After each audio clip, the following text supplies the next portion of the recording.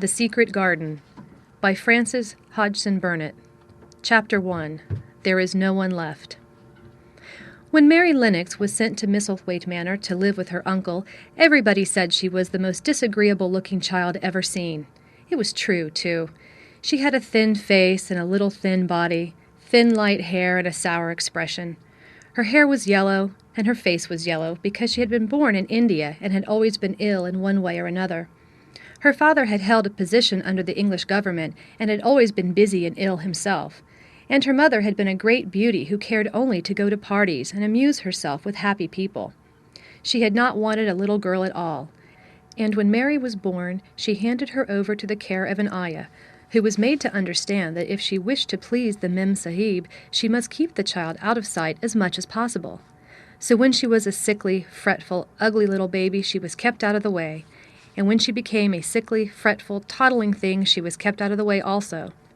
She never remembered seeing anything but the dark faces of her ayah and the other native servants, and as they always obeyed her and gave her her own way in everything, because the Mem Sahib would be angry if she was disturbed by her crying, by the time she was 6 years old she was as tyrannical and selfish a little pig as ever lived. The young English governess who came to teach her to read and write disliked her so much that she gave up her place in 3 months, and when other governesses came to try to fill it, they always went away in a shorter time than the first one. So if Mary had not chosen to really want to know how to read books, she would never have learned her letters at all. One frightfully hot morning, when she was about 9 years old, she awakened feeling very cross, and she became crosser still when she saw that the servant who stood by her bedside was not her ayah. "Why did you come?" she said to the strange woman. "I will not let you stay. Send my ayah to me." The woman looked frightened, but she only stammered that the ayah could not come, and when Mary threw herself into a passion and beat and kicked her, she looked only more frightened and repeated that it was not possible for the ayah to come to Missy Sahib. There was something mysterious in the air that morning. Nothing was done in its regular order, and several of the native servants seemed missing, while those whom Mary saw slunk or hurried about with ashy and scared faces. But no one would tell her anything, and her ayah did not come. She was actually left alone as the morning went on, and at last she wandered out into the garden and began to play by herself under a tree near the veranda. She pretended that she was making a flower bed, and she stuck a big scarlet hibiscus blossoms into little heaps of earth, all the time growing more and more angry and muttering to herself the things she would say and the names she would call Sadie when she returned. "Pig! Pig! Daughter of pigs!" she said, because to call a native a pig is the worst insult of all. She was grinding her teeth and saying this over and over again when she heard her mother come out on the veranda with someone.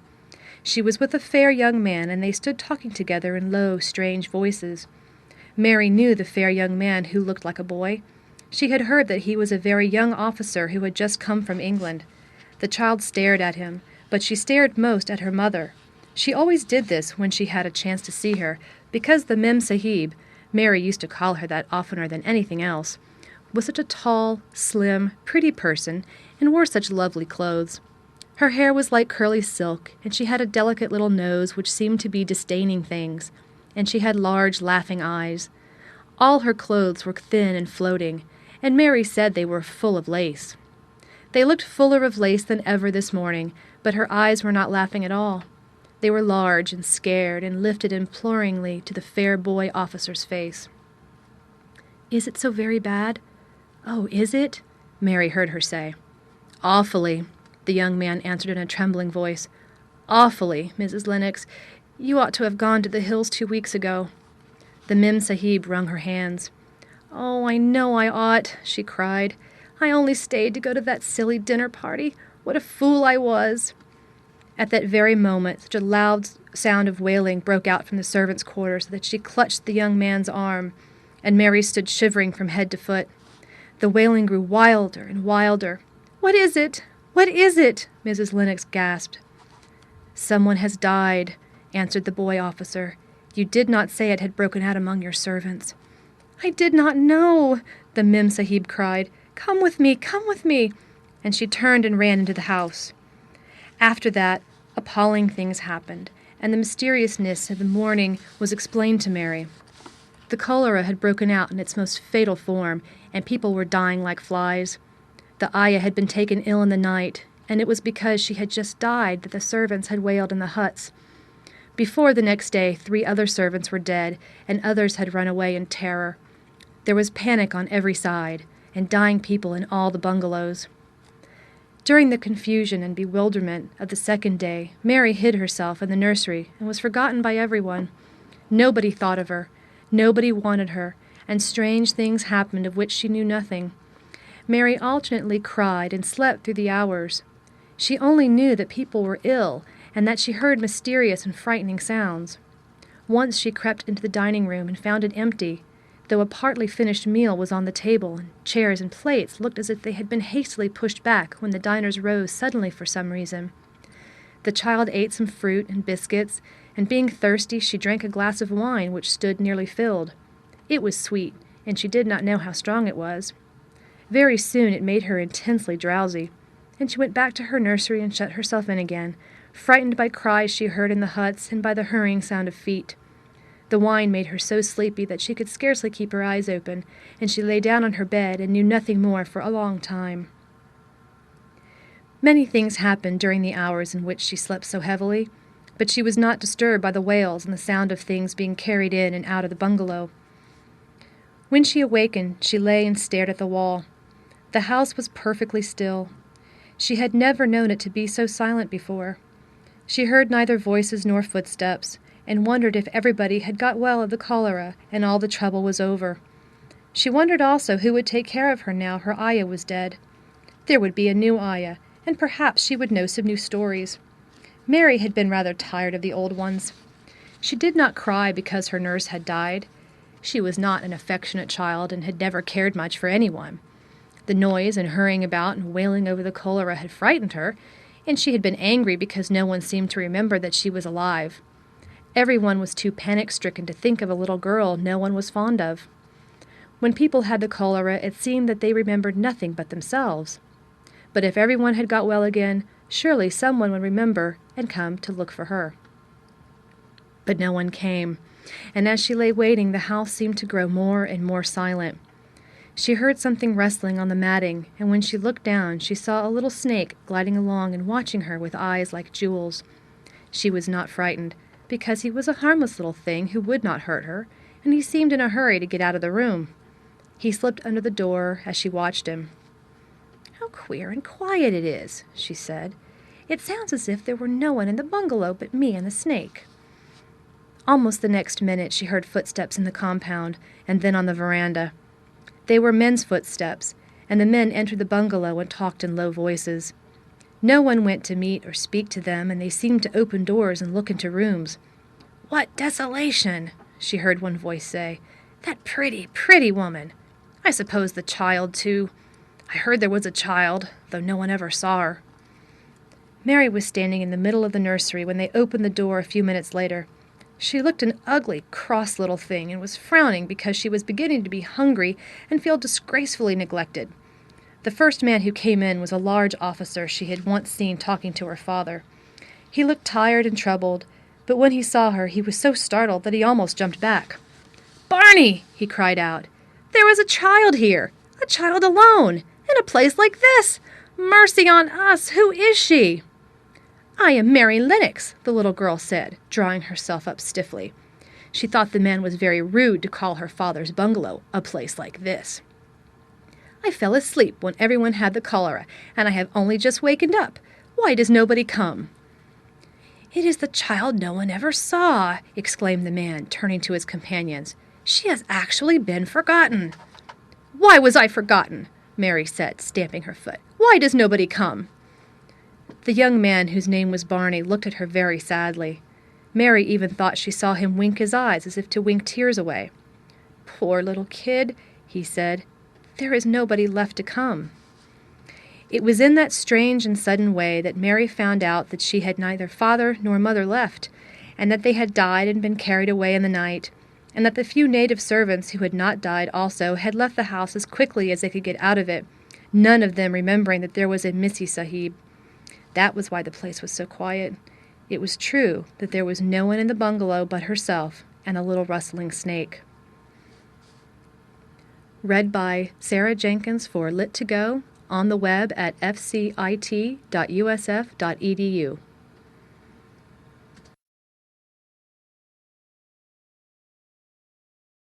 The Secret Garden by Frances Hodgson Burnett.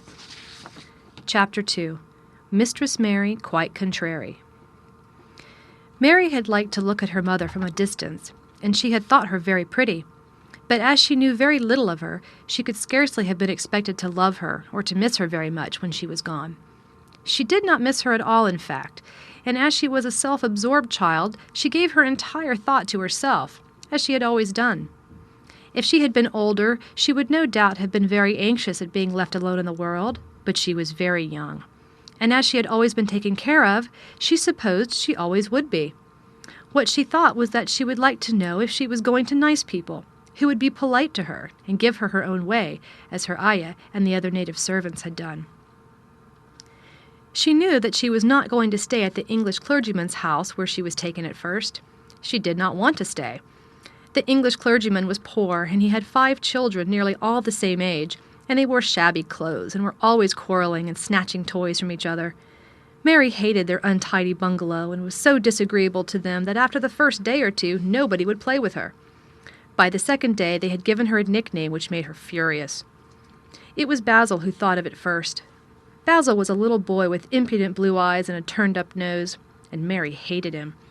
She was playing by herself under a tree, just as she had been playing the day the cholera broke out. She was making heaps of earth and paths for a garden, and Basil came and stood near to watch her.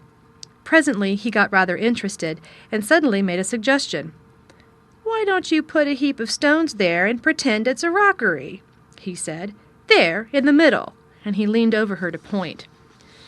"Go away!" cried Mary. "I don't want boys. Go away!" For a moment Basil looked angry, and then he began to tease. He was always teasing his sisters. He danced round and round her and made faces and sang and laughed. "Mistress Mary, quite contrary, how does your garden grow? With silver bells and cockle shells and marigolds all in a row." He sang it until the other children heard and laughed too. And the crosser Mary got, the more they sang, "Mistress Mary, quite contrary."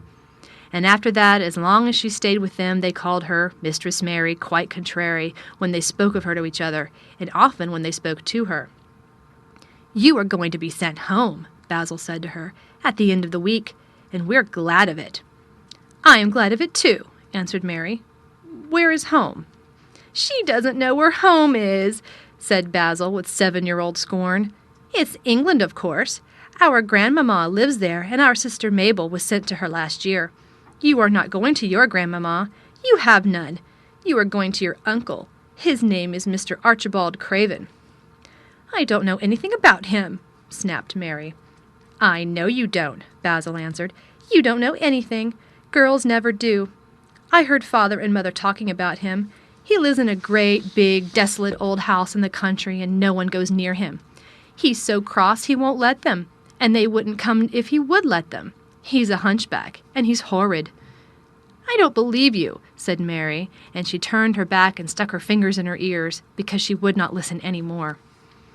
But she thought it over a great deal afterward, and when Mrs. Crawford told her that night that she was going to sail away to England in a few days and go to her uncle, Mr. Archibald Craven, who lived at Misselthwaite Manor, she looked so stony and stubbornly uninterested that they did not know what to think about her. They tried to be kind to her, but she only turned her face away, and when Mrs. Crawford attempted to kiss her, she held herself stiffly when Mr. Crawford patted her shoulder. "She is such a plain child," Mrs. Crawford said pityingly afterward, "and her mother was such a pretty creature. She had a very pretty manner, too, and Mary has the most unattractive ways I ever saw in a child. The children call her Mistress Mary quite contrary, and though it's naughty of them, one can't help understanding it. Perhaps if her mother had carried her pretty face and her pretty manners oftener into the nursery, Mary might have learned some pretty ways, too. It is very sad, now the poor beautiful thing is gone, to remember that many people never even knew that she had a child at all." "I believe she scarcely ever looked at her," sighed Mrs. Crawford. "When her ayah was dead, there was no one to give a thought to the little thing. Think of the servants running away and leaving her all alone in that deserted bungalow. Colonel McGrew said he nearly jumped out of his skin when he opened the door and found her standing by herself in the middle of the room. Mary made the long voyage to England under the care of an officer's wife, who was taking her children to leave them in a boarding school. She was very much absorbed in her own little boy and girl, and was rather glad to hand the child over to the woman Mr. Archibald Craven sent to meet her in London. The woman was his housekeeper at Misselthwaite Manor, and her name was Mrs. Medlock. She was a stout woman with very red cheeks and sharp black eyes. She wore a very purple dress, a black silk mantle with jet fringe on it, and a black bonnet with purple velvet flowers which stuck up and trembled when she moved her head. Mary did not like her at all, but as she very seldom liked people, there was nothing remarkable in that. Besides which, it was very evident Mrs. Medlock did not think much of her. "My word, she's a plain little piece of goods," she said, "and we'd heard that her mother was a beauty. She hasn't handed much of it down, has she, ma'am?" "Perhaps she will improve as she grows older," the officer's wife said good-naturedly. "If she were not so sallow and had a nicer expression, her features are rather good. Children alter so much." "She'll have to alter a good deal," answered Mrs. Medlock, "and there's nothing likely to improve children at Misselthwaite, if you ask me." They thought Mary was not listening because she was standing a little apart from them at the window of the private hotel they had gone to. She was watching the passing buses and cabs and people, but she heard quite well and was made very curious about her uncle and the place he lived in. What sort of a place was it, and what would it be like? What was a hunchback? She had never seen one. Perhaps there were none in India. Since she had been living in other people's houses and had had no ayah, she had begun to feel lonely and to think queer thoughts which were new to her. She had begun to wonder why she had never seemed to belong to anyone even when her father and mother had been alive. Other children seemed to belong to their fathers and mothers, but she had never seemed to really be anyone's little girl. She had had servants and food and clothes, but no one had taken any notice of her. She did not know that this was because she was a disagreeable child, but then, of course, she did not know she was disagreeable. She often thought that other people were, but she did not know that she was so herself. She thought Mrs. Medlock the most disagreeable person she had ever seen, with her common, highly colored face and her common, fine bonnet. When the next day they set out on their journey to Yorkshire, she walked through the station to the railway carriage with her head up and trying to keep as far away from her as she could, because she did not want to seem to belong to her. It would have made her angry to think people imagined she was her little girl. But Mrs. Medlock was not in the least disturbed by her and her thoughts. She was the kind of woman who would stand for no nonsense from young ones. At least this is what she would have said if she had been asked. She had not wanted to go to London just when her sister Maria's daughter was going to be married, but she had a comfortable, well-paid place as housekeeper at Misselthwaite Manor, and the only way in which she could keep it was to do at once what Mr. Archibald Craven told her to do. She never dared even to ask a question. "Captain Lennox and his wife died of cholera," Mr. Craven had said in his short, cold way. "Captain Lennox was my wife's brother, and I am their daughter's guardian. The child is to be brought here. You must go to London and bring her yourself." So she packed her small trunk and made the journey. Mary sat in her corner of the railway carriage and looked plain and fretful. She had nothing to read or to look at, and she had folded her thin little black-gloved hands in her lap. Her black dress made her look yellower than ever, and her limp, light hair straggled from under her black crape hat. "A more marred-looking young one I never saw in my life," Mrs. Medlock thought. Marred is a Yorkshire word and means spoiled and pettish. She had never seen a child who sat so still without doing anything, and at last she got tired of watching her and began to talk in a brisk, hard voice. "I suppose I may as well tell you something about where you're going to," she said. "Do you know anything about your uncle?" "No," said Mary. "Never heard your father or mother talk about him?" "No," said Mary, frowning. She frowned because she remembered that her father and mother had never talked to her about anything in particular. Certainly they had never told her things. "Humph," muttered Mrs. Medlock, staring at her queer, unresponsive little face. She did not say any more for a few moments, and then she began again. "I suppose you might as well be told something to prepare you. You are going to a queer place." Mary said nothing at all. and Mrs. Medlock looked rather discomfited by her apparent indifference. But, after taking a breath, she went on. "Not but that it's a grand, big place in a gloomy way, and Mr. Craven's proud of it in his way, and that's gloomy enough, too. The house is 600 years old, and it's on the edge of the moor, and there's near 100 rooms in it, though most of them shut up and locked. And there's pictures and fine old furniture and things that's been there for ages, and there's a big park round it, and gardens and trees with branches trailing to the ground, some of them." She paused and took another breath. "But there's nothing else," she ended suddenly. Mary had begun to listen in spite of herself. It all sounded so unlike India, and anything new rather attracted her, but she did not intend to look as if she were interested. That was one of her unhappy, disagreeable ways. So she sat still. "Well," said Mrs. Medlock, "what do you think of it?" "Nothing," she answered. "I know nothing about such places." That made Mrs. Medlock laugh, a short sort of laugh. She said, "but you are like an old woman. Don't you care?" "It doesn't matter," said Mary, "whether I care or not." "You are right enough there," said Mrs. Medlock. "It doesn't.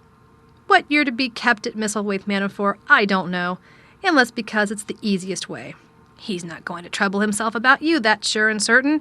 He never troubles himself about no one." She stopped herself as if she had just remembered something in time.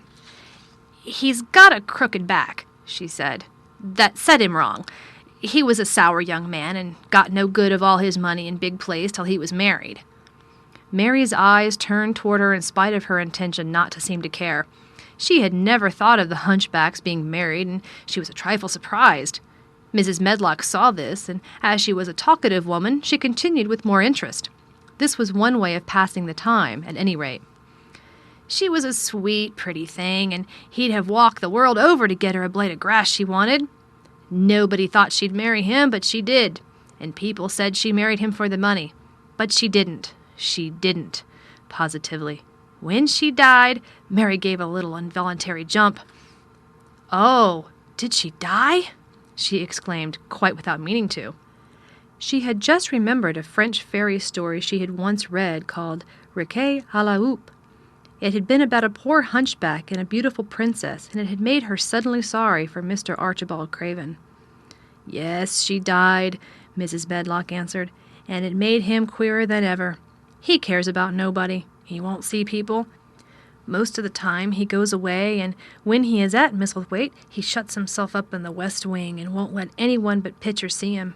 Pitcher's an old fellow, but he took care of him when he was a child, and he knows his ways."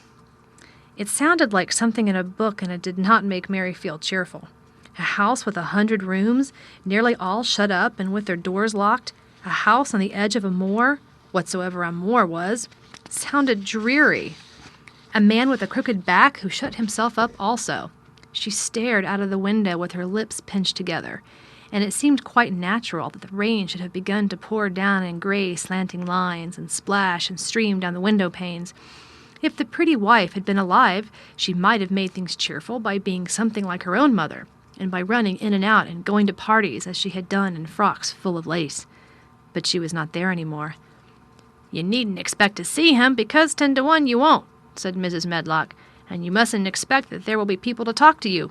You'll have to play about and look after yourself. You'll be told what rooms you can go into and what rooms you're to keep out of. There's gardens enough, but when you're in the house, don't go wandering and poking about. Mr. Craven won't have it." "I shall not want to go poking about," said sour little Mary, and just as suddenly as she had begun to be rather sorry for Mr. Archibald Craven, she began to cease to be sorry and to think he was unpleasant enough to deserve all that had happened to him. And she turned her face toward the streaming panes of the window of the railway carriage and gazed out at the gray rainstorm which looked as if it would go on for ever and ever. She watched it so long and steadily that the grayness grew heavier and heavier before her eyes, and she fell asleep. Read by Sarah Jenkins for Lit2Go, on the web at fcit.usf.edu.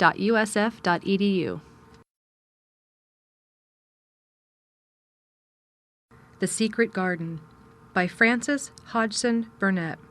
Chapter 3. Across the Moor. She slept a long time, and when she awakened, Mrs. Medlock had brought a lunch basket at one of the stations, and they had some chicken and cold beef and bread and butter and some hot tea. The rain seemed to be streaming down more heavily than ever, and everybody in the station wore wet and glistening waterproofs. The guard lighted the lamps in the carriage, and Mrs. Medlock cheered up very much over her tea and chicken and beef. She ate a great deal and afterwards fell asleep herself, and Mary sat and stared at her and watched her fine bonnet slip on one side until she herself fell asleep once more in the corner of the carriage, lulled by the splashing of the rain against the windows. It was quite dark when she awakened again. The train had stopped at a station and Mrs. Medlock was shaking her. "You have had a sleep," she said. "It's time to open your eyes. We're at the Waite station and we've got a long drive before us." Mary stood up and tried to keep her eyes open while Mrs. Medlock collected her parcels. The little girl did not offer to help her, because in India native servants always picked up or carried things, and it seemed quite proper that other people should wait on one. The station was a small one, and nobody but themselves seemed to be getting out of the train.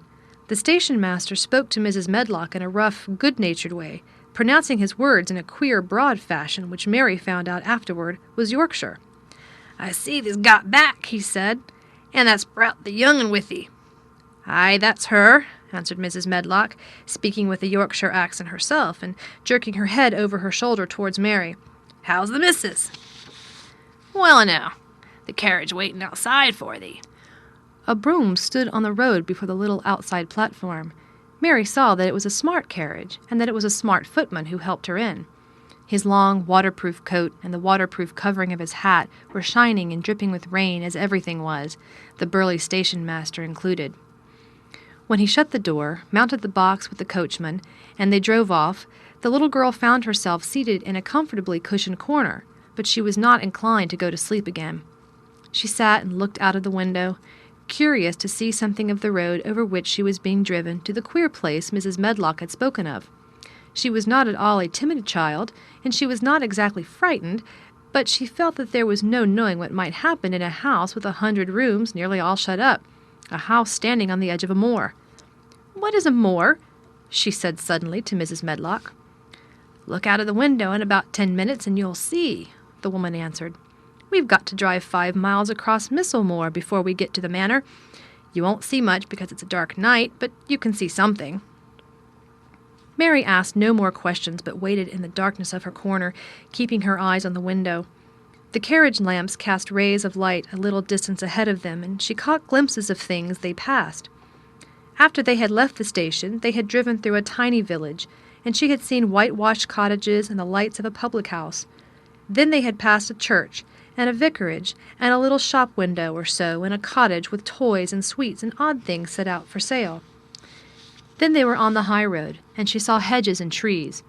After that there seemed nothing different for a long time, or at least it seemed a long time to her. At last the horses began to go more slowly, as if they were climbing uphill, and presently there seemed to be no more hedges and no more trees. She could see nothing, in fact, but a dense darkness on either side. She leaned forward and pressed her face against the window just as the carriage gave a big jolt. We're on the moor now, sure enough," said Mrs. Medlock. The carriage lamps shed a yellow light on a rough-looking road, which seemed to be cut through bushes and low-growing things, which ended in the great expanse of dark apparently spread out before and around them. A wind was rising and making a singular, wild, low, rushing sound. It's not the sea, is it?" said Mary, looking round at her companion. "No, not it," answered Mrs. Medlock. "Nor it isn't fields nor mountains. It's just miles and miles and miles of wild land that nothing grows on but heather and gorse and broom, and nothing lives on but wild ponies and sheep." "I feel as if it might be the sea if there were water on it," said Mary. "It sounds like the sea just now." "That's the wind blowing through the bushes," Mrs. Medlock said. "It's a wild, dreary enough place to my mind, though there's plenty that likes it, particularly when the heather's in bloom." On and on they drove through the darkness, and though the rain stopped, the wind rushed by and whistled and made strange sounds. The road went up and down, and several times the carriage passed over a little bridge beneath which water rushed very fast with a great deal of noise. Mary felt as if the drive would never come to an end, and that the wide, bleak moor was a wide expanse of black ocean through which she was passing on a strip of dry land. "I don't like it," she said to herself. "I don't like it," and she pinched her thin lips more tightly together.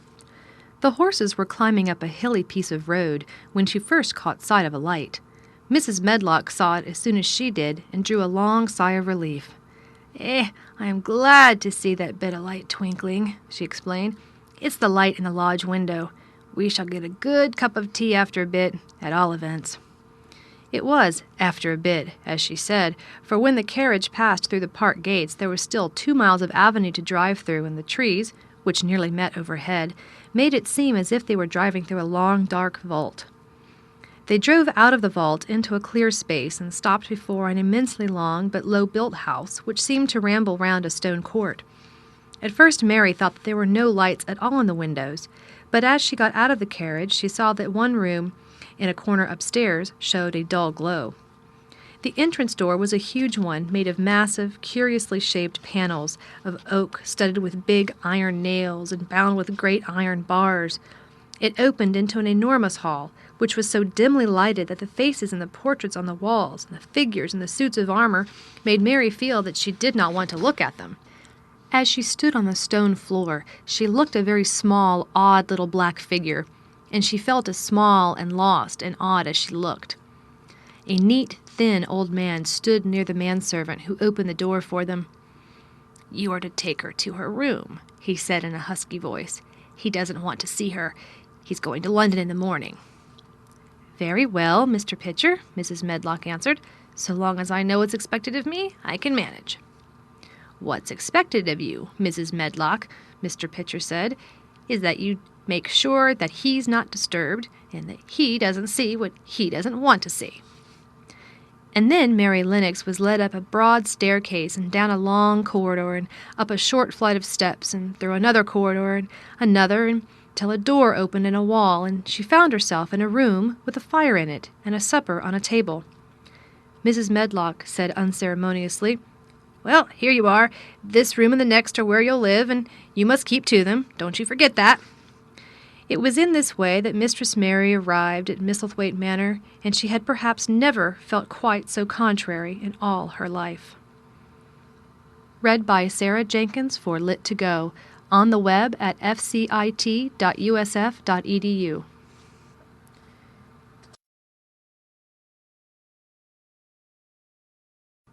The Secret Garden by Frances Hodgson Burnett. Chapter 4. Martha. When she opened her eyes in the morning, it was because a young housemaid had come into her room to light the fire and was kneeling on the hearth-rug, raking out the cinders noisily. Mary lay and watched her for a few moments and then began to look about the room. She had never seen a room at all like it and thought it curious and gloomy. The walls were covered with tapestry with a forest scene embroidered on it. There were fantastically dressed people under the trees, and in the distance there was a glimpse of the turrets of a castle. There were hunters and horses and dogs and ladies. Mary felt as if she were in the forest with them. Out of a deep window she could see a great climbing stretch of land which seemed to have no trees on it, and to look rather like an endless, dull, purplish sea. "What is that?" she said, pointing out of the window.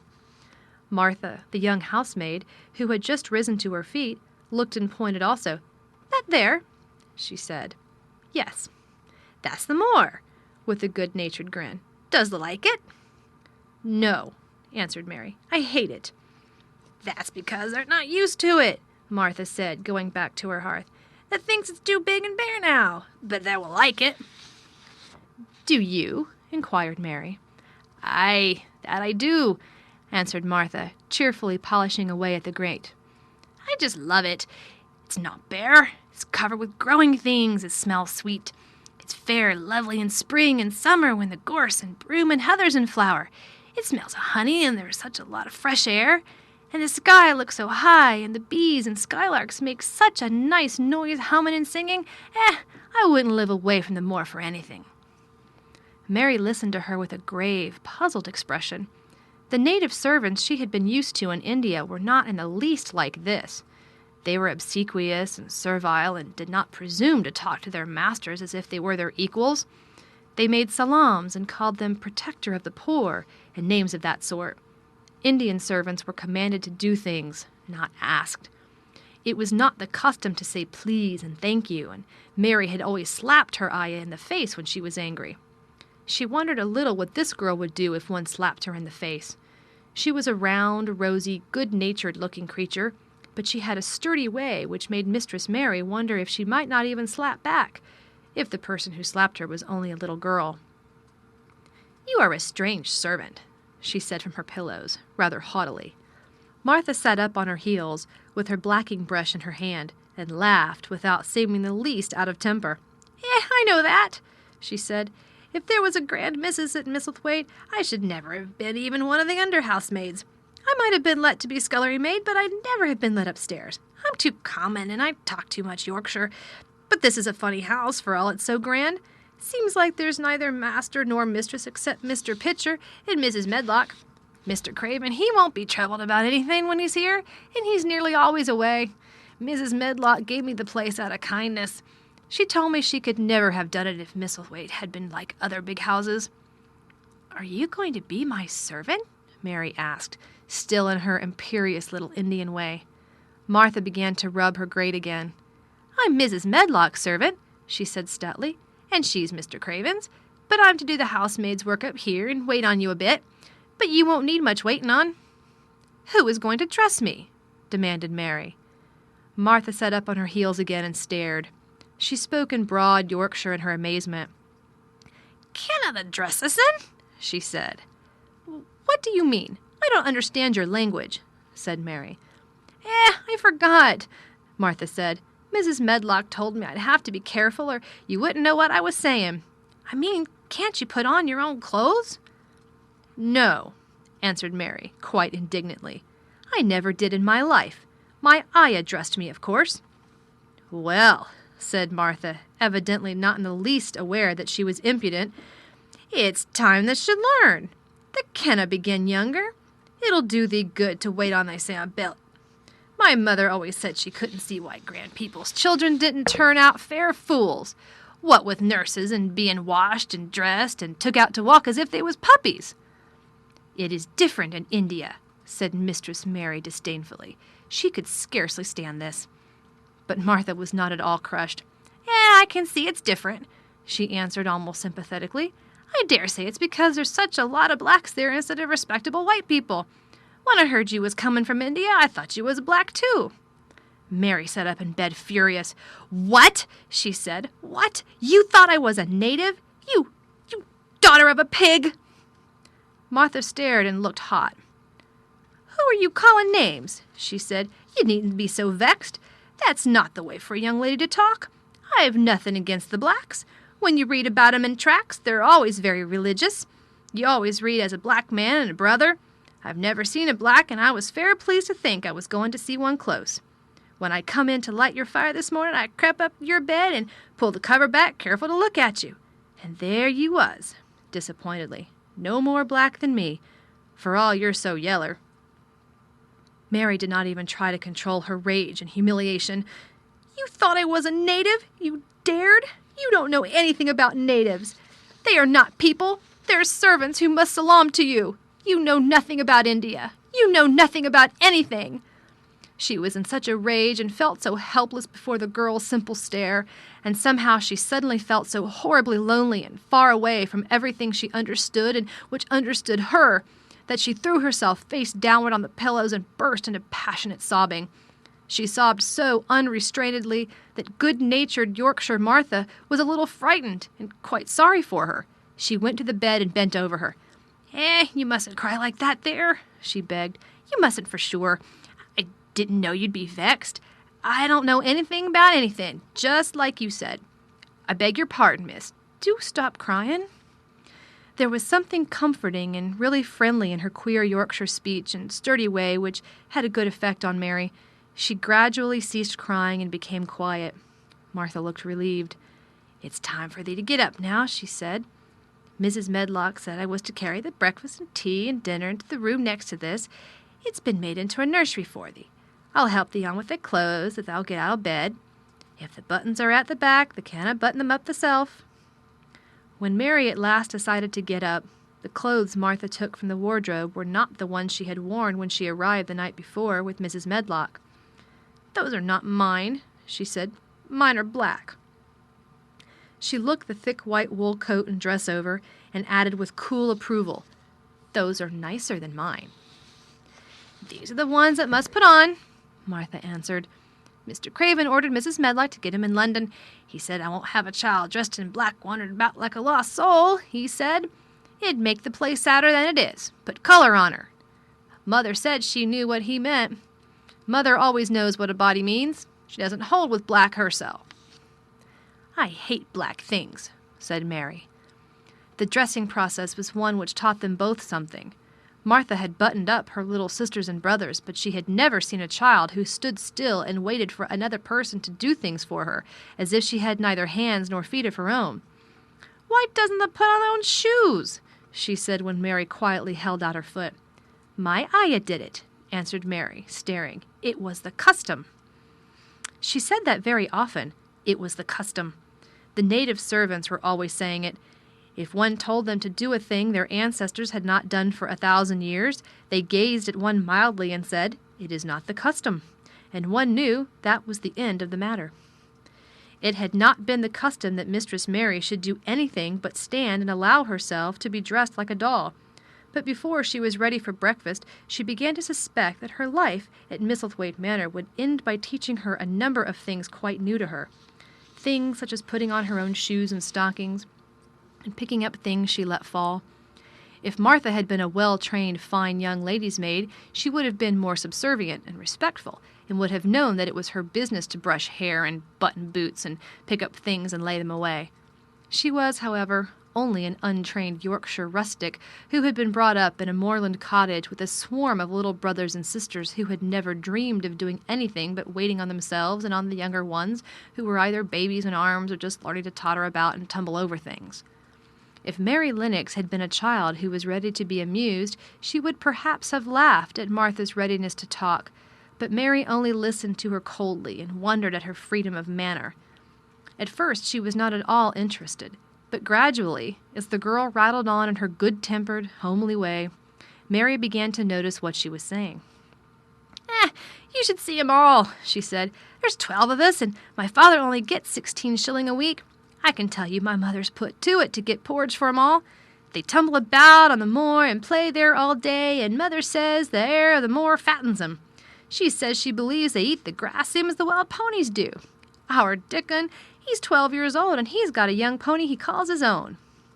"Where did he get it?" asked Mary. "He found it on the moor with its mother, and when it was a little one, and he began to make friends with it, and gave it bits of bread and pluck young grass for it. And it got to like him, so it follows him about and lets him get on its back. Dickon's a kind lad, and animals likes him." Mary had never possessed an animal pet of her own, and had always thought she should like one.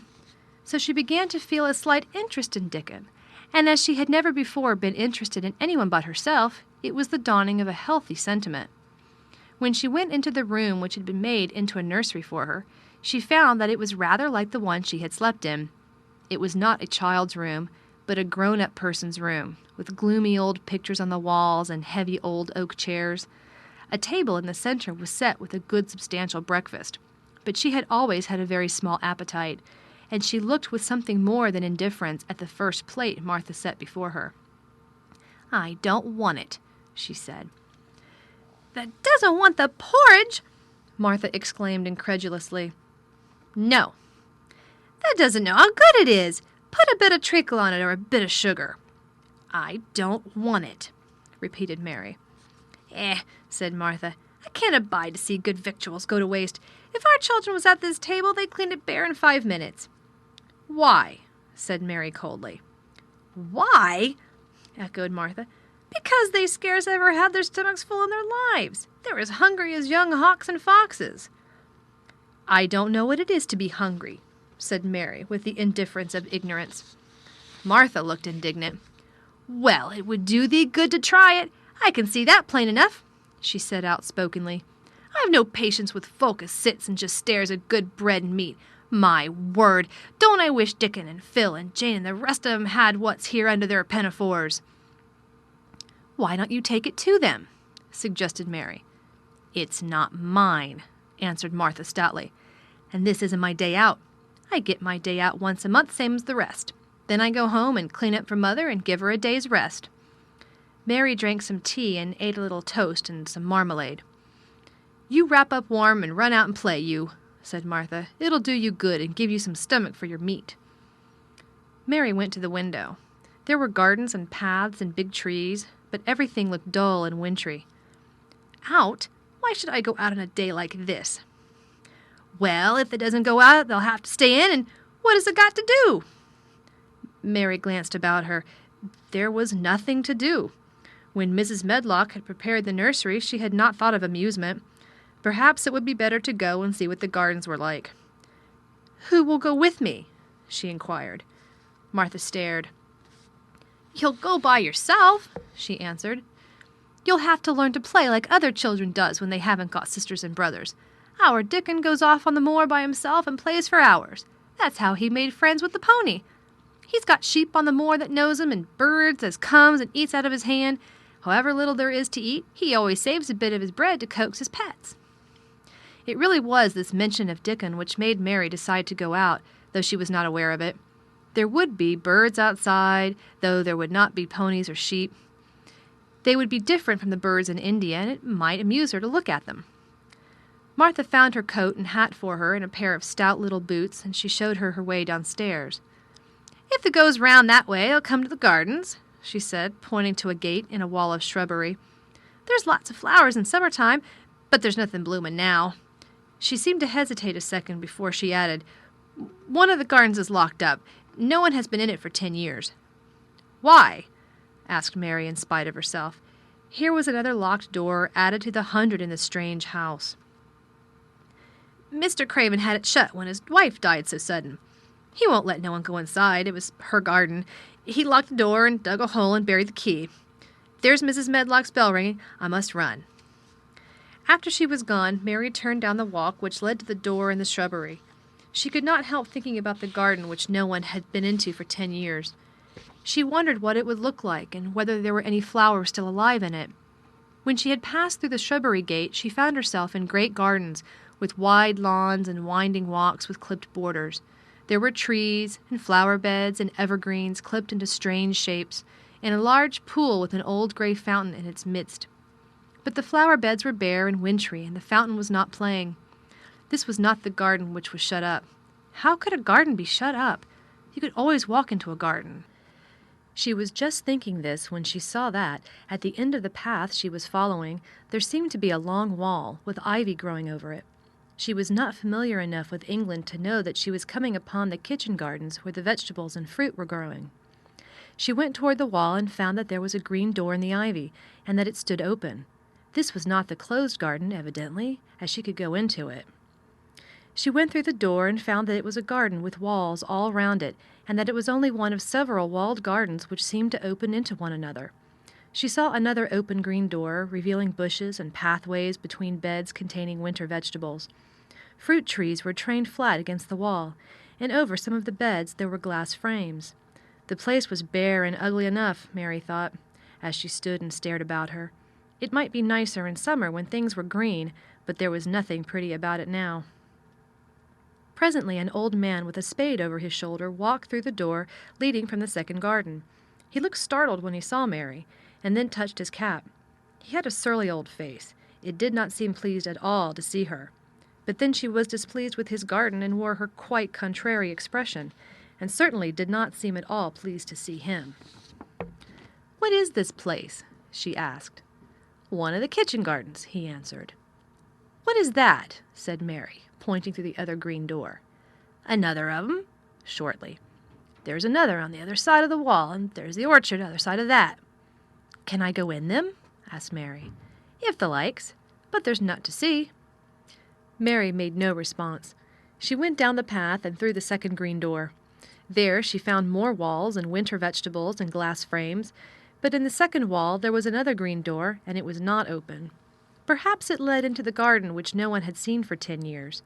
As she was not at all a timid child and always did what she wanted to do, Mary went to the green door and turned the handle.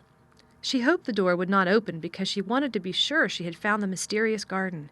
But it did open quite easily, and she walked through it and found herself in an orchard. There were walls all round it also, and trees trained against them, and there were bare fruit trees growing in the winter-brown grass, but there was no green door to be seen anywhere. Mary looked for it, and yet when she had entered the upper end of the garden, she had noticed that the wall did not seem to end with the orchard, but to extend beyond it, as if it enclosed a place on the other side. She could see the tops of trees above the wall, and when she stood still she saw a bird with a bright red breast sitting on the topmost branch of one of them, and suddenly he burst into his winter song, almost as if he had caught sight of her and was calling to her. She stopped and listened to him, and somehow his cheerful, friendly little whistle gave her a pleased feeling. Even a disagreeable little girl may be lonely, and the big closed house and big bare moor and big bare gardens had made this one feel as if there were no one left in the world but herself. If she had been an affectionate child, who had been used to being loved, she would have broken her heart, but even though she was Mistress Mary quite contrary, she was desolate, and the bright-breasted little bird brought a look into her sour little face which was almost a smile. She listened to him until he flew away. He was not like an Indian bird, and she liked him and wondered if she should ever see him again. Perhaps he lived in the mysterious garden and knew all about it. Perhaps it was because she had nothing whatever to do that she thought so much of the deserted garden. She was curious about it and wanted to see what it was like. Why had Mr. Archibald Craven buried the key? If he had liked his wife so much, why did he hate her garden? She wondered if she should ever see him, but she knew that if she did, she should not like him, and he would not like her, and that she should only stand and stare at him and say nothing, though she should be wanting dreadfully to ask him why he had done such a queer thing. People never like me, and I never like people, she thought, and I never can talk as the Crawford children could. They were always talking and laughing and making noises. She thought of the robin and of the way he seemed to sing his song at her, and as she remembered the tree-top he perched on, she stopped rather suddenly on the path. I believe that tree was in the secret garden. I feel sure it was, she said. There was a wall round the place, and there was no door. She walked back into the first kitchen garden she had entered and found an old man digging there. She went and stood beside him and watched him a few moments in her cold little way. He took no notice of her, and so at last she spoke to him. I have been into the other gardens, she said. There was nothing to prevent thee, he answered crustily.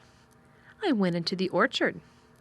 There was no dog at the door to bite thee, he answered. There was no door there into the other garden, said Mary. What garden? He said in a rough voice, stopping his digging for a moment. The one on the other side of the wall, answered Mistress Mary. There are trees there. I saw the tops of them. A bird with a red breast was sitting on one of them, and he sang. To her surprise, the surly old weather-beaten face actually changed its expression. A slow smile spread over it, and the gardener looked quite different. It made her think that it was curious how much nicer a person looked when he smiled. She had not thought of it before. He turned about to the orchard side of his garden and began to whistle, a low, soft whistle.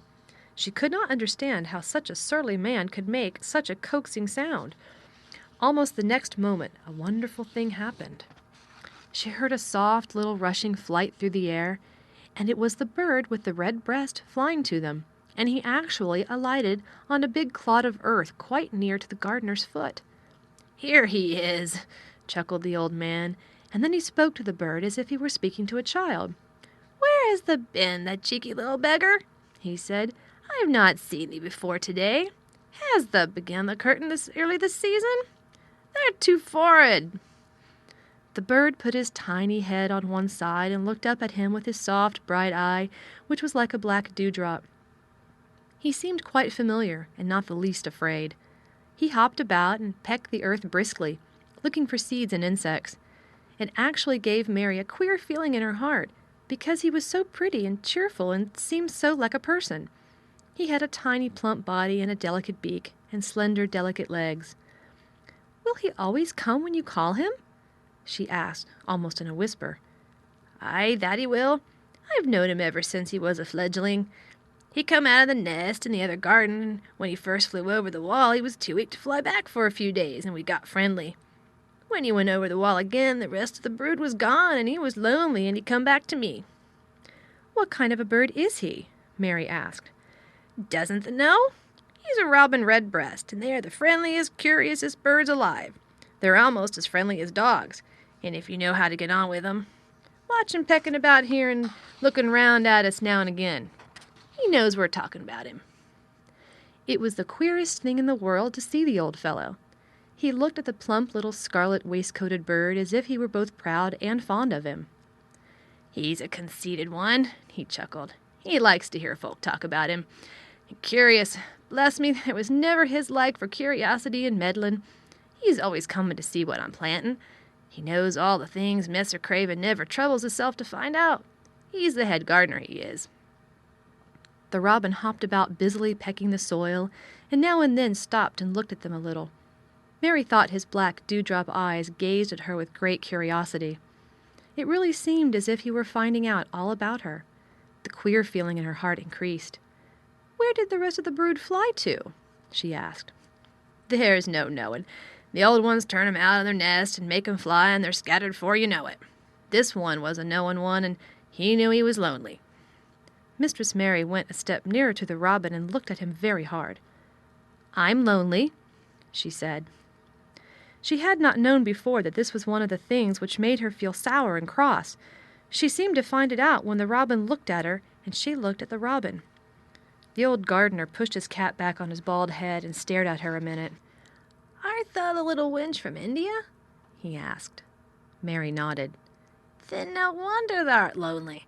Thou'lt be lonelier before it's done," he said. He began to dig again, driving his spade deep into the rich black garden soil, while the robin hopped about very busily employed. "What is your name?" Mary inquired. He stood up to answer her. "Ben Weatherstaff," he answered, and then he added with a surly chuckle, "I'm lonely myself, except when he's with me," and he jerked his thumb toward the robin. "He's the only friend I've got." "I have no friends at all," said Mary. "I never had. My ayah didn't like me, and I never played with anyone." It is a Yorkshire habit to say what you think with blunt frankness, and old Ben Weatherstaff was a Yorkshire moorman. "Thou and me are a good bit alike," he said. "We was wove out of the same cloth. We're neither of us good-looking, and we're both of us as sour as we look. We've got the same nasty tempers, both of us, I'll warrant." This was plain speaking, and Mary Lennox had never heard the truth about herself in her life. Native servants always salaamed and submitted to you, whatever you did. She had never thought much about her looks, but she wondered if she was as unattractive as Ben Weatherstaff, and she also wondered if she looked as sour as he had looked before the robin came. She actually began to wonder also if she was nasty-tempered. She felt uncomfortable. Suddenly a clear, rippling little sound broke out near her, and she turned round. She was standing a few feet from a young apple tree, and the robin had flown onto one of its branches and had burst out into a scrap of a song. Ben Weatherstaff laughed outright. "What did he do that for?" asked Mary. "He's made up his mind to make friends with thee," replied Ben. "Dang me if he hasn't took a fancy to thee." "To me?" said Mary, and she moved toward the little tree softly and looked up. "Would you make friends with me?" she said to the robin, just as if she was speaking to a person. "Would you?" And she did not say it either in her hard little voice or in her imperious Indian voice, but in a tone so soft and eager and coaxing that Ben Weatherstaff was as surprised as she had been when she had heard him whistle. "Why," he cried out, "thou said that as nice and human as if thou was a real child instead of a sharp old woman. Thou said it almost like Dickon talks to his wild things on the moor." "Do you know Dickon?" Mary asked, turning round rather in a hurry. "Everybody knows him. Dickon's wandering about everywhere. The very blackberries and heather bells knows him. I warrant the foxes shows him where their cubs lies, and the skylarks doesn't hide their nests from him." Mary would have liked to ask some more questions. She was almost as curious about Dickon as she was about the deserted garden. But just that moment the robin, who had ended his song, gave a little shake of his wings, spread them, and flew away. He had made his visit and had other things to do. "He has flown over the wall!" Mary cried out, watching him. "He has flown into the orchard. He has flown across the other wall, into the garden where there is no door." "He lives there," said old Ben. "He came out of the egg there. If he's courting, he's making up to some young madam of a robin that lives among the old rose trees there." "Rose trees?" said Mary. "Are there rose trees?" Ben Weatherstaff took up his spade again and began to dig. "There was 10 year ago," he mumbled. "I should like to see them," said Mary. "Where is the green door? There must be a door somewhere." Ben drove his spade deep and looked as uncompanionable as he had looked when she first saw him. "There was 10 year ago, but there isn't now," he said. "No door!" cried Mary. "There must be." "None as anyone can find, and none as is anyone's business. Don't you be a meddlesome wench and poke your nose where's no cause to go. Here, I must go on with my work. Get you gone and play, you. I've no more time." And he actually stopped digging, threw his spade over his shoulder, and walked off, without even glancing at her or saying goodbye. Read by Sarah Jenkins for Lit2Go, on the web at fcit.usf.edu.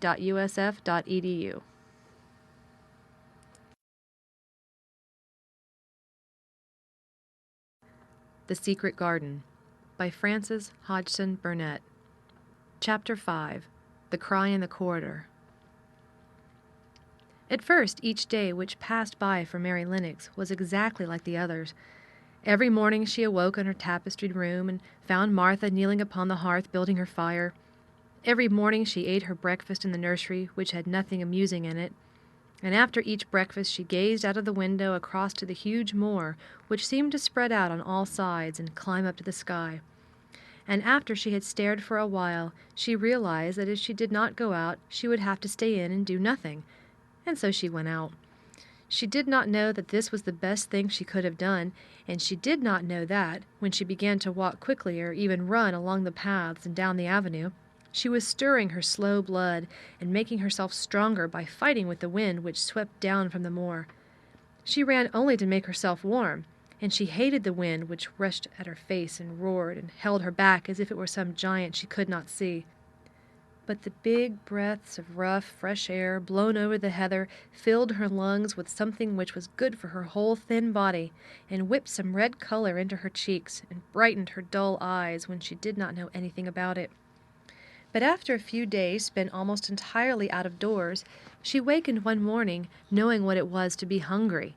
And when she sat down to her breakfast, she did not glance disdainfully at her porridge and push it away, but took up her spoon and began to eat it, and went on eating it until her bowl was empty. "That got on well enough with that this morning, didn't it?" said Martha. "It tastes nice today," said Mary, feeling a little surprised herself.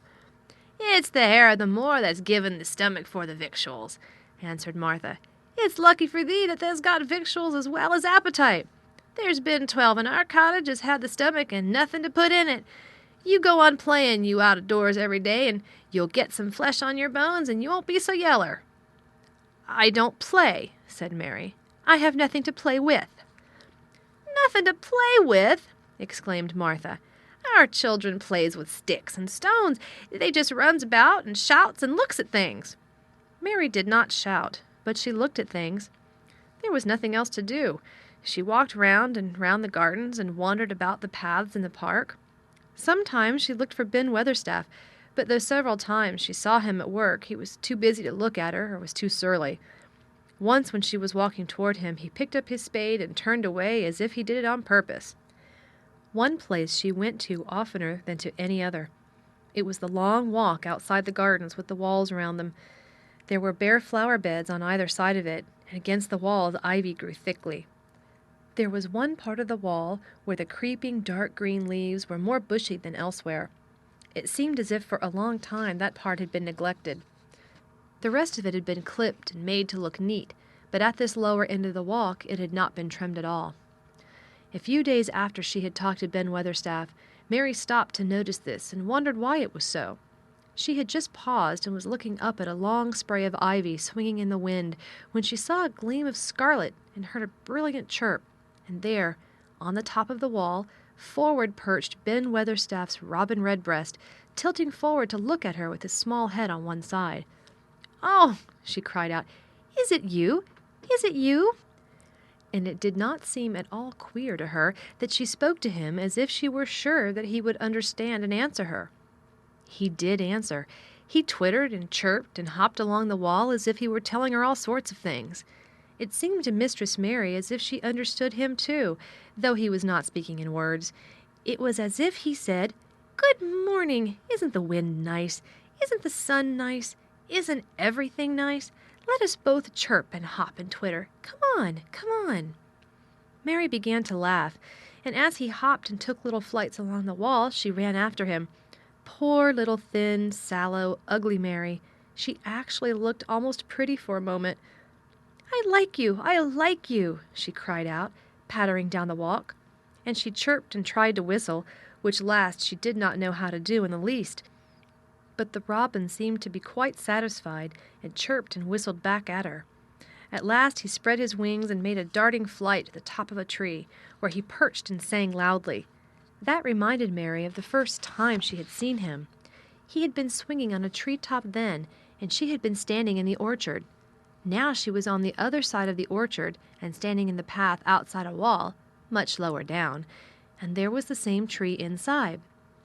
"It's in the garden no one can go into," she said to herself. "It's the garden without a door. He lives in there. How I wish I could see what it's like." She ran up the walk to the green door she had entered the first morning.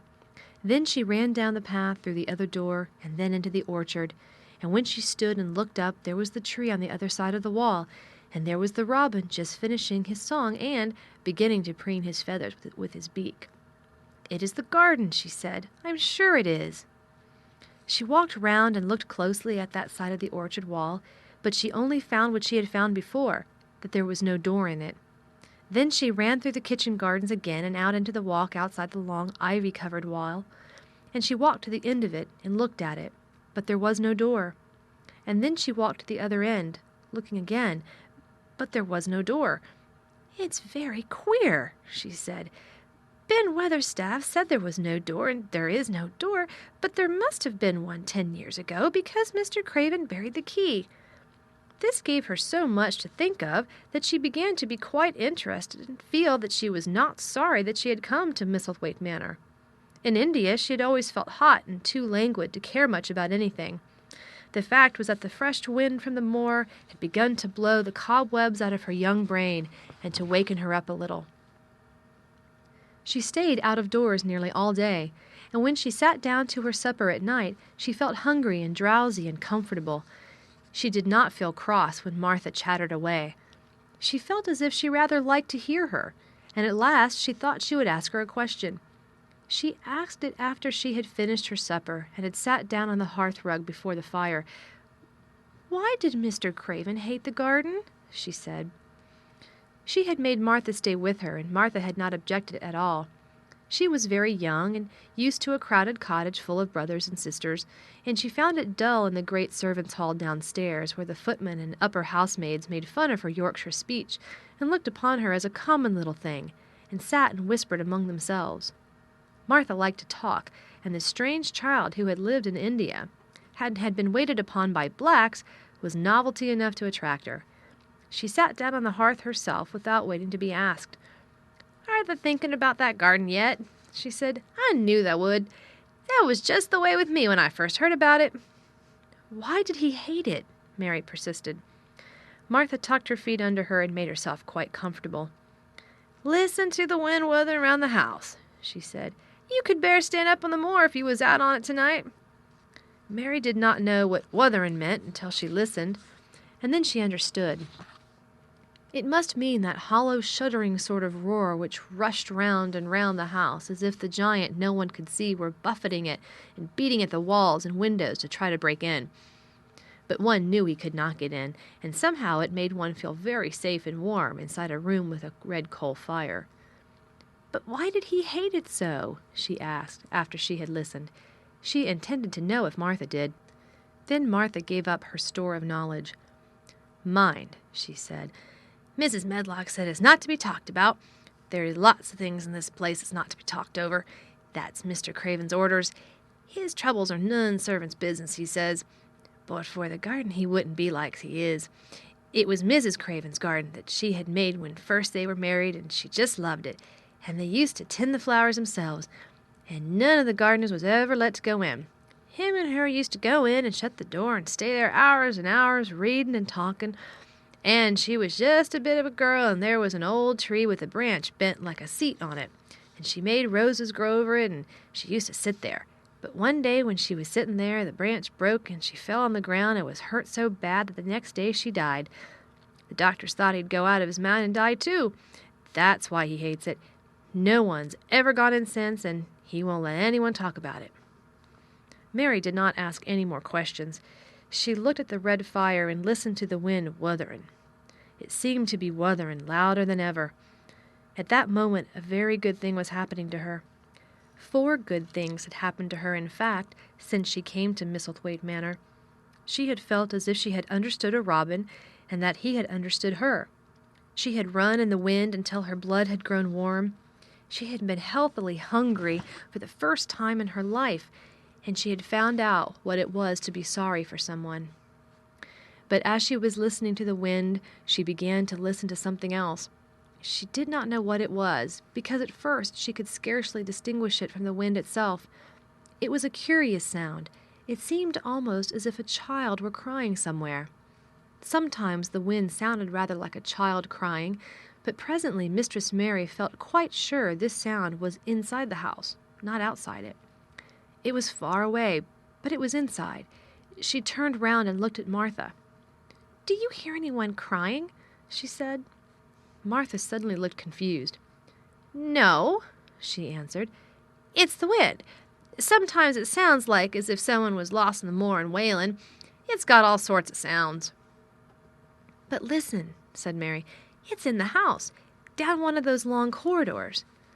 And at that very moment a door must have been opened somewhere downstairs, for a great rushing draught blew along the passage, and the door of the room they sat in was blown open with a crash, and as they both jumped to their feet, the light was blown out, and the crying sound was swept down the far corridor, so that it was to be heard more plainly than ever.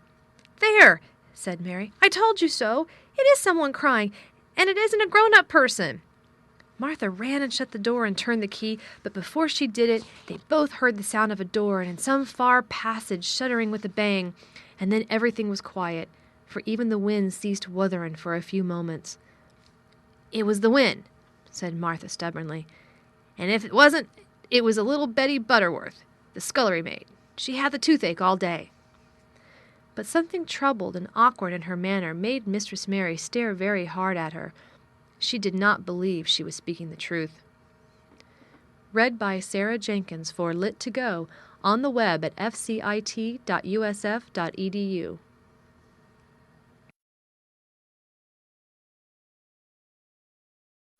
The Secret Garden by Frances Hodgson Burnett. Chapter 6. There was someone crying. There was. The next day the rain poured down in torrents again, and when Mary looked out of her window, the moor was almost hidden by gray mist and cloud. There could be no going out today. "What do you do in your cottage when it rains like this?"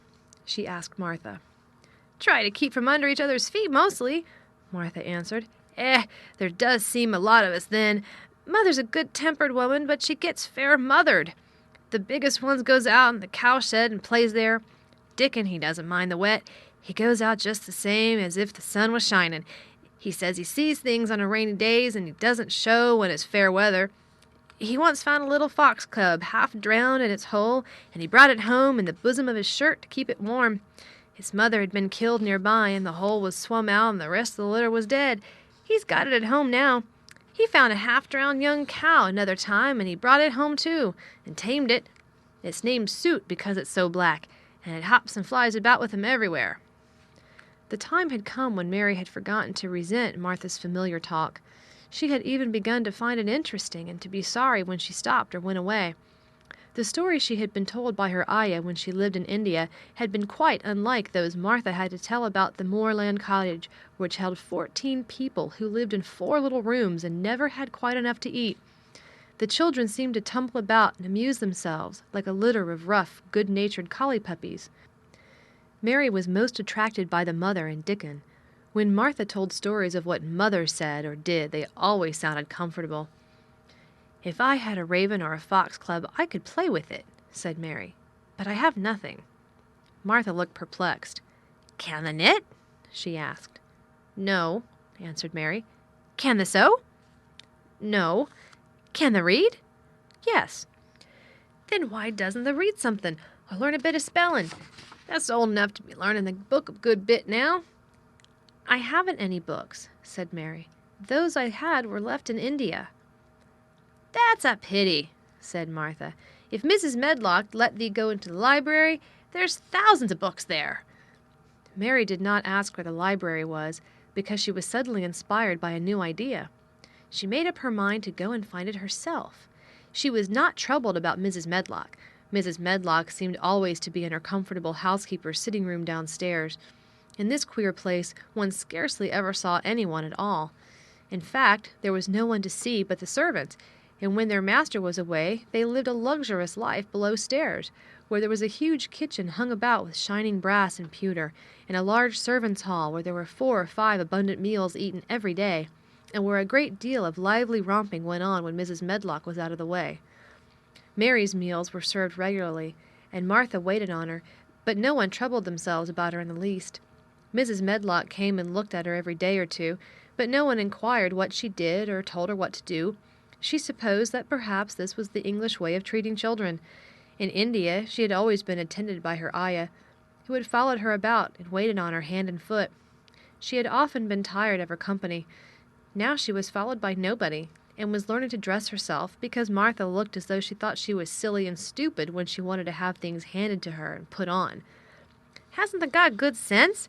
she said once, when Mary had stood waiting for her to put on her gloves for her. "Our Susan Ann is twice as sharp as thee, and she's only 4 years old. Sometimes it looks fair soft in the head." Mary had worn her contrary scowl for an hour after that, but it made her think several entirely new things. She stood at the window for about 10 minutes this morning after Martha had swept up the hearth for the last time and gone downstairs. She was thinking over the new idea which had come to her when she had heard of the library. She did not care very much about the library itself, because she had read very few books, but to hear of it brought back to her mind the 100 rooms with closed doors. She wondered if they were all really locked, and what she would find if she could get into any of them. Were there 100 really? Why shouldn't she go and see how many doors she could count? It would be something to do on this morning when she could not go out. She had never been taught to ask permission to do things, and she knew nothing at all about authority, so she would not have thought it necessary to ask Mrs. Medlock if she might walk about the house, even if she had seen her. She opened the door of the room and went into the corridor, and then she began her wanderings. It was a long corridor, and it branched into other corridors, and it led her up short flights of steps which mounted to others again. There were doors and doors, and there were pictures on the walls. Sometimes they were pictures of dark, curious landscapes, but oftenest they were portraits of men and women in queer, grand costumes made of satin and velvet. She found herself in one long gallery whose walls were covered with these portraits. She had never thought there could be so many in any house. She walked slowly down this place and stared at the faces which also seemed to stare at her. She felt as if they were wondering what a little girl from India was doing in their house. Some were pictures of children, little girls in thick satin frocks which reached to their feet and stood out about them, and boys with puffed sleeves and lace collars and long hair, or with big ruffs around their necks. She always stopped to look at the children and wonder what their names were, and where they had gone, and why they wore such odd clothes. There was a stiff, plain little girl rather like herself. She wore a green brocade dress and held a green parrot on her finger.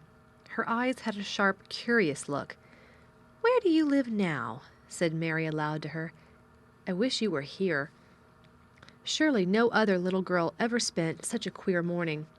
It seemed as if there was no one in all the huge rambling house but her own small self, wandering about upstairs and down, through narrow passages and wide ones, where it seemed to her that no one but herself had ever walked. Since so many rooms had been built, people must have lived in them, but it all seemed so empty that she could not quite believe it true. It was not until she climbed to the second floor that she thought of turning the handle of a door. All the doors were shut, as Mrs. Medlock had said they were, but at last she put her hand on the handle of one of them and turned it. She was almost frightened for a moment when she felt that it turned without difficulty, and that when she pushed upon the door itself, it slowly and heavily opened. It was a massive door, and opened into a big bedroom. There were embroidered hangings on the wall, and inlaid furniture, such as she had seen in India, stood about the room. A broad window with leaded panes looked out upon the moor, and over the mantel was another portrait of the stiff, plain little girl who seemed to stare at her more curiously than ever. "Perhaps she slept here once," said Mary. "She stares at me so that she makes me feel queer." After that she opened more doors, and more. She saw so many rooms that she became quite tired and began to think there must be 100, though she had not counted them. In all of them there were old pictures or old tapestries with strange scenes worked on them. There were curious pieces of furniture and curious ornaments in nearly all of them. In one room, which looked like a lady's sitting room, the hangings were all embroidered velvet, and in a cabinet were about 100 little elephants made of ivory. They were of different sizes, and some had their mahouts, or palanquins, on their backs. Some were much bigger than the others, and some were so tiny that they seemed only babies. Mary had seen carved ivory in India, and she knew all about elephants. She opened the door of the cabinet and stood on a footstool and played with these for quite a long time. When she got tired, she set the elephants in order and shut the door of the cabinet. In all her wanderings through the long corridors and the empty rooms, she had seen nothing alive. But in this room she saw something. Just after she had closed the cabinet door, she heard a tiny rustling sound. It made her jump and look around at the sofa by the fireplace, from which it had seemed to come. In the corner of the sofa there was a cushion, and in the velvet which covered it there was a hole, and out of the hole peeped a tiny head with a pair of frightened eyes in it. Mary crept softly across the room to look. The bright eyes belonged to a little gray mouse, and the mouse had eaten a hole into the cushion and made a comfortable nest there. 6 baby mice were cuddled up asleep near her. If there was no one else alive in the 100 rooms, there were 7 mice who did not look lonely at all. "If they wouldn't be so frightened, I would take them back with me," said Mary. She had wandered about long enough to feel too tired to wander any further, and she turned back. 2 or 3 times she lost her way by turning down the wrong corridor and was obliged to ramble up and down until she found the right one. But at last she reached her own floor again, and though she was some distance from her own room and did not know exactly where she was, "I believe I have taken a wrong turning again," she said, standing still at what seemed the end of a short passage with tapestry on the wall. "I don't know which way to go. How still everything is." It was while she was standing here, and just after she had said this, that the stillness was broken by a sound. It was another cry, but not quite like the one she had heard last night. It was only a short one, a fretful, childish whine muffled by passing through walls. "It's nearer than it was," said Mary, her heart beating rather faster. "And it is crying." She put her hand accidentally upon the tapestry near her, and then sprang back, feeling quite startled. The tapestry was the covering of a door which fell open, and showed her that there was another part of the corridor behind it, and Mrs. Medlock was coming up it with her bunch of keys in her hand and a very cross look on her face. "What are you doing here?" she said, and she took Mary by the arm and pulled her away. "What did I tell you?" "I turned round the wrong corner," explained Mary. "I didn't know which way to go, and I heard someone crying." She quite hated Mrs. Medlock at that moment, but she hated her more the next. "You didn't hear anything of the sort," said the housekeeper. "You come along back to your own nursery, or I'll box your ears." And she took her by the arm and half pushed, half pulled her up one passage and down another until she pushed her in at the door of her own room. "Now," she said, "you stay where you're told to stay, or you'll find yourself locked up. The master had better get you a governess, same as he said he would. You're one that needs someone to look sharp after you. I've got enough to do." She went out of the room and slammed the door after her, and Mary went and sat on the hearth-rug, pale with rage. She did not cry, but ground her teeth. There was someone crying. There was, she said to herself. She had heard it twice now, and sometimes she would find out. She had found out a great deal this morning. She felt as if she had been on a long journey, and at any rate she had had something to amuse her all the time, and she had played with the ivory elephants and had seen the gray mouse and its babies in their nest in the velvet cushion. Read by Sarah Jenkins for Lit2Go, on the web at fcit.usf.edu.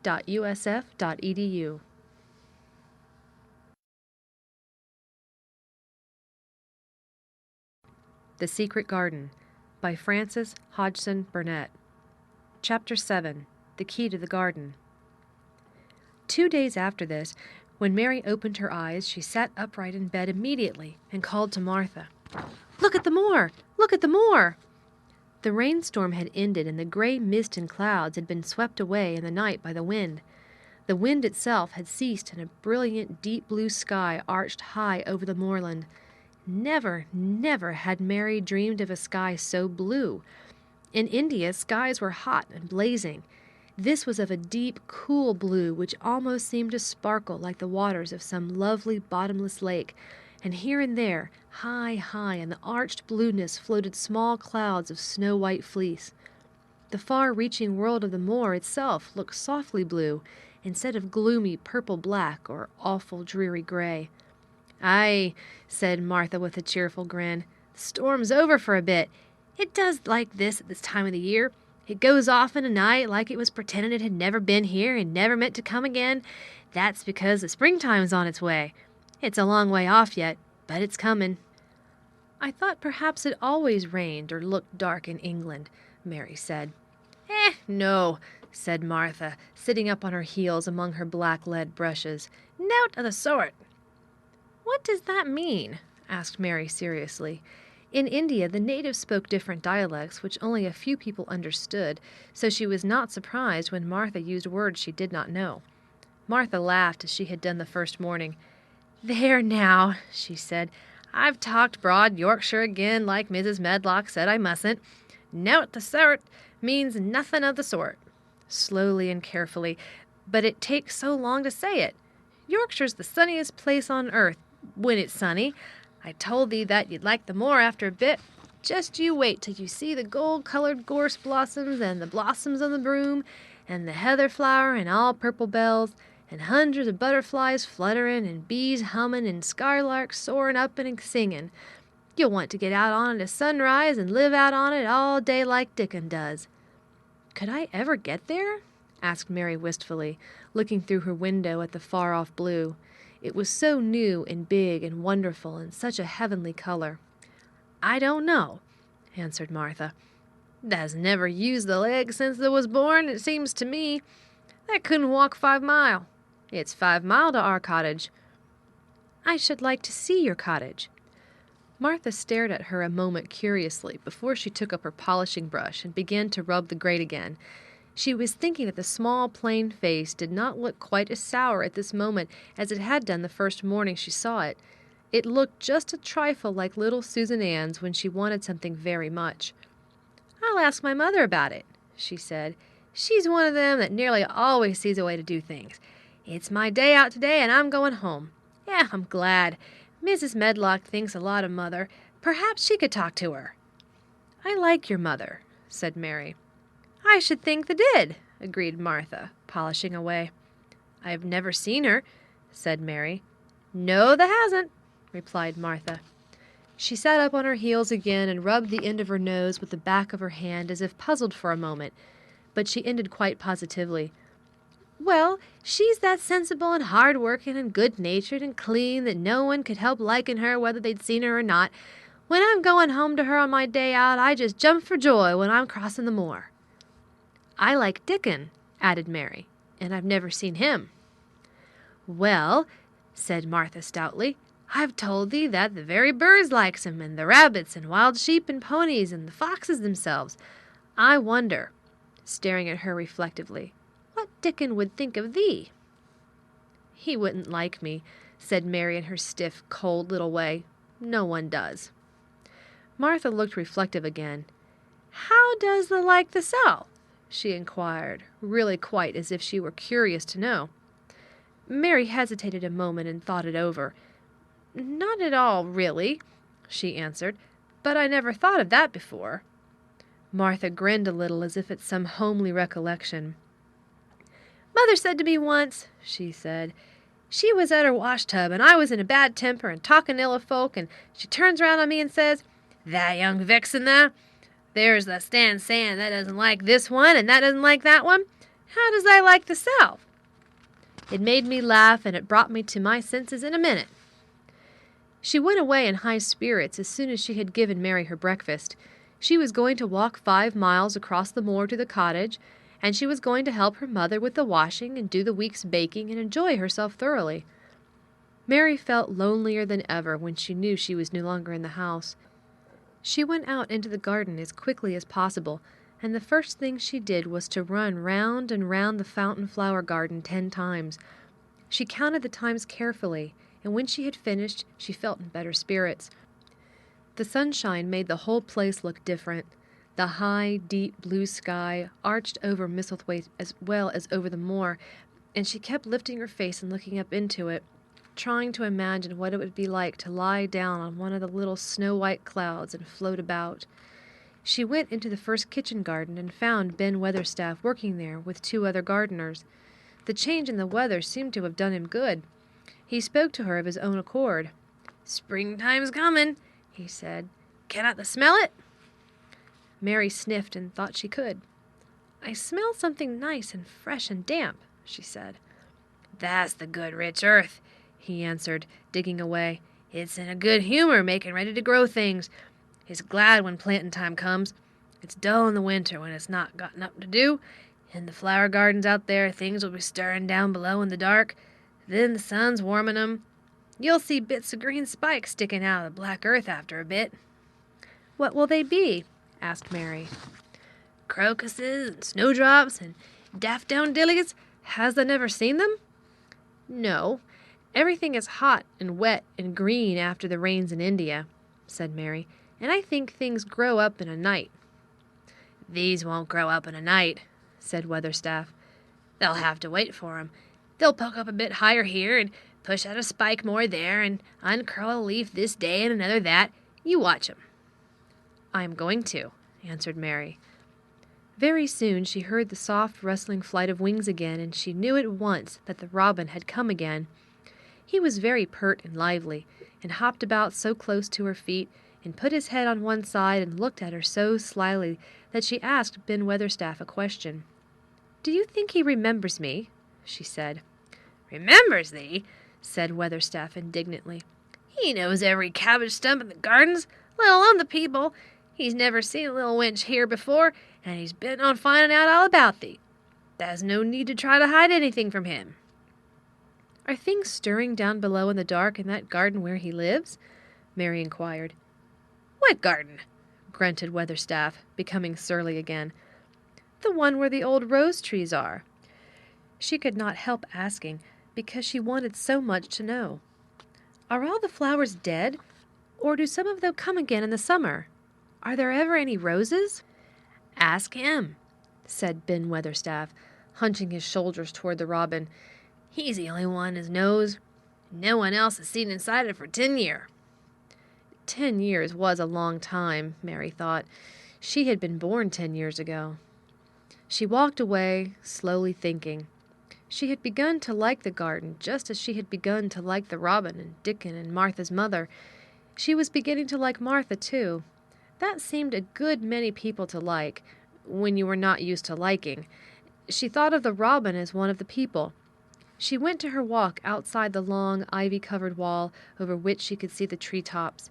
And the second time she walked up and down, the most interesting and exciting thing happened to her, and it was all through Ben Weatherstaff's robin. She heard a chirp and a twitter, and when she looked at the bare flower bed at her left side, there he was, hopping about and pretending to peck things out of the earth to persuade her that he had not followed her. But she knew he had followed her, and the surprise so filled her with delight that she almost trembled a little. "You do remember me," she cried out. You do! You are prettier than anything else in the world." She chirped and talked and coaxed, and he hopped and flirted his tail and twittered. It was as if he were talking. His red waistcoat was like satin, and he puffed his tiny breast out and was so fine and so grand and so pretty that it was really as if he were showing her how important and like a human person a robin could be. Mistress Mary forgot that she had ever been contrary in her life when he allowed her to draw closer and closer to him, and bend down and talk and try to make something like robin sounds. Oh, to think that he should actually let her come as near to him as that! He knew nothing in the world would make her put out her hand toward him or startle him in the least tiniest way. He knew it because he was a real person, only nicer than any other person in the world. She was so happy that she scarcely dared to breathe. The flower bed was not quite bare. It was bare of flowers because the perennial plants had been cut down for their winter rest, but there were tall shrubs and low ones which grew together at the back of the bed, and as the robin hopped about under them, she saw him hop over a small pile of freshly turned up earth. He stopped on it to look for a worm. The earth had been turned up because a dog had been trying to dig up a mole, and he had scratched quite a deep hole. Mary looked at it, not really knowing why the hole was there, and as she looked she saw something almost buried in the newly turned soil. It was something like a ring of rusty iron or brass, and when the robin flew up into a tree nearby, she put out her hand and picked the ring up. It was more than a ring, however. It was an old key which looked as if it had been buried a long time. Mistress Mary stood up and looked at it with an almost frightened face as it hung from her finger. "Perhaps it has been buried for 10 years," she said in a whisper. "Perhaps it is the key to the garden." Read by Sarah Jenkins for Lit2Go, on the web at fcit.usf.edu.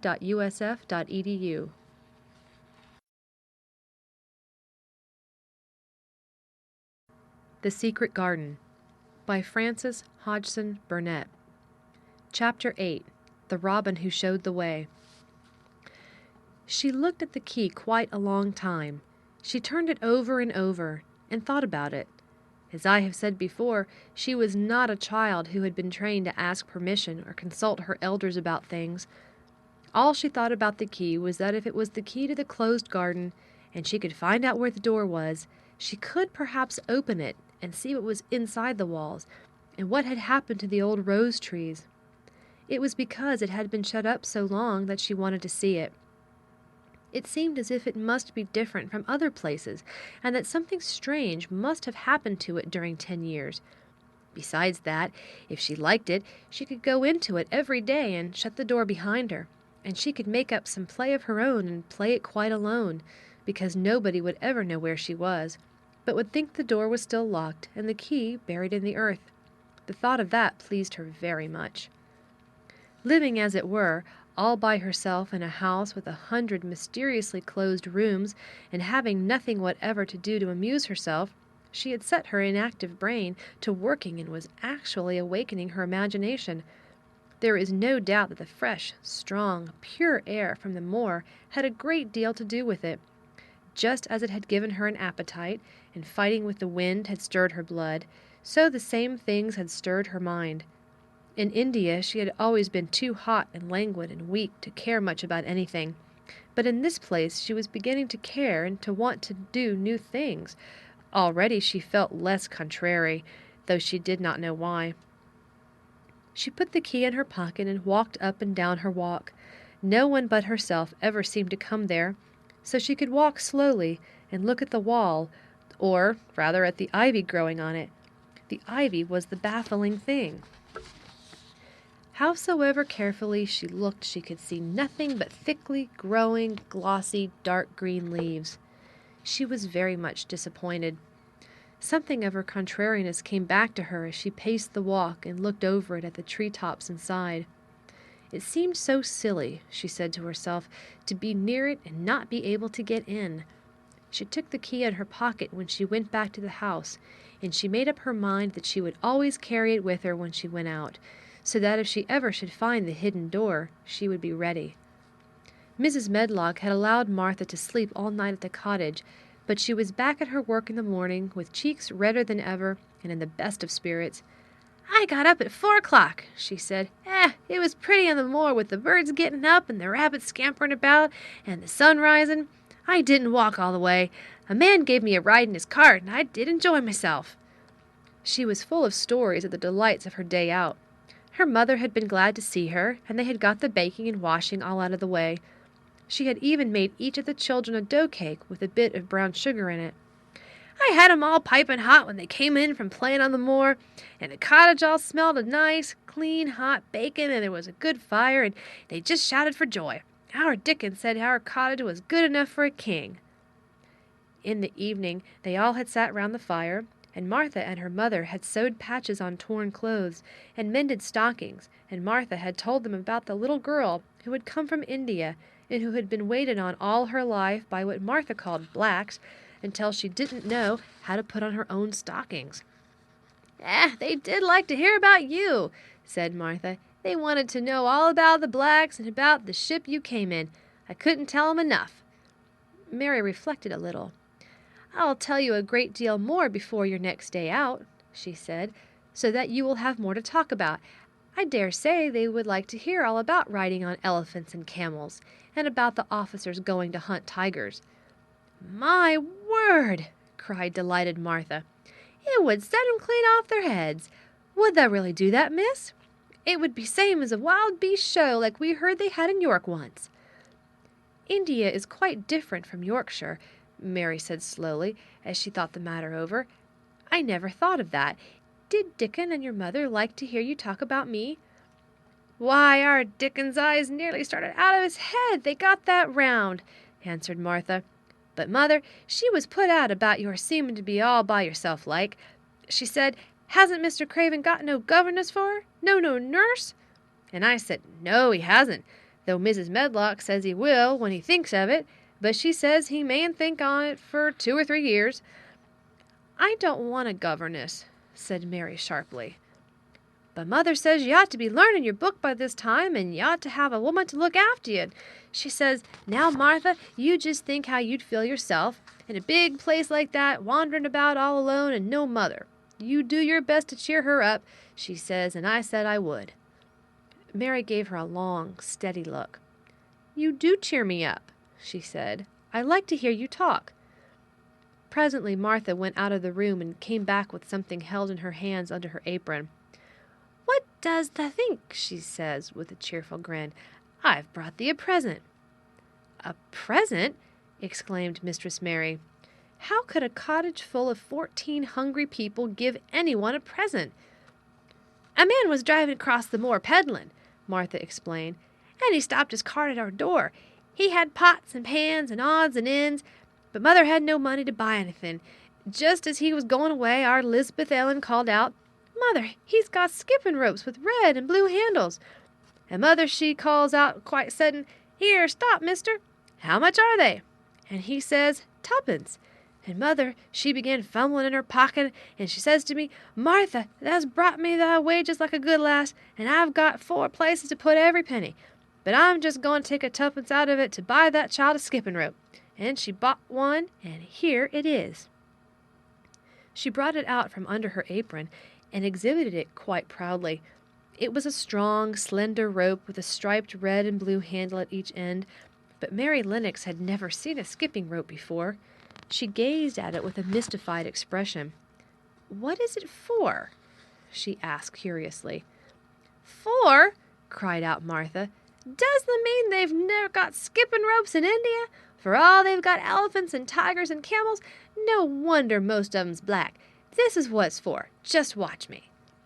And she ran into the middle of the room and, taking a handle in each hand, began to skip and skip and skip, while Mary turned in her chair to stare at her, and the queer faces in the old portraits seemed to stare at her too, and wonder what on earth this common little cottager had the impudence to be doing under their very noses. But Martha did not even see them. The interest and curiosity in Mistress Mary's face delighted her, and she went on skipping and counted as she skipped until she had reached 100. "I could skip longer than that," she said when she stopped. "I've skipped as much as 500 when I was 12. but I wasn't as fat then as I am now, and I was in practice." Mary got up from her chair, beginning to feel excited herself. "It looks nice," she said. "Your mother is a kind woman. Do you think I could ever skip like that?" "You just try it," urged Martha, handing her the skipping rope. "You can't skip 100 at first, but if you practice you'll mount up. That's what Mother says. She says nothing will do her more good than skipping rope. It's the sensiblest toy a child can have. Let her play out in the fresh air skipping, and it'll stretch her legs and arms and give her some strength in 'em." It was plain that there was not a great deal of strength in Mistress Mary's arms and legs when she first began to skip. She was not very clever at it, but she liked it so much that she did not want to stop. "Put on the things and run and skip out of doors," said Martha. "Mother said I must tell you to keep out of doors as much as you could, even when it rains a bit, so as to wrap up warm." Mary put on her coat and hat and took her skipping rope over her arm. She opened the door to go out, and then suddenly thought of something and turned back rather slowly. "Martha," she said, "they were your wages. It was your 2 pence, really. Thank you." She said it stiffly because she was not used to thanking people or noticing that they did things for her. "Thank you," she said, and held out her hand because she did not know what else to do. Martha gave her hand a clumsy little shake, as if she was not accustomed to this sort of thing either. Then she laughed. Thou'rt a queer old womanish thing," she said. "If that'd been our Lisbeth Ellen, that'd have given me a kiss." Mary looked stiffer than ever. "Do you want me to kiss you?" Martha laughed again. "Nay, not me," she answered. "If that was different, p'raps tha'd wanted the self. But that isn't. Run off outside and play with the rope." Mistress Mary felt a little awkward as she went out of the room. Yorkshire people seemed strange, and Martha was always rather a puzzle to her. At first she had disliked her very much, but now she did not. The skipping rope was a wonderful thing. She counted and skipped and counted until her cheeks were quite red, and she was more interested than she had ever been since she was born. The sun was shining and a little wind was blowing, not a rough wind, but one which came in delightful little gusts and brought a fresh scent of newly turned earth with it. She skipped round the fountain garden and up one walk and down another. She skipped at last into the kitchen garden and saw Ben Weatherstaff digging and talking to his robin, which was hopping about him. She skipped down the walk toward him, and he lifted his head and looked at her with his curious expression. She had wondered if he would notice her. She wanted him to see her skip. "Well," he exclaimed, "upon my word, p'raps thou're a young 'un after all, and p'raps thou'st got child's blood in the veins instead of sour buttermilk. Thou'st skipped red into the cheeks as sure as my name's Ben Weatherstaff. I wouldn't have believed thou could do it." "I never skipped before," Mary said. "I'm just beginning. I can only go up to 20. "They keep on," said Ben. "The shape's well enough at it for a young 'un that's lived with heathen. Just see how he's watching thee," jerking his head toward the robin. "He followed after thee yesterday. He'll be at it again today. He'll be bound to find out what the skipping rope is. He's never seen one. Shaking his head at the bird. "The curiosity will be the death of thee sometime if it doesn't look sharp."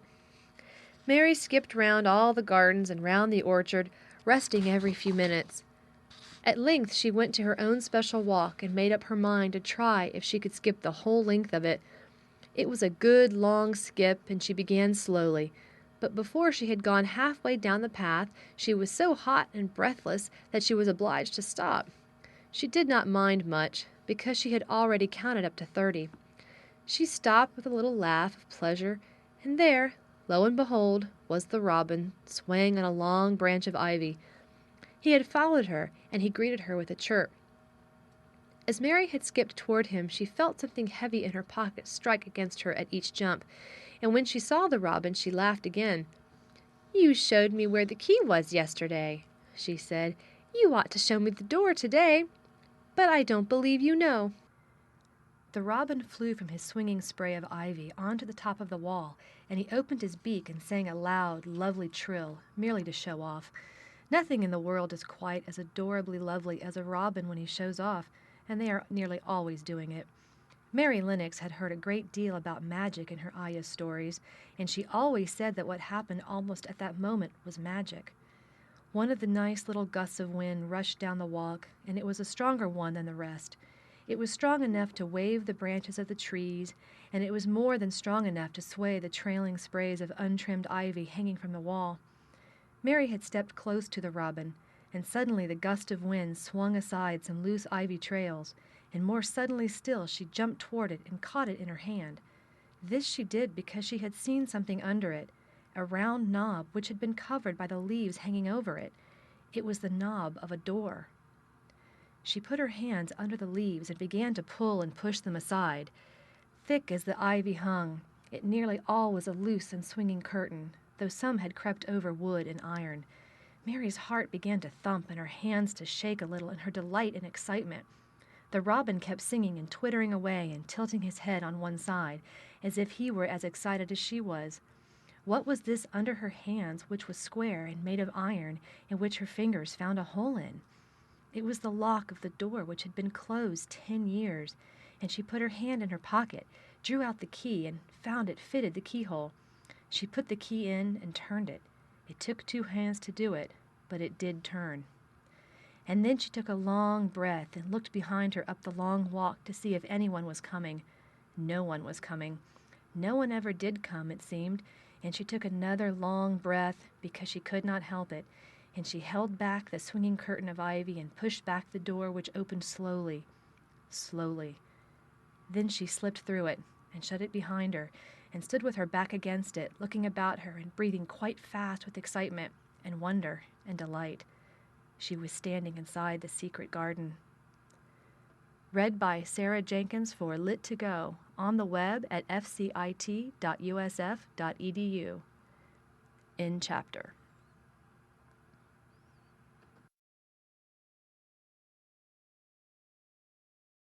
The Secret Garden by Frances Hodgson Burnett. Chapter 9. The Strangest House Anyone Ever Lived in. It was the sweetest, most mysterious-looking place anyone could imagine. The high walls which shut it in were covered with the leafless stems of climbing roses, which were so thick that they were matted together. Mary Lennox knew they were roses because she had seen a great many roses in India. All the ground was covered with grass of a wintry brown, and out of it grew clumps of bushes which were surely rose bushes if they were alive. There were numbers of standard roses which had so spread their branches that they were like little trees. There were other trees in the garden, and one of the things which made the place look strangest and loveliest was that climbing roses had run all over them and swung down long tendrils which made light swaying curtains, and here and there they had caught at each other or at a far-reaching branch and had crept from one tree to another and made lovely bridges of themselves. There were neither leaves nor roses on them now, and Mary did not know whether they were dead or alive, but their thin gray or brown branches and sprays looked like a sort of hazy mantle spreading over everything, walls and trees and even brown grass, where they had fallen from their fastenings and run along the ground. It was this hazy tangle from tree to tree which made it all look so mysterious. Mary had thought it must be different from other gardens which had not been left all by themselves for so long, and indeed it was different from any other place she had ever seen in her life. "How still it is," she whispered. "How still." Then she waited a moment and listened to the stillness. The robin, who had flown to his treetop, was still as all the rest. He did not even flutter his wings. He sat without stirring and looked at Mary. "No wonder it is still," she whispered again. "I am the first person who has spoken in here for 10 years." She moved away from the door, stepping as softly as if she were afraid of awakening someone.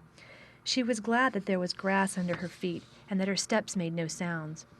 She walked under one of the fairy-like gray arches between the trees and looked up at the sprays and tendrils which formed them. "I wonder if they are all quite dead," she said. "It is all a quite dead garden? I wish it wasn't." If she had been Ben Weatherstaff, she could have told whether the wood was alive by looking at it, but she could only see that there were only gray or brown sprays and branches, and none showed any signs of even a tiny leaf bud anywhere. But she was inside the wonderful garden, and she could come through the door under the ivy any time, and she felt as if she had found a world all her own.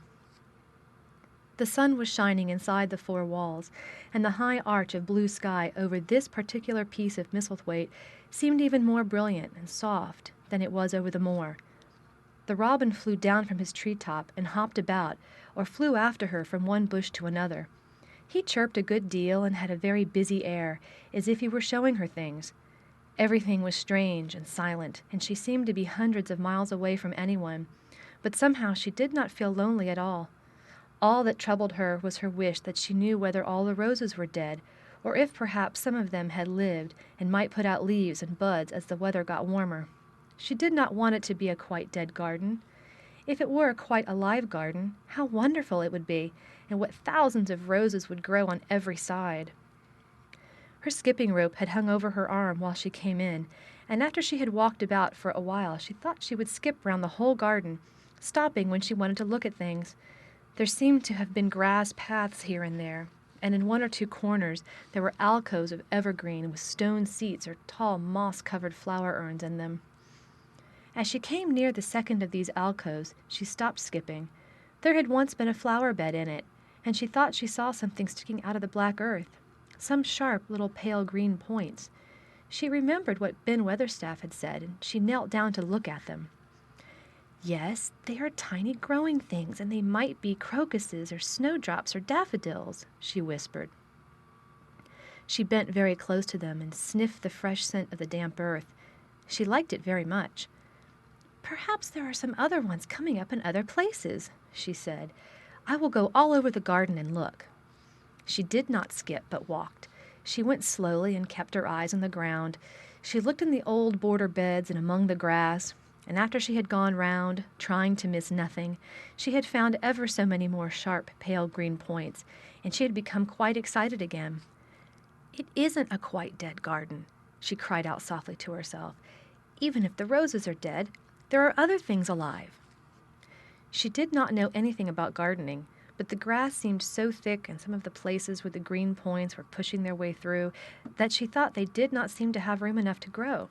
She searched about until she found a rather sharp piece of wood and knelt down and dug and weeded out the weeds and grass until she made nice little clear places around them. Now they look as if they could breathe, she said, after she had finished with the first ones. I am going to do ever so many more. I'll do all I can see. If I haven't time today, I can come tomorrow. She went from place to place and dug and weeded and enjoyed herself so immensely that she was led on from bed to bed and into the grass under the trees. The exercise made her so warm that she first threw her coat off and then her hat, and without knowing it, she was smiling down onto the grass and the pale green points all the time. The robin was tremendously busy. He was very much pleased to see gardening begun on his own estate. He had often wondered at Ben Weatherstaff. Where gardening is done, all sorts of delightful things to eat are turned up with the soil. Now here was this new kind of creature who was not half Ben's size, and yet had had the sense to come into his garden and began at once. Mistress Mary worked in her garden until it was time to go to her midday dinner. In fact, she was rather late in remembering, and when she put on her coat and hat and picked up her skipping rope, she could not believe that she had been working 2 or 3 hours. She had been actually happy all the time, and dozens of the tiny, pale green points were to be seen in cleared places, looking twice as cheerful as they had looked before when the grass and weeds had been smothering them. I shall come back this afternoon, she said, looking all around her at her new kingdom, and speaking to the trees and the rose bushes as if they heard her. Then she ran lightly across the grass, pushed open the slow old door, and slipped through it under the ivy. She had such red cheeks and such bright eyes, and ate such a dinner that Martha was delighted. 2 pieces of meat and 2 helps of rice pudding, she said. Mother will be pleased when I tell her what the skipping rope's done for thee. In the course of her digging with her pointed stick, Mistress Mary had found herself digging up a sort of white root rather like an onion. She had put it back in its place and patted the earth carefully down on it, and just now she wondered if Martha could tell her what it was. Martha, she said, what are those white roots that look like onions? They're bulbs, answered Martha. Lots of spring flowers grow from 'em. The very little ones are snowdrops and crocuses, and the big ones are narcissus and jonquils and daffodillies. The biggest of all is lilies and purple flags. They are very nice. Dickon's got a whole lot of 'em planted in our bit of garden." "Does Dickon know all about them?" asked Mary, a new idea taking possession of her. "Our Dickon can make a flower grow out of a brick walk. Mother says he just whispers things out of the ground." "Do bulbs live a long time? Would they live years and years if no one helped them?" inquired Mary anxiously. "They're things as help themselves," said Martha. "That's why poor folk can afford to have 'em. If you don't trouble 'em, most of 'em will work away underground for a lifetime and spread out and have little 'uns. There's a place in the park woods here where the snow drops by thousands. They're the prettiest sight in Yorkshire when the spring comes. No one knows when they was first planted." "I wish the spring was here now," said Mary. "I want to see all the things that grow in England." She had finished her dinner and gone to her favorite seat on the hearth rug. I wish I had a little spade," she said. "Whatever does thee want a spade for?" asked Martha, laughing. "Art thou going to take to digging? I must tell Mother that, too." Mary looked at the fire and pondered a little. She must be careful if she meant to keep her secret kingdom. She wasn't doing any harm, but if Mr. Craven found out about the open door, he would be fearfully angry and get a new key and lock it up forevermore. She really could not bear that. "This is such a big, lonely place," she said slowly, as if she were turning matters over in her mind. "The house is lonely, and the park is lonely, and the gardens are lonely. So many places seem shut up. I never did many things in India, but there were more people to look at, natives and soldiers marching by, and sometimes bands playing, and my ayah told me stories. There is no one to talk to here except you and Ben Weatherstaff. And you have to do your work, and Ben Weatherstaff won't speak to me often. I thought if I had a little spade I could dig somewhere as he does, and I might make a little garden if he would give me some seeds." Martha's face quite lighted up. "There now!" she exclaimed. "If that wasn't one of the things Mother said. She says there's such a lot of room in that big place, why don't they give her a bit for herself, even if she doesn't plant nothing but parsley and radishes. She'd dig and rake away and be right down happy over it. Them was the very words she said." "Were they?" said Mary. "How many things she knows, doesn't she?" Said Martha. "It's like she says, a woman as brings up 12 children learns something besides her ABC. Children's as good as 'rithmetic to set you finding out things." "How much would a spade cost, a little one?" Mary asked.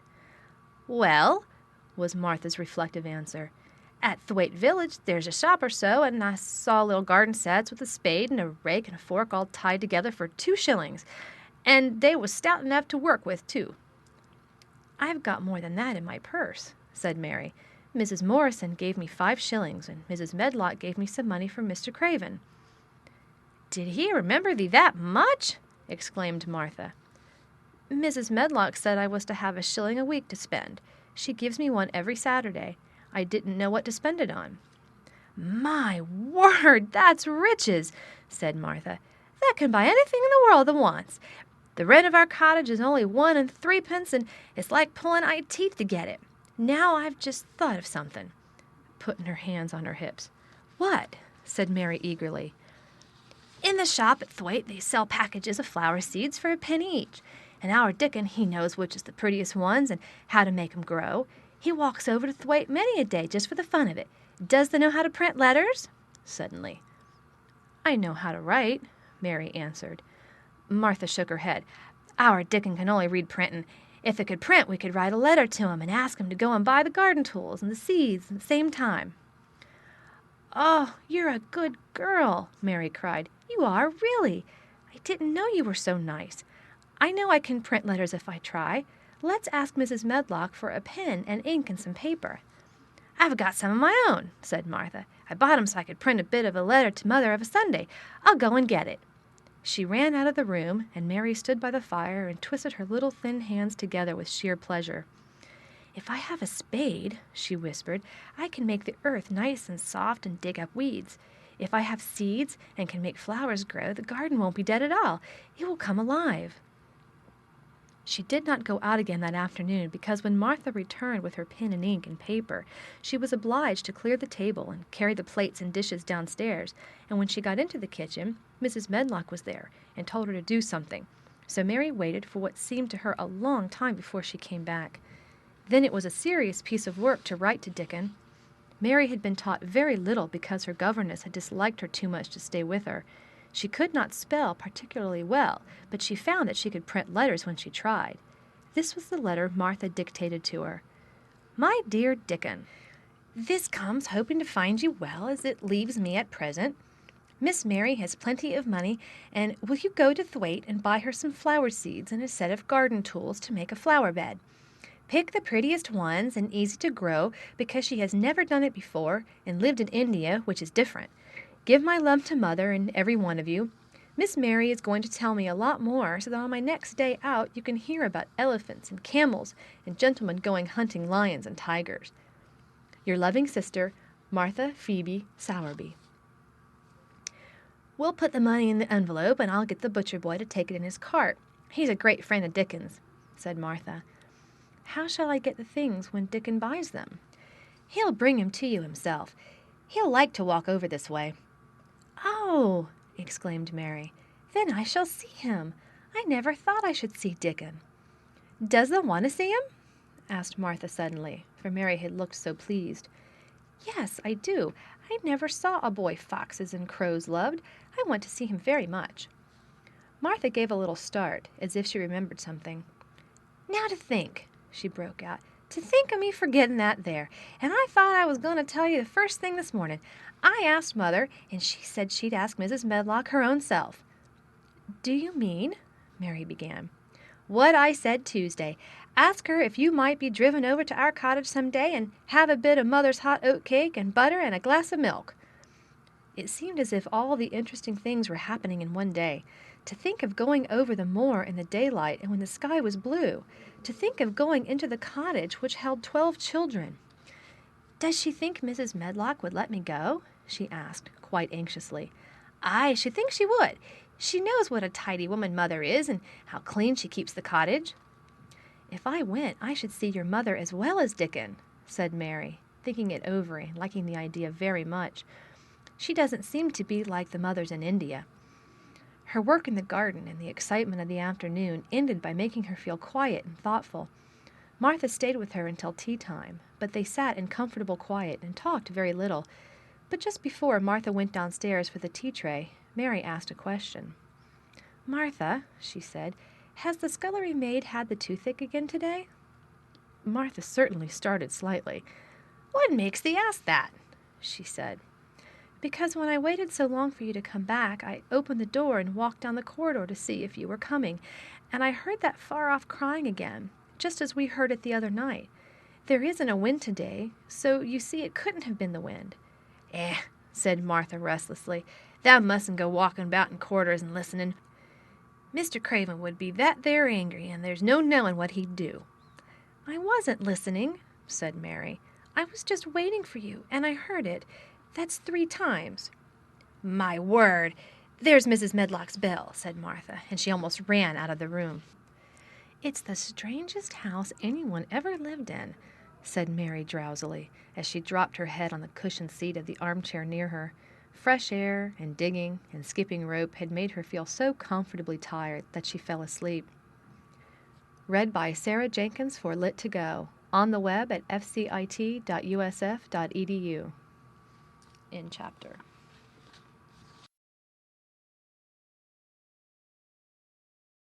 The Secret Garden by Frances Hodgson Burnett. Chapter 10. Dickon. The sun shone down for nearly a week on the secret garden. The secret garden was what Mary called it when she was thinking of it. She liked the name, and she liked still more the feeling that when its beautiful old walls shut her in, no one knew where she was. It seemed almost like being shut out of the world in some fairy place. The few books she had read and liked had been fairy story books, and she had read of secret gardens in some of the stories. Sometimes people went to sleep in them for 100 years, which she had thought must be rather stupid. She had no intention of going to sleep, and, in fact, she was becoming wider awake every day which passed at Misselthwaite. She was beginning to like to be out of doors. She no longer hated the wind, but enjoyed it. She could run faster and longer, and she could skip up to 100. The bulbs in the secret garden must have been much astonished. Such nice clear places were made round them that they had all the breathing space they wanted, and really, if Mistress Mary had known it, they began to cheer up under the dark earth and work tremendously. The sun could get at them and warm them, and when the rain came down it could reach them at once, so they began to feel very much alive. Mary was an odd, determined little person, and now she had something interesting to be determined about, and she was very much absorbed indeed. She worked and dug and pulled up weeds steadily, only becoming more pleased with her work every hour instead of tiring of it. It seemed to her like a fascinating sort of play. She found many more of the sprouting pale green points than she had ever hoped to find. They seemed to be starting up everywhere, and each day she was sure she found tiny new ones, some so tiny that they barely peeped above the earth. There were so many that she remembered what Martha had said about the snowdrops by the thousands, and about bulbs spreading and making new ones. These had been left to themselves for 10 years, and perhaps they had spread, like the snowdrops, into thousands. She wondered how long it would be before they showed that they were flowers. Sometimes she stopped digging to look at the garden and try to imagine what it would be like when it was covered with thousands of lovely things in bloom. During that week of sunshine, she became more intimate with Ben Weatherstaff. She surprised him several times by seeming to start up beside him as if she sprang out of the earth. The truth was that she was afraid that he would pick up his tools and go away if he saw her coming, so she always walked toward him as silently as possible. But, in fact, he did not object to her as strongly as he had at first. Perhaps he was secretly rather flattered by her evident desire for his elderly company. Then, also, she was more civil than she had been before. He did not know that when she first saw him, she spoke to him as she would have spoken to a native, and had not known that a cross, sturdy old Yorkshireman was not accustomed to salaam to his masters, and be merely commanded by them to do things. "Thou'rt like the robin," he said to her one morning, when he lifted his head and saw her standing by him. "I never knows when I shall see thee, or which side they'll come from." "He's friends with me now," said Mary. "That's like him," snapped Ben Weatherstaff, "making up to the womenfolk just for vanity and flightiness. There's nothing he wouldn't do for the sake of showing off and flirting his tail feathers. He's as full of pride as an egg full of meat." He very seldom talked much, and sometimes did not even answer Mary's questions except by a grunt, but this morning he said more than usual. He stood up and rested one hobnailed boot on the top of his spade while he looked her over. "How long has it been here?" he jerked out. "I think it's about a month," she answered. "That's beginning to do Misselthwaite credit," he said. "That's a bit fatter than was, and's not quite so yeller. They looked like a young plucked crow when they first came into this garden. Thinks I to myself, I never set eyes on an uglier, sour-faced young'un." Mary was not vain, and as she had never thought much of her looks, she was not greatly disturbed. "I know I'm fatter," she said. "My stockings are getting tighter. They used to make wrinkles. There's the robin, Ben Weatherstaff." There, indeed, was the robin, and she thought he looked nicer than ever. His red waistcoat was as glossy as satin, and he flirted his wings and tail and tilted his head and hopped about with all sorts of lively graces. He seemed determined to make Ben Weatherstaff admire him, but Ben was sarcastic. "Aye, there thou art," he said. "Thou can put it with me for a bit sometimes when there's got no one better. Thou's been redding up thy waistcoat and polishing thy feathers this 2 weeks. I know what thou's up to. Thou's courting some bold young madam somewhere, telling the lies to her about being the finest robin on Misselmore, and ready to fight all the rest of 'em." "Oh, look at him!" exclaimed Mary. The robin was evidently in a fascinating, bold mood. He hopped closer and closer and looked at Ben Weatherstaff more and more engagingly. He flew on to the nearest currant bush and tilted his head and sang a little song right at him. "Thou thinks I'll get over me by doing that," said Ben, wrinkling his face up in such a way that Mary felt sure he was trying not to look pleased. "Thou thinks no one can stand out against thee. That's what thou thinks." The robin spread his wings. Mary could scarcely believe her eyes. He flew right up to the handle of Ben Weatherstaff's spade and alighted on top of it. Then the old man's face wrinkled itself slowly into a new expression. He stood still as if he were afraid to breathe, as if he would not have stirred for the world, lest his robin should start away. He spoke quite in a whisper. "Well, I'm danged," he said as softly as if he were saying something quite different. "That does know how to get at a chap. That does. That's fair unearthly, that's so the knowin'." And he stood without stirring, almost without drawing his breath, until the robin gave another flirt to his wings and flew away. Then he stood looking at the handle of the spade as if there might be magic in it, and then he began to dig again and said nothing for several minutes. But because he kept breaking into a slow grin now and then, Mary was not afraid to talk to him. "Have you a garden of your own?" she asked. "No, I'm bachelor and lodge with Martin at the gate." "If you had one," said Mary, "what would you plant?" "Cabbages and taters and onions."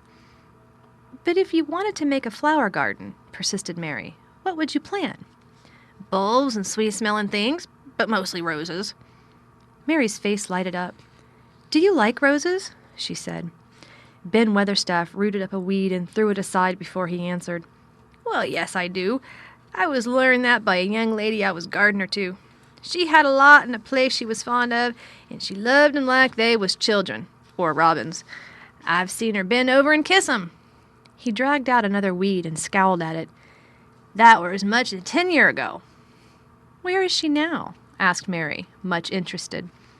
"Heaven," he answered, and drove his spade deep into the soil, "according to what parson says." "What happened to the roses?" Mary asked again, more interested than ever. "They was left to themselves." Mary was becoming quite excited. "Did they quite die? Do roses quite die when they are left to themselves?" she ventured. "Well, I'd got to like 'em, and I liked her, and she liked 'em," Ben Weatherstaff admitted reluctantly. "Once or twice a year I'd go and work at 'em a bit, prune 'em and dig about the roots. They run wild, but they was in rich soil, so some of 'em lived." "When they have had no leaves and look gray and brown and dry, how can you tell whether they are dead or alive?" inquired Mary. "Wait till the spring gets at 'em. Wait till the sun shines on the rain falls on the sunshine, and then they'll find out." "How? How?" cried Mary, forgetting to be careful. "Look along the twigs and branches, and if they see a bit of brown lump swelling here and there, watch it after the warm rain and see what happens." He stopped suddenly and looked curiously at her eager face. "Why does they care so much about roses and such, all of a sudden?" he demanded. Mistress Mary felt her face grow red. She was almost afraid to answer. I want to play that I have a garden of my own," she stammered. There is nothing for me to do. I have nothing and no one." "Well," said Ben Weatherstaff slowly, as he watched her, "that's true. Tha hasn't." He said it in such an odd way that Mary wondered if he was actually a little sorry for her. She had never felt sorry for herself. She had only felt tired and cross, because she disliked people and things so much. But now the world seemed to be changing and getting nicer. If no one found out about the secret garden, she should enjoy herself always. She stayed with him for 10 or 15 minutes longer, and asked him as many questions as she dared. He answered every one of them in his queer, grunting way, and he did not seem really cross, and did not pick up his spade and leave her. He said something about roses just as she was going away, and it reminded her of the ones he had said he had been fond of. "Do you go and see those other roses now?" she asked. "Not been this year. My rheumatics has made me too stiff in the joints." He said it in his grumbling voice, and then quite suddenly he seemed to get angry with her, though she did not see why he should. "Now look here," he said sharply. "Don't ask so many questions. They're the worst wench for asking questions I ever come across. Get thee gone and play thee. I've done talking for today." And he said it so crossly that she knew there was not the least use in staying another minute. She went skipping slowly down the outside walk, thinking him over and saying to herself that, queer as it was, here was another person whom she liked in spite of his crossness. She liked old Ben Weatherstaff. Yes, she did like him. She always wanted to try to make him talk to her. Also, she began to believe that he knew everything in the world about flowers. There was a laurel-hedged walk which curved round the secret garden and ended at a gate which opened into a wood in the park. She thought she would slip round this walk and look into the wood and see if there were any rabbits hopping about. She enjoyed the skipping very much, and when she reached the little gate, she opened it and went through because she heard a low, peculiar whistling sound and wanted to find out what it was. It was a very strange thing indeed. She quite caught her breath as she stopped to look at it. A boy was sitting under a tree, with his back against it, playing on a rough wooden pipe. He was a funny-looking boy, about 12. He looked very clean, and his nose turned up, and his cheeks were as red as poppies, and never had Mistress Mary seen such round and such blue eyes in any boy's face. And on the trunk of the tree he leaned against, a brown squirrel was clinging and watching him, and from behind a bush nearby, a pheasant was delicately stretching his neck to peep out, and quite near him were 2 rabbits sitting up and sniffing with tremulous noses, and actually it appeared as if they were all drawing near to watch him and listen to the strange, low little call his pipe seemed to make. When he saw Mary, he held up his hand and spoke to her in a voice almost as low and rather like his piping. "Don't the move," he said. "It'd flight 'em." Mary remained motionless. He stopped playing his pipe and began to rise from the ground. He moved so slowly that it scarcely seemed as though he were moving at all, but at last he stood on his feet, and then the squirrel scampered back up into the branches of his tree. The pheasant withdrew his head, and the rabbits dropped on all fours and began to hop away, though not at all as if they were frightened. "I'm Dickon," the boy said. "I know that, Miss Mary." Then Mary realized that somehow she had known at first that he was Dickon. Who else could have been charming rabbits and pheasants as the natives charm snakes in India? He had a wide, red, curving mouth, and his smile spread all over his face. "I got up slow," he explained, "because if they makes a quick move, it startles 'em. A body has to move gentle and speak low when wild things is about." He did not speak to her as if they had never seen each other before, but as if he knew her quite well. Mary knew nothing about boys, and she spoke to him a little stiffly because she felt rather shy. "Did you get Martha's letter?" she asked. He nodded his curly, rust-colored head. "That's why I come." He stooped to pick up something which had been lying on the ground beside him when he piped. "I've got the garden tools. There's a little spade and a rake and a fork and hoe. They're good uns. There's a trowel, too. And the woman in the shop threw in a packet of white poppy and one of blue larkspur when I bought the other seeds." "Will you show the seeds to me?" Mary said. She wished she could talk as he did. His speech was so quick and easy. It sounded as if he liked her and was not the least afraid she would not like him, though he was only a common moor boy, in patched clothes, with a funny face and a rough, rusty-colored head. As she came closer to him, she noticed that there was a clean, fresh scent of heather and grass and leaves about him, almost as if he were made of them. She liked it very much, and when she looked into his funny face with the red cheeks and round blue eyes, she forgot that she had felt shy. "Let us sit down on this log and look at them," she said.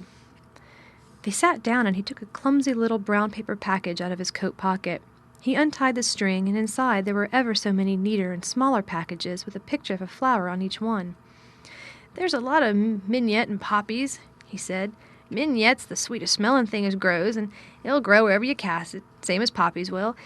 Them'll come up and bloom if you just whistle to 'em, and them's the nicest of all." He stopped and turned his head quickly, his poppy-cheeked face lighting up. "Where's that robin as is calling us?" he said. The chirp came from a thick holly bush, bright with scarlet berries, and Mary thought she knew whose it was. "Is it really calling us?" she asked. "Aye," said Dickon, as if it were the most natural thing in the world. "He's calling someone he's friends with. That's same as saying, 'Here I am, look at me, I wants a bit of chat.' There he is in the bush. Whose is he?" "He's Ben Weatherstaff's, but I think he knows me a little," answered Mary. "Ay, he knows thee," said Dickon in his low voice again, "and he likes thee. He's took thee on. He'll tell me all about thee in a minute." He moved quite close to the bush with the slow movement Mary had noticed before, and then he made a sound almost like the robin's own twitter. The robin listened for a few seconds intently, and then answered quite as if he were replying to a question. "Aye, he's a friend of yours," chuckled Dickon. "Do you think he is?" cried Mary eagerly. She did so want to know. "Do you think he really likes me?" "He wouldn't come near thee if he didn't," answered Dickon. "Birds is rare choosers, and a robin can flout a body worse than a man. See, he's making up to thee now. Cannot thee see a chap? He's saying." And it really seemed as if it must be true. He so sidled and twittered and tilted as he hopped on his bush. "Do you understand everything birds say?" said Mary. Dickon's grin spread until he seemed all wide, red, curving mouth, and he rubbed his rough head. "I think I do, and they think I do," he said. "I've lived on the moor with 'em so long. I've watched 'em break shell and come out and fledge and learn to fly and begin to sing, till I think I'm one of 'em. Sometimes I think p'raps I'm a bird, or a fox, or a rabbit, or a squirrel, or even a beetle, and I don't know it." He laughed and came back to the log and began to talk about the flower seeds again. He told her what they looked like when they were flowers. He told her how to plant them and watch them and feed and water them. "See here," he said suddenly, turning round to look at her. "I'll plant them for thee myself. Where is the garden?" Mary's thin hands clutched each other as they lay on her lap. She did not know what to say, so for a whole minute she said nothing. She had never thought of this. She felt miserable, and she felt as if she went red and then pale. "There's got a bit of garden, hasn't there?" Dickon said. It was true that she had turned red and then pale. Dickon saw her do it, and as she still said nothing, he began to be puzzled. "Wouldn't they give thee a bit?" he asked. "Hasn't they got any yet?" She held her hands tighter and turned her eyes toward him. "I don't know anything about boys," she said slowly. "Could you keep a secret if I told you one? It's a great secret. I don't know what I should do if anyone found out. I believe I should die." She said the last sentence quite fiercely. Dickon looked more puzzled than ever and even rubbed his hand over his rough head again, but he answered quite good-humoredly. "I'm keeping secrets all the time," he said. "If I couldn't keep secrets from the other lads, secrets about foxes' cubs and birds' nests and wild things' holes, there'd be naught safe on the moor. Aye, I can keep secrets." Mistress Mary did not mean to put out her hand and clutch his sleeve, but she did it. "I've stolen a garden," she said very fast. "It isn't mine. It isn't anybody's. Nobody wants it. Nobody cares for it. Nobody ever goes into it. Perhaps everything is dead in it already. I don't know." She began to feel hot and as contrary as she had ever felt in her life. "I don't care! I don't care! Nobody has any right to take it from me when I care about it, and they don't. They're letting it die all shut in by itself," she ended passionately, and she threw her arms over her face and burst out crying. Poor little Mistress Mary. Dickon's curious blue eyes grew rounder and rounder. "Eh," he said, drawing his exclamation out slowly, and the way he did it meant both wonder and sympathy. "I've nothing to do," said Mary. "Nothing belongs to me. I found it myself, and I got into it myself. I was only just like the robin, and they wouldn't take it from the robin." "Where is it?" asked Dickon in a dropped voice. Mistress Mary got up from the log at once. She knew she felt contrary again, and obstinate, and she did not care at all. She was imperious and Indian, and at the same time hot and sorrowful. "Come with me, and I'll show you," she said. She led him round the laurel path and to the walk where the ivy grew so thickly. Dickon followed her with a queer, almost pitying look on his face. He felt as if he were being led to look at some strange bird's nest and must move softly. When she stepped to the wall and lifted the hanging ivy, he started. There was a door, and Mary pushed it slowly open, and they passed in together, and then Mary stood and waved her hand round defiantly. "It's this," she said. "It's a secret garden, and I'm the only one in the world who wants it to be alive." Dickon looked round and round about it, and round again. He almost whispered. "It is a queer, pretty place. It's like as if a body was in a dream." Read by Sarah Jenkins for Lit2Go, on the web at fcit.usf.edu.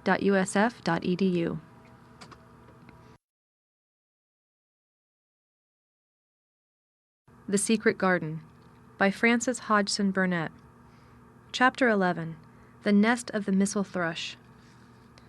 For 2 or 3 minutes he stood looking round him, while Mary watched him, and then he began to walk about softly, even more lightly than Mary had walked the first time she had found herself inside the 4 walls. His eyes seemed to be taking in everything, the gray trees with the gray creepers climbing over them and hanging from their branches, the tangle on the walls and among the grass, the evergreen alcoves with the stone seats and the tall flower urn standing in them. "I never thought I'd see this place," he said at last, in a whisper. "Did you know about it?" asked Mary. She had spoken aloud, and he made a sign to her. "We must talk low," he said, or someone will hear us and wonder what's to do in here." "Oh, I forgot," said Mary, feeling frightened and putting her hand quickly against her mouth. "Did you know about the garden?" she asked again, when she had recovered herself. Dickon nodded. "Martha told me there was one and no one ever went inside," he answered. "Us used to wonder what it was like."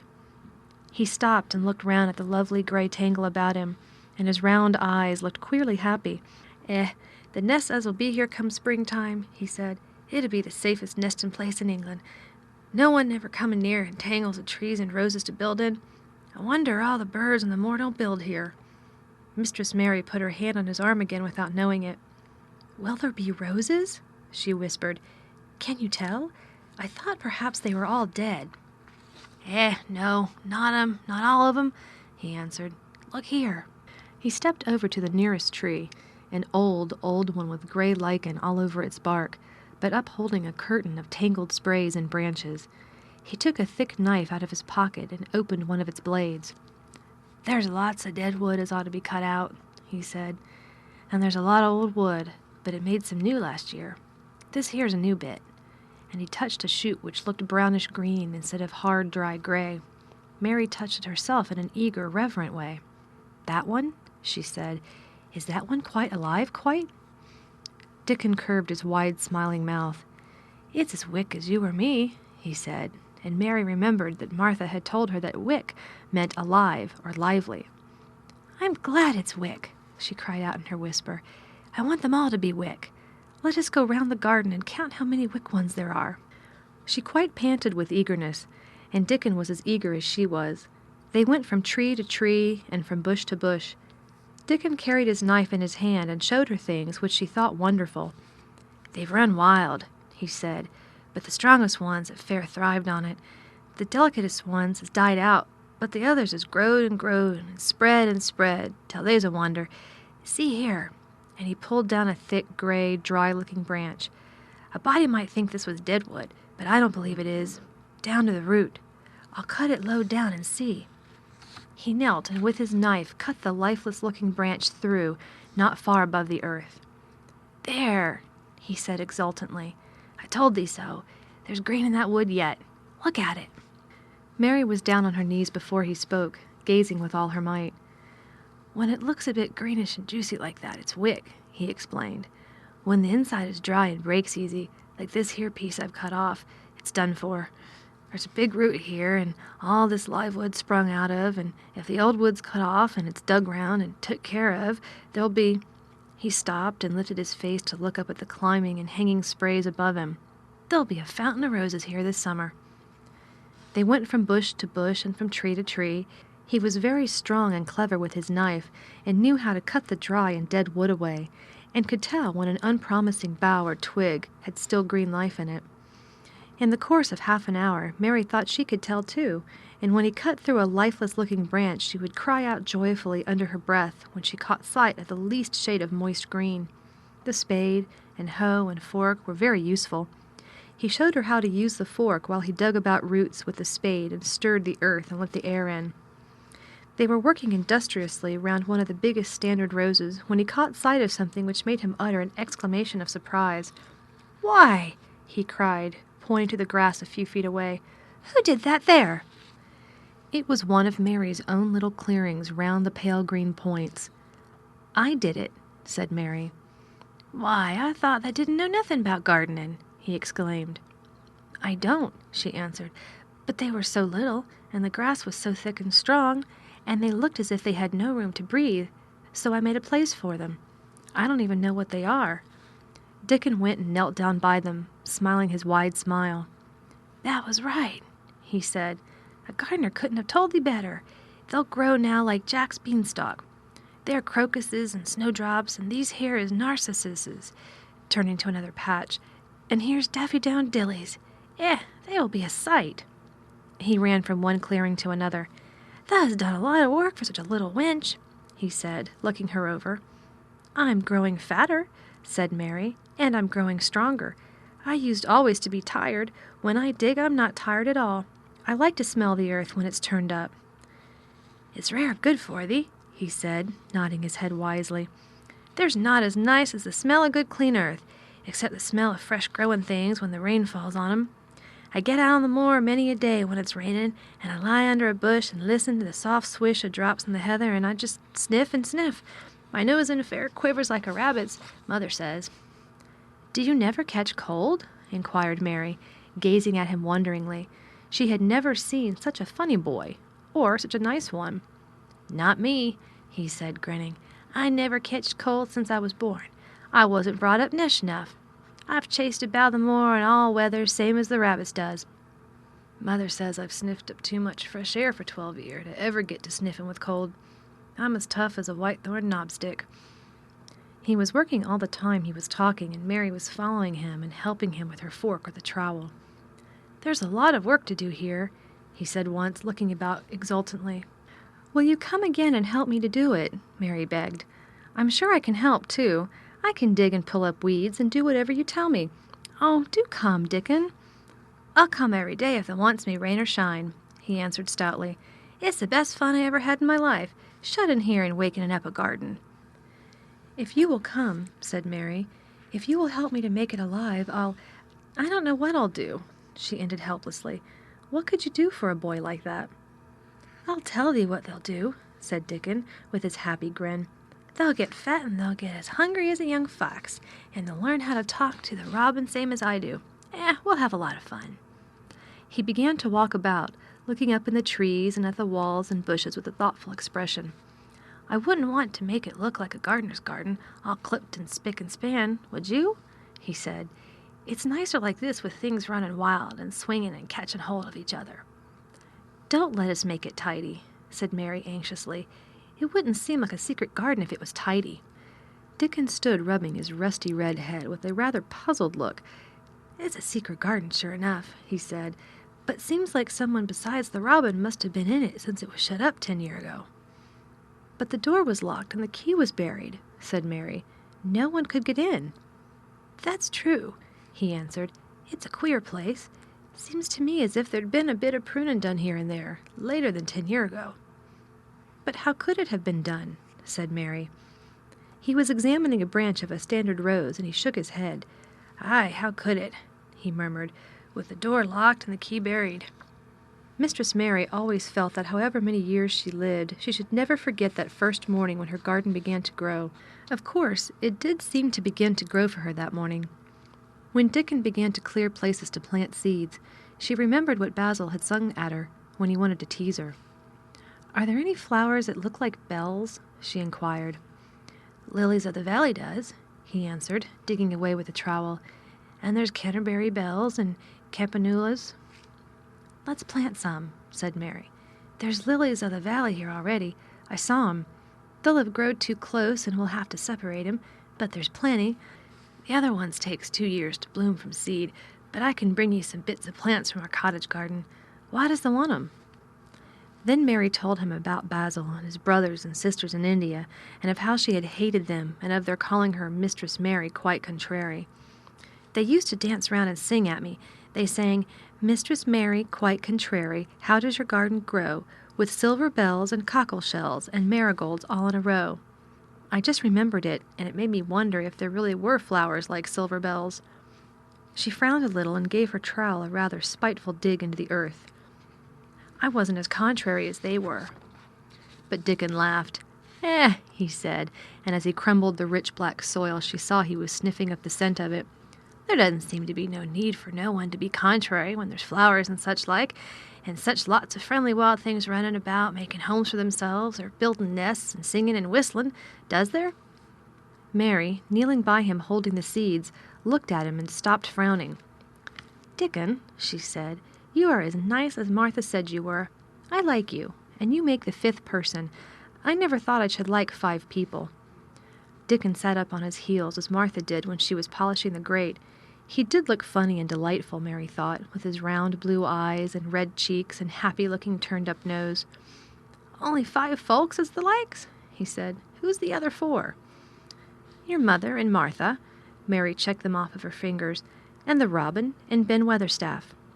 Dickon laughed so that he was obliged to stifle the sound by putting his arm over his mouth. "I know thee thinks I'm a queer lad," he said, but I think thou art the queerest little lass I ever saw." Then Mary did a strange thing. She leaned forward and asked him a question she had never dreamed of asking anyone before. And she tried to ask it in Yorkshire because that was his language, and in India a native was always pleased if you knew his speech. "Does thou like me?" she said. He answered heartily, "that I does. I likes thee wonderful, and so does the robin, I do believe." "That's two, then," said Mary. "That's two for me." And then they began to work harder than ever and more joyfully. Mary was startled and sorry when she heard the big clock in the courtyard strike the hour of her midday dinner. "I shall have to go," she said mournfully, "and you will have to go too, won't you?" Dickon grinned. "My dinner's easy to carry about with me," he said. "Mother always lets me put a bit of something in my pocket."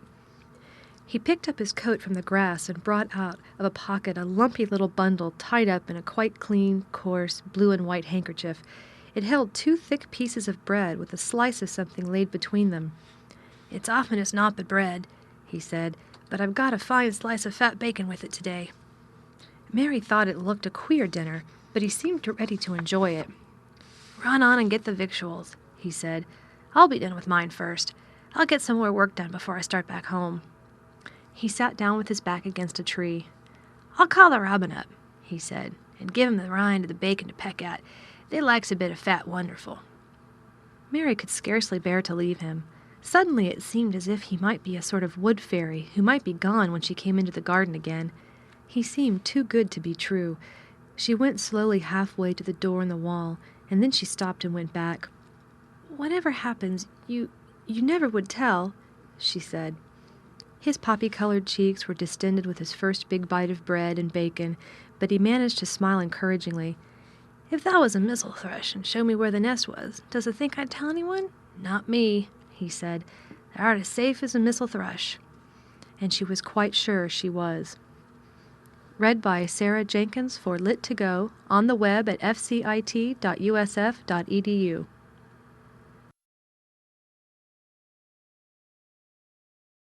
The Secret Garden by Frances Hodgson Burnett. Chapter 12. Might I Have a Bit of Earth? Mary ran so fast that she was rather out of breath when she reached her room. Her hair was ruffled on her forehead and her cheeks were bright pink. Her dinner was waiting on the table, and Martha was waiting near it. "That's a bit late," she said. "Where's the Ben?" "I've seen Dickon," said Mary. "I've seen Dickon." "I knew he'd come," said Martha exultantly. "How does thou like him?"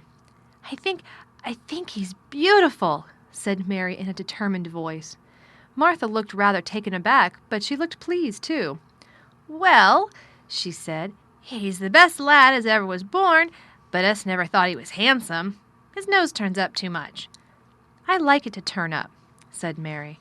"And his eyes is so round," said Martha, a trifle doubtful, "though they're a nice color." "I like them round," said Mary, "and they are exactly the color of the sky over the moor." Martha beamed with satisfaction. "Mother says he made 'em that color with always looking up at the birds and the clouds, but he has got a big mouth, hasn't he now?" "I love his big mouth," said Mary obstinately. "I wish mine were just like it." Martha chuckled delightedly. "It'd look rare and funny in thy bit of a face," she said, "but I knowed it would be that way when thou saw him. How did thou like the seeds and the garden tools?" "How did you know he brought them?" asked Mary. I never thought of him not bringing 'em.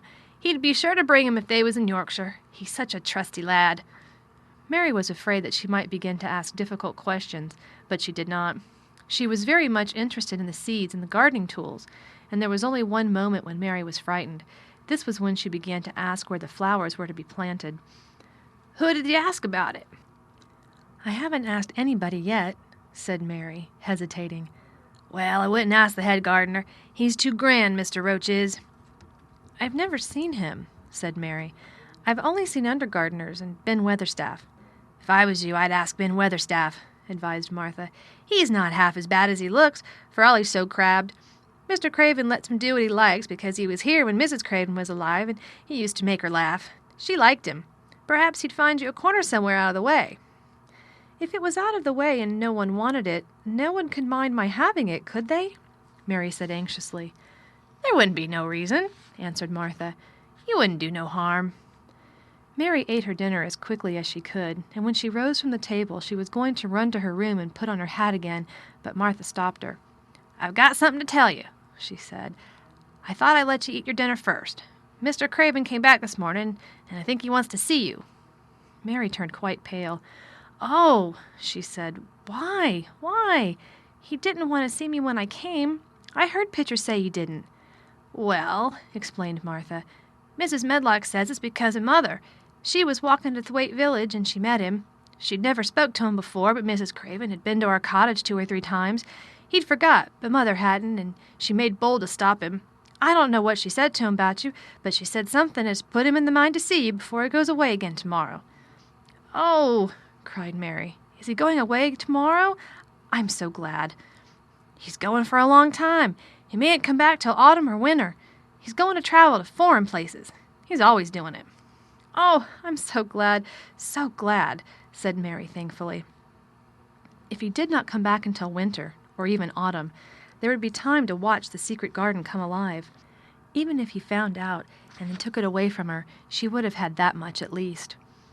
"When do you think he will want to see—" She did not finish the sentence because the door opened and Mrs. Medlock walked in. She had on her best black dress and cap, and her collar was fastened with a large brooch with a picture of a man's face on it. It was a colored photograph of Mr. Medlock, who had died years ago, and she always wore it when she was dressed up. She looked nervous and excited. "Your hair's rough," she said quickly. "Go and brush it. Martha, help her to slip on her best dress. Mr. Craven sent me to bring her to him in his study." All the pink left Mary's cheeks. Her heart began to thump, and she felt herself changing into a stiff, plain, silent child again.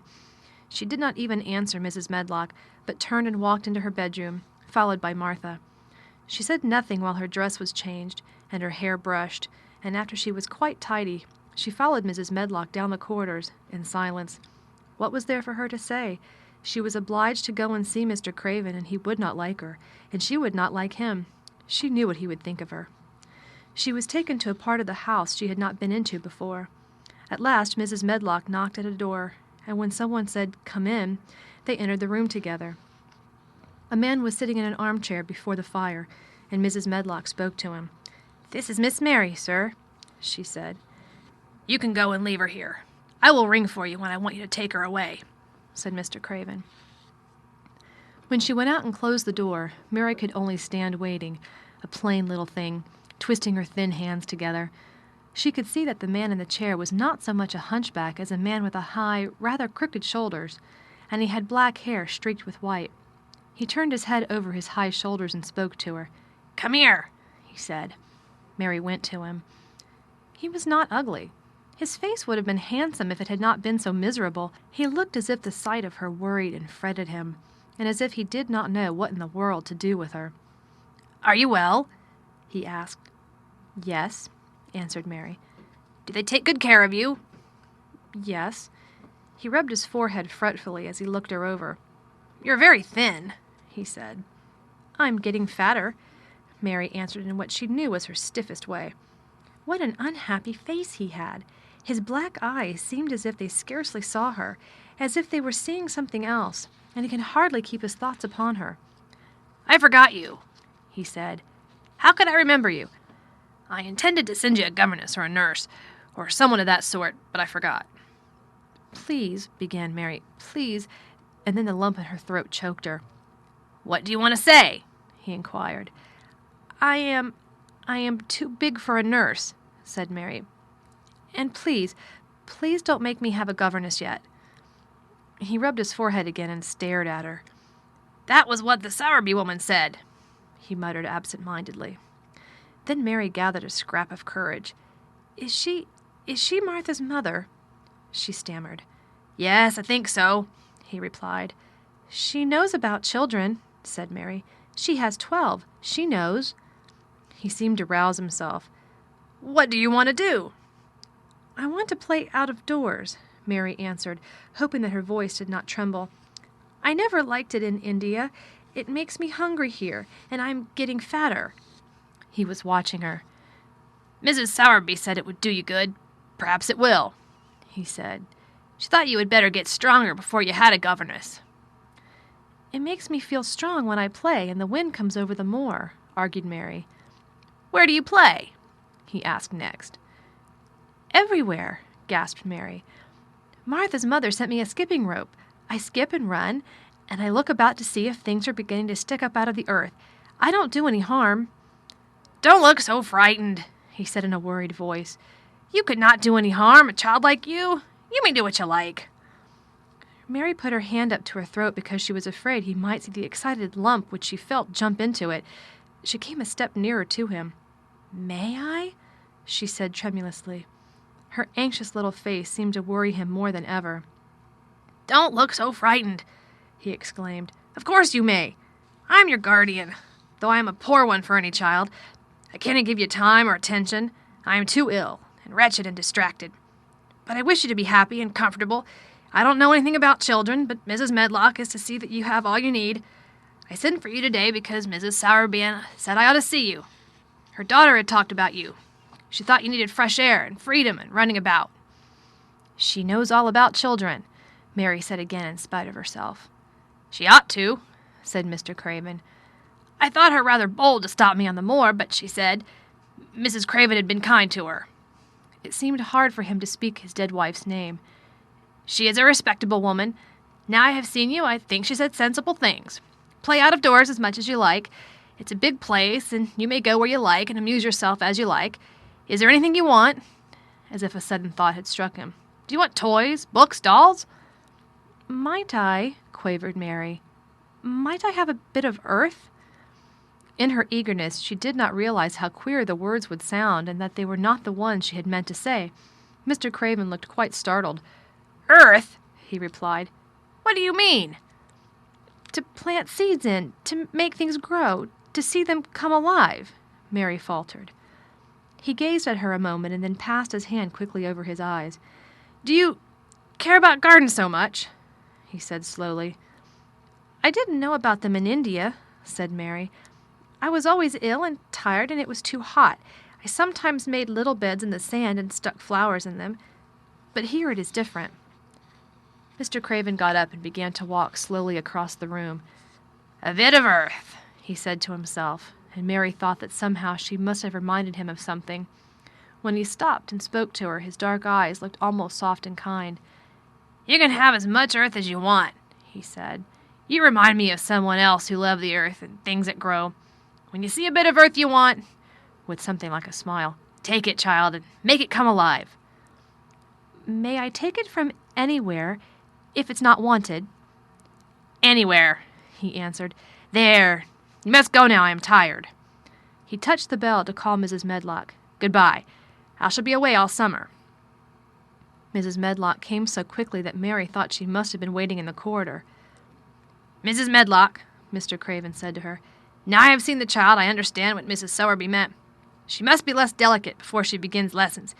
Give her simple, healthy food. Let her run wild in the garden. Don't look after her too much. She needs liberty and fresh air and romping about. Mrs. Sowerby is to come and see her now and then, and she may sometimes go to the cottage." Mrs. Medlock looked pleased. She was relieved to hear that she need not look after Mary too much. She had felt her a tiresome charge, and had indeed seen as little of her as she dared. In addition to this, she was fond of Martha's mother. "Thank you, sir," she said. "Susan Sowerby and me went to school together, and she's as sensible and good-hearted a woman as you'd find in a day's walk. I never had any children myself, and she's had 12, and there never was healthier or better ones. Miss Mary can get no harm from them. I'd always take Susan Sowerby's advice about children myself. She's what you might call healthy-minded, if you understand me." "I understand," Mr. Craven answered. "Take Miss Mary away now, and send Pitcher to me." When Mrs. Medlock left her at the end of her own corridor, Mary flew back to her room. She found Martha waiting there.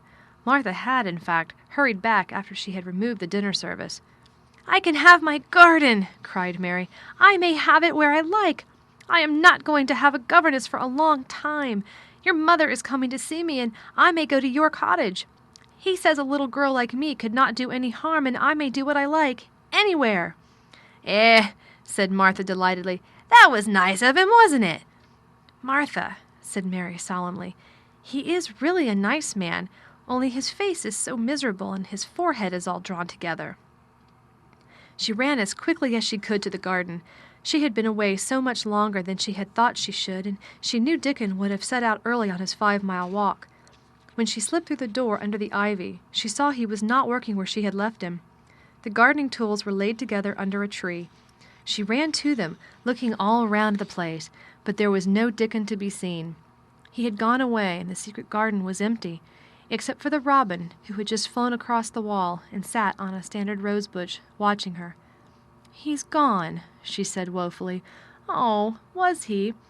Was he only a wood fairy?" Something white fastened to the standard rosebush caught her eye. It was a piece of paper. In fact, it was a piece of the letter she had printed for Martha to send to Dickon.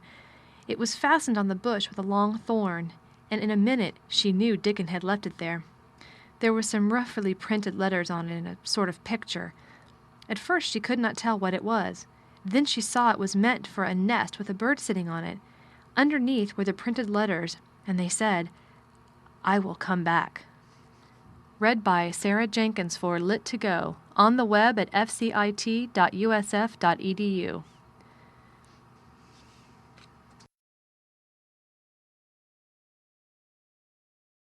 The Secret Garden by Frances Hodgson Burnett.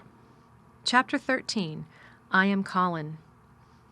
Mary took the picture back to the house when she went to her supper, and she showed it to Martha. Said Martha with great pride. "I never knew our Dickon was as clever as that.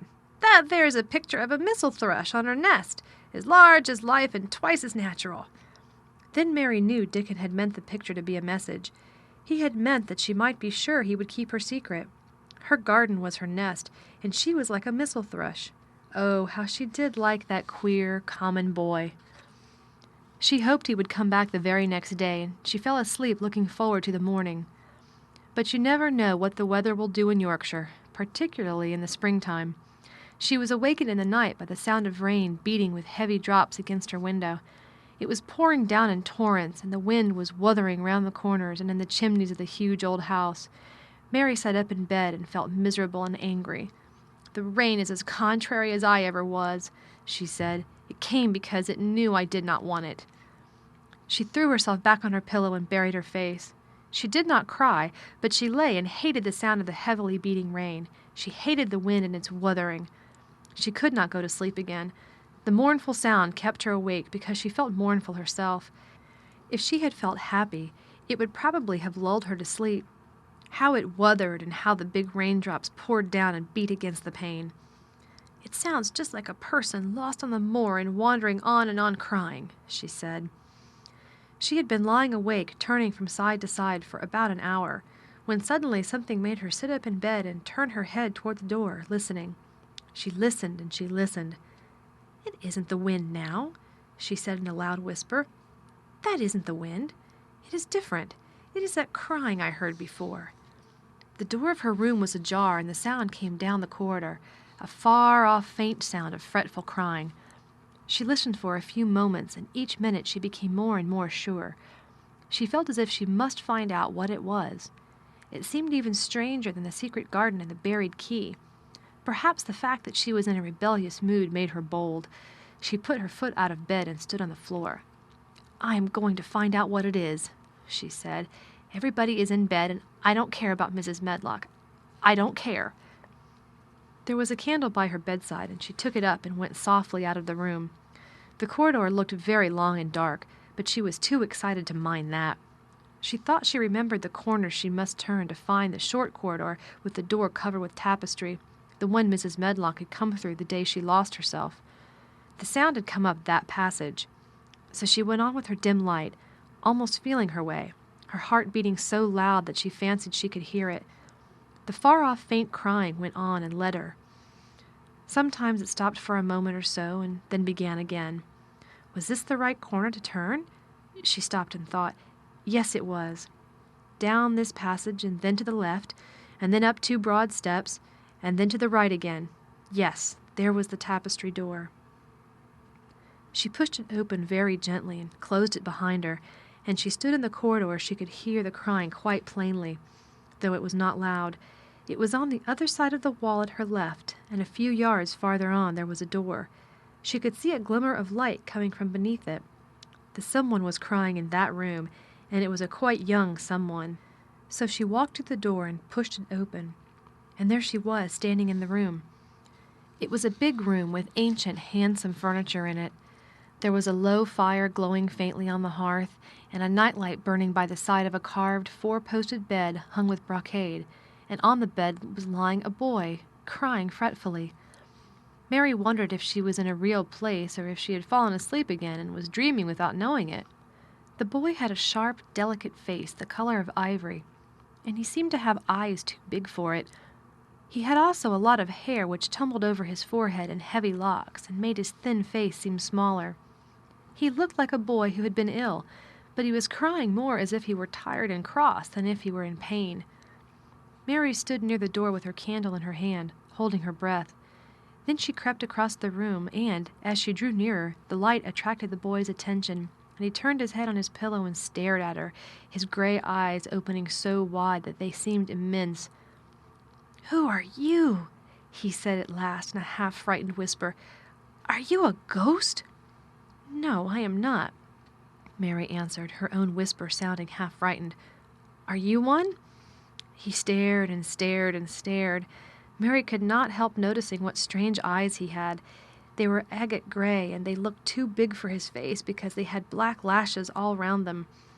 "No," he replied after waiting a moment or so. "I am Colin." "Who is Colin?" she faltered. "I am Colin Craven. Who are you?" "I am Mary Lennox. Mr. Craven is my uncle." "He is my father," said the boy. "Your father?" gasped Mary. "No one ever told me he had a boy. Why didn't they?" "Come here," he said, still keeping his strange eyes fixed on her with an anxious expression. She came close to the bed, and he put out his hand and touched her. "You are real, aren't you?" he said. "I have such real dreams very often. You might be one of them." Mary had slipped on a woolen wrapper before she left her room, and she put a piece of it between his fingers. "Rub that and see how thick and warm it is," she said. "I will pinch you a little if you like, to show you how real I am. For a minute I thought you might be a dream too." "Where did you come from?" he asked. "From my own room. The wind weathered so I couldn't go to sleep, and I heard someone crying and wanted to find out who it was. What were you crying for?" "Because I couldn't go to sleep either, and my head ached. Tell me your name again." "Mary Lennox. Did no one ever tell you I had come to live here?" He was still fingering the fold of her wrapper, but he began to look a little more as if he believed in her reality. "No," he answered. "They daren't." "Why?" asked Mary. "Because I should have been afraid you would see me. I won't let people see me and talk me over."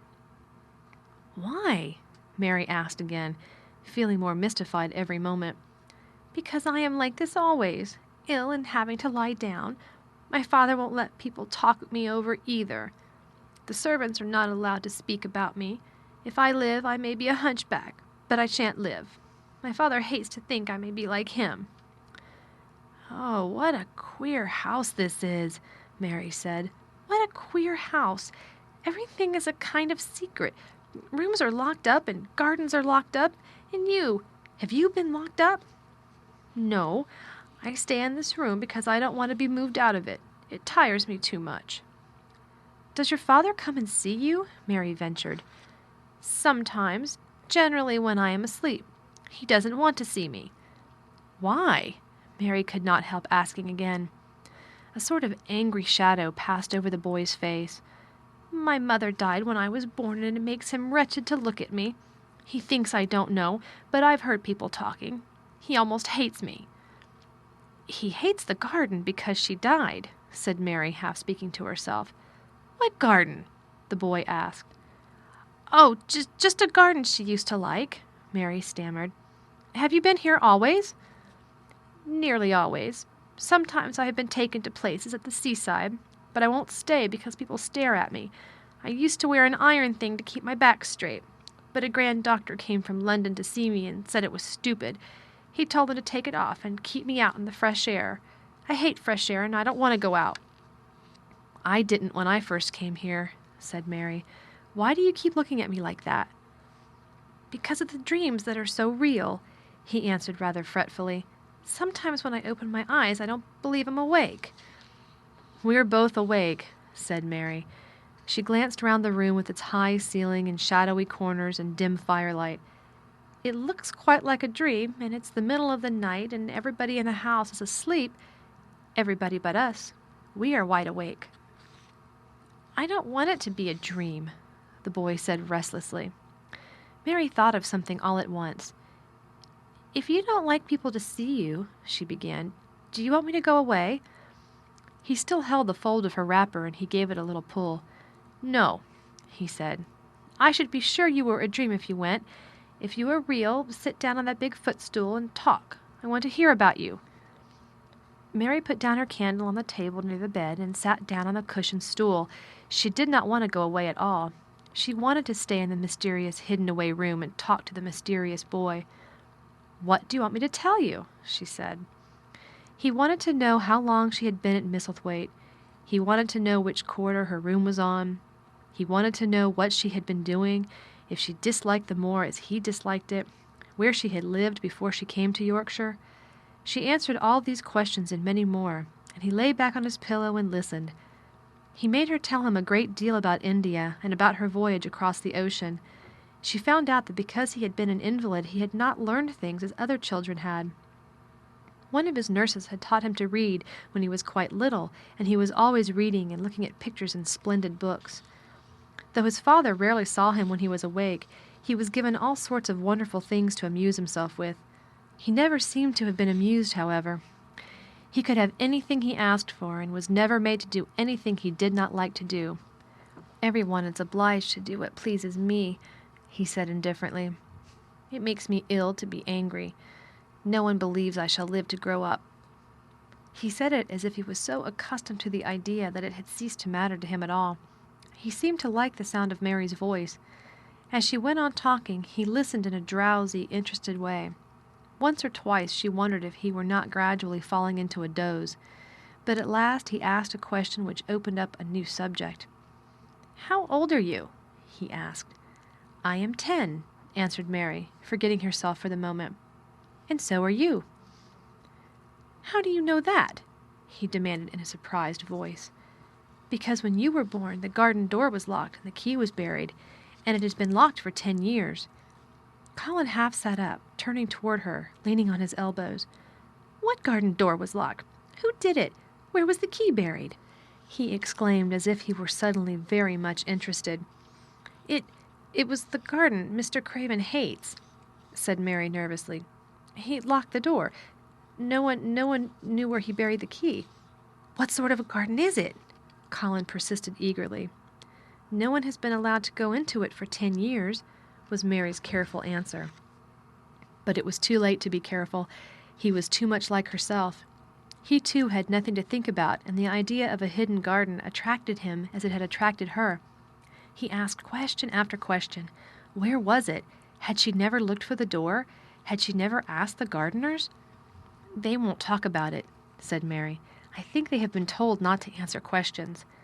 "I would make them," said Colin.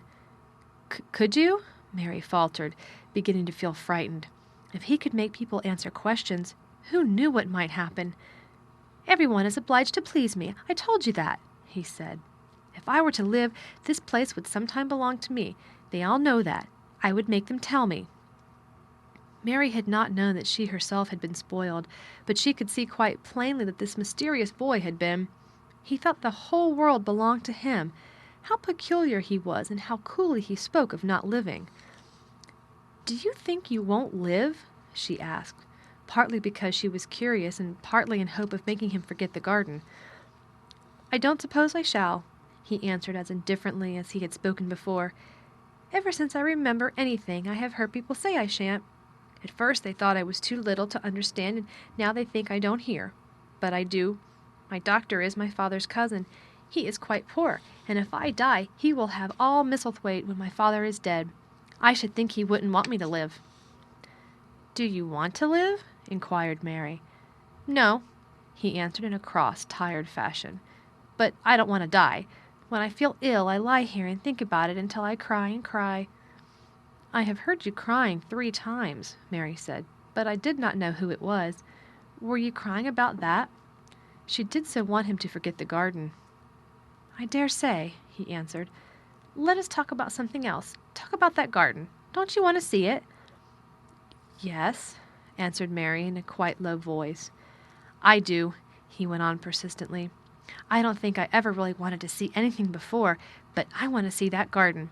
I want the key dug up. I want the door unlocked. I would let them take me there in my chair. That would be getting fresh air. I am going to make them open the door." He had become quite excited, and his strange eyes began to shine like stars and look more immense than ever. "They have to please me," he said. "I will make them take me there, and I will let you go too." Mary's hands clutched each other. Everything would be spoiled. Everything. Dickon would never come back. She would never again feel like a missel thrush with a safe hidden nest. "Oh, don't do that," she cried out. He stared as if he thought she had gone crazy. "Why?" he exclaimed. "You said you wanted to see it." "I do," she answered almost with a sob in her throat. "But if you make them open the door and take you in like that, it will never be a secret again." He leaned still farther forward. "A secret?" he said. "What do you mean? Tell me." Mary's words almost tumbled over one another. You see," she panted. "If no one knows but ourselves, if there was a door hidden somewhere under the ivy, if there was, and we could find it, and if we could slip through it together and shut it behind us, and no one knew anyone was inside, and we called it our garden and pretended that we were missel thrushes and it was our nest, and if we played there almost every day and dug and planted seeds and made it all come alive, is it dead?" he interrupted her. "It soon will be if no one cares for it," she went on. "The bulbs will live, but the roses—" He stopped her again, as excited as she was herself. "What are bulbs?" he put in quickly. "They are daffodils and lilies and snowdrops.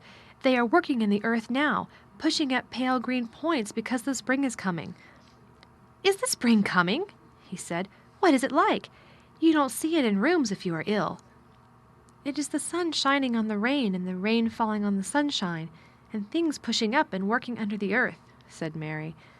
"If the garden was a secret and we could get into it, and we could watch the things grow bigger every day and see how many roses are alive, don't you see? Oh, don't you see how much nicer it would be if it was a secret?" He dropped back on his pillow and lay there with an odd expression on his face. "I never had a secret," he said, "except that one about not living to grow up. They don't know I know that, so it is sort of a secret. But I like this kind better." "If you won't make them take you to the garden," pleaded Mary, "perhaps, I feel almost sure I can find out how to get in sometime, and then, if the doctor wants you to go out in your chair, and if you can always do what you want to do, perhaps we might find some boy who would push you, and we could go alone, and it would always be a secret garden." "I should like that," he said very slowly, his eyes looking dreamy. "I should like that. I should not mind fresh air in a secret garden." Mary began to recover her breath and feel safer because the idea of keeping the secret seemed to please him. She felt almost sure that if she kept on talking and could make him see the garden in his mind, as she had seen it, he would like it so much that he could not bear to think that everybody might tramp into it when they chose. "I'll tell you what I think it would be like if we could go into it," she said. "It has been shut up so long, things have grown into a tangle, perhaps." He lay quite still and listened while she went on talking about the roses which might have clambered from tree to tree and hung down, about the many birds which might have built their nests there because it was so safe.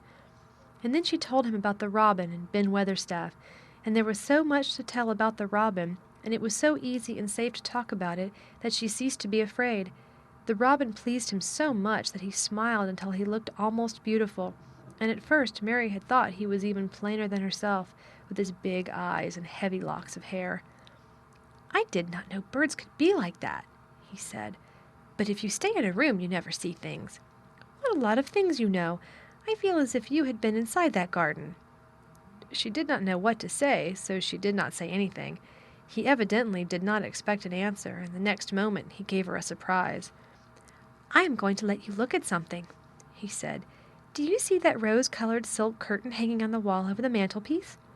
Mary had not noticed it before, but she looked up and saw it. It was a curtain of soft silk hanging over what seemed to be some picture. "Yes," she answered. "There is a cord hanging from it," said Colin. "Go and pull it." Mary got up, much mystified, and found the cord.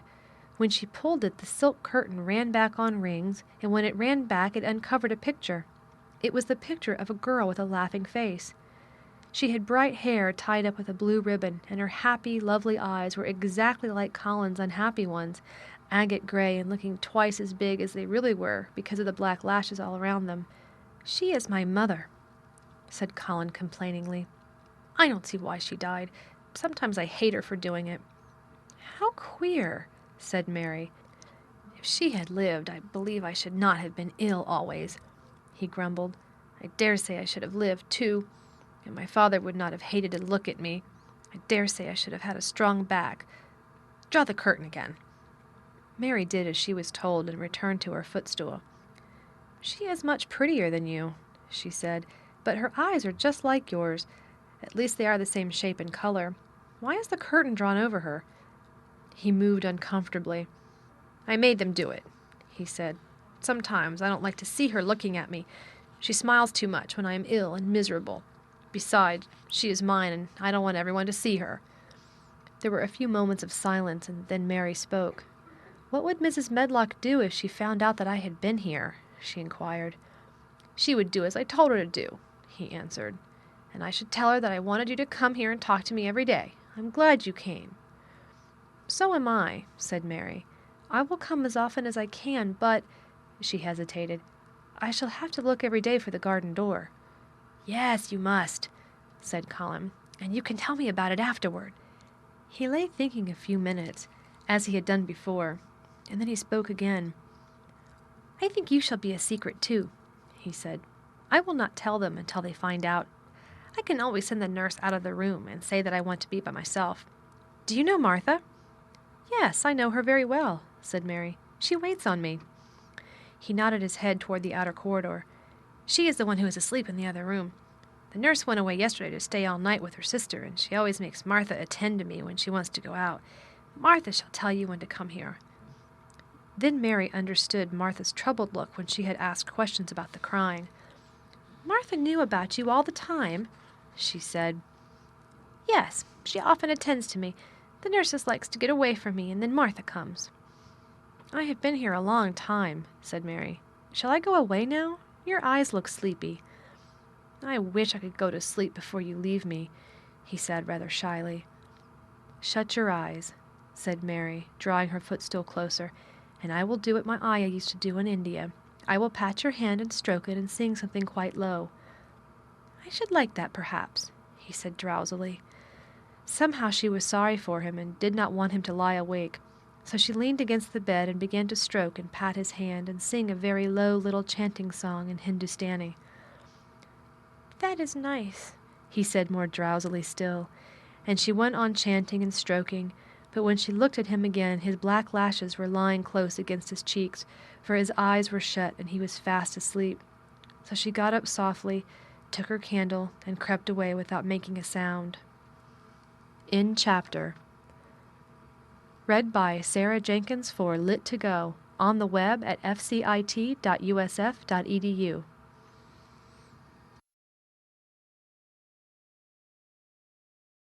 The Secret Garden by Frances Hodgson Burnett. Chapter 14. A Young Rajah. The moor was hidden in mist when the morning came, and the rain had not stopped pouring down. There could be no going out of doors. Martha was so busy that Mary had no opportunity of talking to her, but in the afternoon she asked her to come and sit with her in the nursery. She came bringing the stocking she was always knitting when she was doing nothing else. "What's the matter with thee?" she asked as soon as they sat down. "It looks as if they'd something to say." I have found out what the crying was," said Mary. Martha let her knitting drop on her knee and gazed at her with startled eyes. "Thou hasn't!" she exclaimed. "Never!" "I heard it in the night," Mary went on, and I got up and went to see where it came from. It was Colin. I found him." Martha's face became red with fright. Miss Mary," she said, half crying.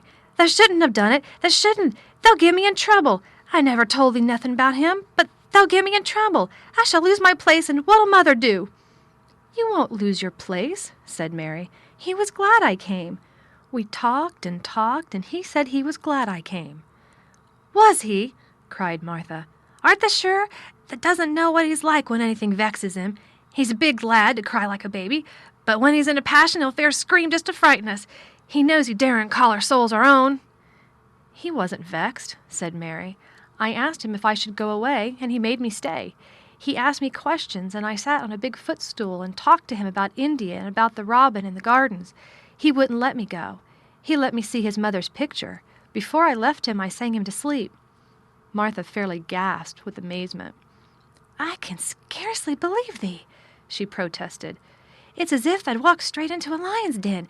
If he'd been like he is most times, he'd have thrown himself into one of his tantrums and roused the house. He won't let strangers look at him." "He let me look at him. I looked at him all the time, and he looked at me. We stared," said Mary. "I don't know what to do," cried agitated Martha. "If Mrs. Medlock finds out, she'll think I broke orders and told thee, and I shall be packed back to Mother." "He is not going to tell Mrs. Medlock anything about it yet. It's to be a sort of secret, just at first," said Mary firmly. "And he says everybody is obliged to do as he pleases." "That's true enough, the bad lad," sighed Martha, wiping her forehead with her apron.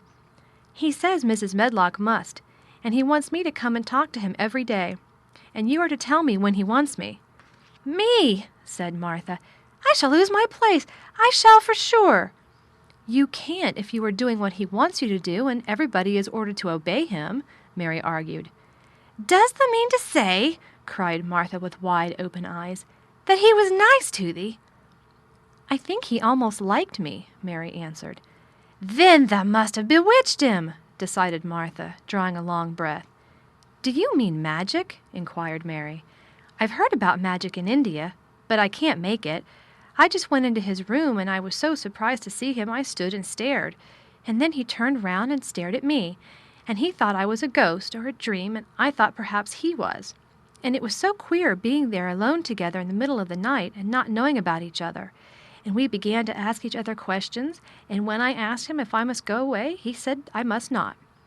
"The world's coming to an end," gasped Martha. "What is the matter with him?" asked Mary. "Nobody knows for sure and certain," said Martha. "Mr. Craven went off his head like when he was born. The doctors thought he'd have to be put in an asylum. It was because Mrs. Craven died, like I told you. He wouldn't set eyes on the baby. He just raved and said it'd be another hunchback like him and it'd better die." "Is Colin a hunchback?" Mary asked. "He didn't look like one." "He isn't yet," said Martha, "but he began all wrong. Mother said that there was enough trouble and raging in the house to set any child wrong. They was afraid his back was weak, and they always been talking about taking care of it, keeping him lying down and not letting him walk. Once they made him wear a brace, but he fretted so he was downright ill. Then a big doctor came to see him and made them take it off. He talked to the other doctor quite rough, in a polite way.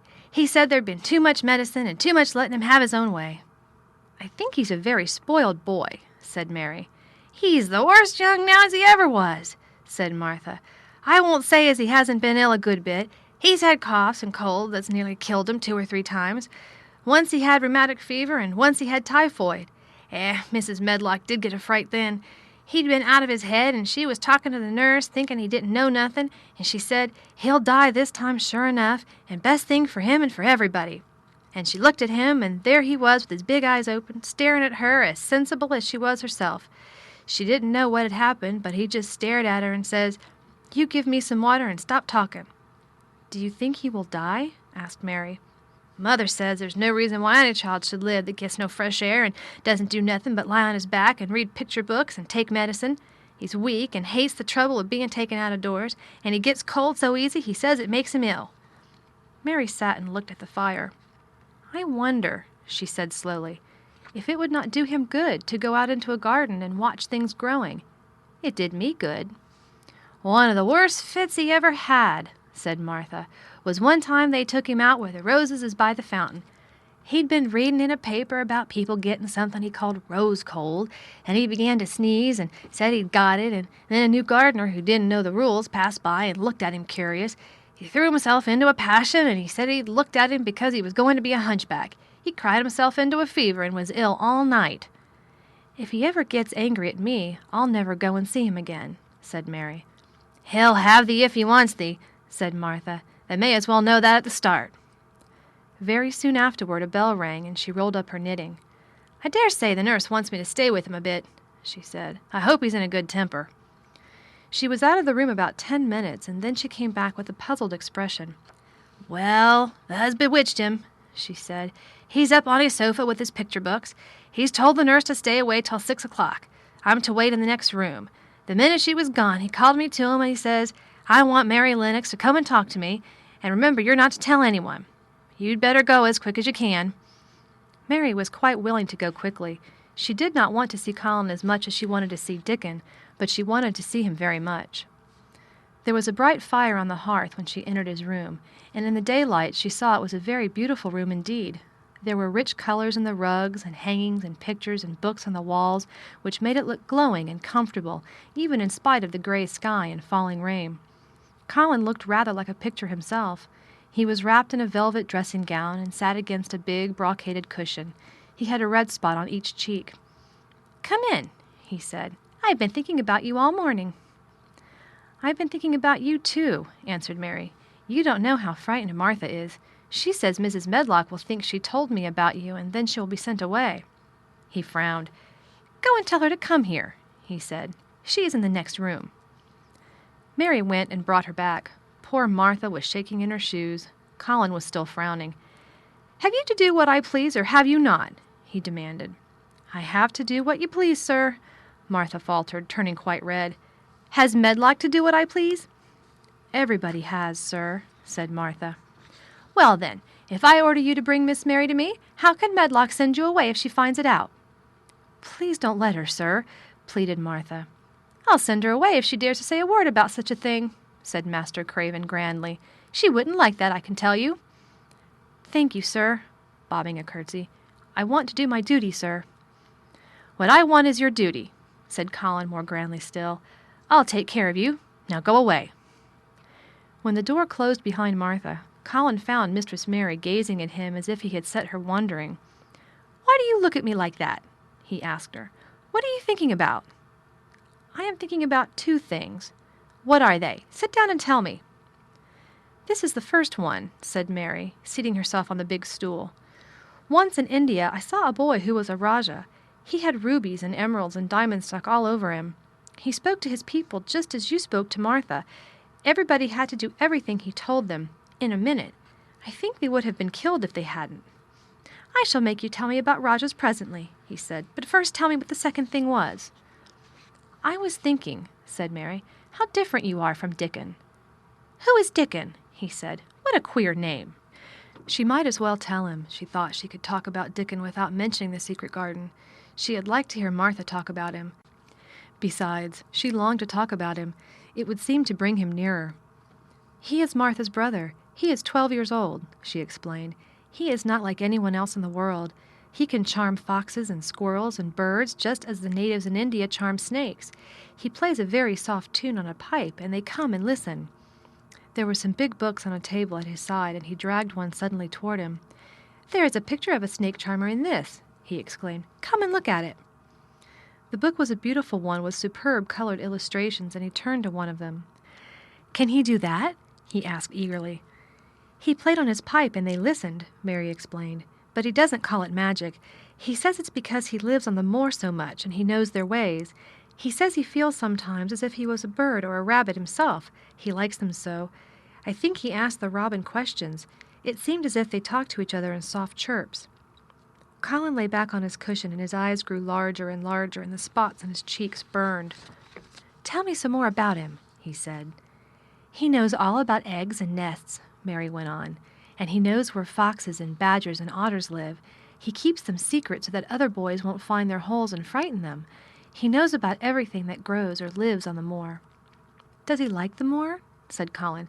How can he when it's such a great, bare, dreary place? "It's the most beautiful place," protested Mary.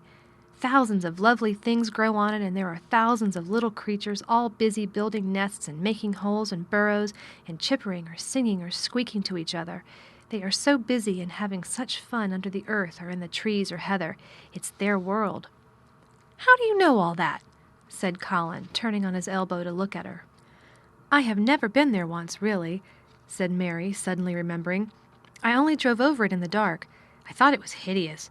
Martha told me about it first, and then Dickon. When Dickon talks about it, you feel as if you saw things and heard them, and as if you were standing in the heather with the sun shining and the gorse smelling like honey, and all full of bees and butterflies." "You never see anything if you are ill," said Colin restlessly. He looked like a person listening to a new sound in the distance and wondering what it was. "You can't if you stay in a room," said Mary.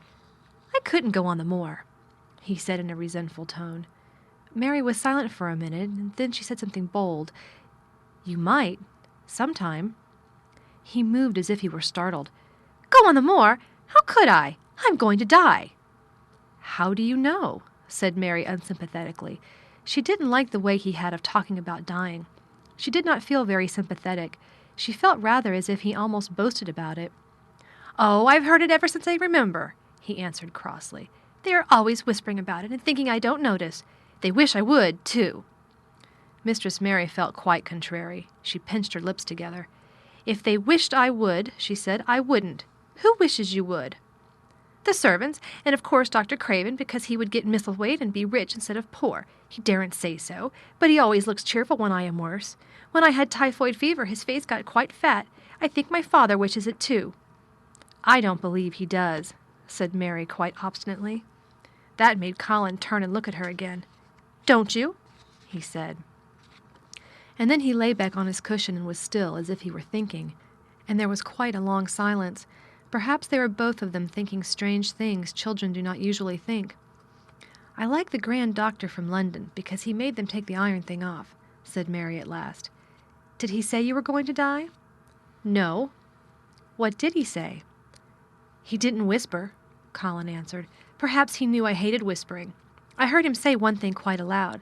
He said the lad might live if he would make up his mind to it. Put him in the humor.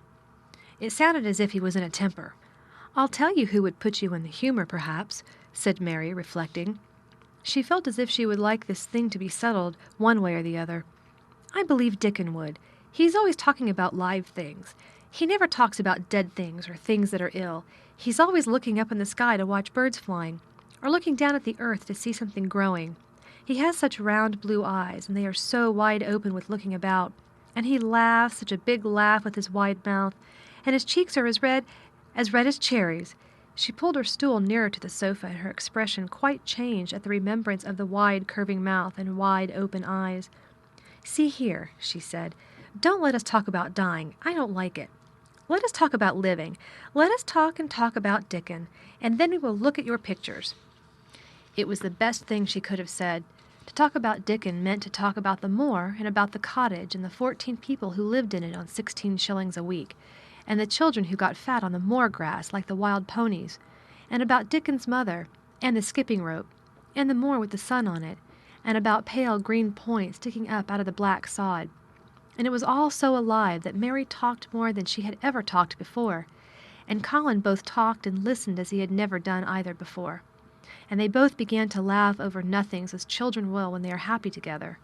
And they laughed so that in the end they were making as much noise as if they had been two ordinary, healthy, natural 10-year-old creatures, instead of a hard, little, unloving girl and a sickly boy who believed that he was going to die. They enjoyed themselves so much that they forgot the pictures and they forgot about the time. They had been laughing quite loudly over Ben Weatherstaff and his robin, and Colin was actually sitting up as if he had forgotten about his weak back, when he suddenly remembered something. "Do you know there is one thing we have never once thought of?" he said. "We are cousins." It seemed so queer that they had talked so much and never remembered this simple thing that they laughed more than ever, because they had got into the humor to laugh at anything. And in the midst of the fun, the door opened, and in walked Dr. Craven and Mrs. Medlock. Dr. Craven started in actual alarm, and Mrs. Medlock almost fell back because he had accidentally bumped against her. "Good Lord!" exclaimed poor Mrs. Medlock with her eyes almost starting out of her head. "Good Lord!" "What is this?" said Dr. Craven, coming forward. "What does it mean?" Then Mary was reminded of the boy Rajah again. Colin answered as if neither the doctor's alarm nor Mrs. Medlock's terror were of the slightest consequence. He was as little disturbed or frightened as if an elderly cat and dog had walked into the room. "This is my cousin, Mary Lennox," he said. "I asked her to come and talk to me. I like her. She must come and talk to me whenever I send for her." Dr. Craven turned reproachfully to Mrs. Medlock. "Oh, sir," she panted, "I don't know how it's happened. There's not a servant on the place that dare to talk. They all have their orders." "Nobody told her anything," said Colin. "She heard me crying and found me herself. I am glad she came. Don't be silly, Medlock." Mary saw that Dr. Craven did not look pleased, but it was quite plain that he dared not oppose his patient. He sat down by Colin and felt his pulse. "I'm afraid there's been too much excitement. Excitement is not good for you, my boy," he said. "I should be excited if she kept away," answered Colin, his eyes beginning to look dangerously sparkling. "I am better. She makes me better. The nurse must bring up her tea with mine. We will have tea together." Mrs. Medlock and Dr. Craven looked at each other in a troubled way, but there was evidently nothing to be done. "He does look rather better, sir," ventured Mrs. Medlock, "but," thinking the matter over, "he looked better this morning before she came into the room." "She came into the room last night. She stayed with me a long time. She sang a Hindustani song to me, and it made me go to sleep," said Colin. "I was better when I wakened up. I wanted my breakfast. I want my tea now. Tell nurse, Medlock." Dr. Craven did not stay very long. He talked to the nurse for a few minutes when she came into the room and said a few words of warning to Colin. He must not talk too much.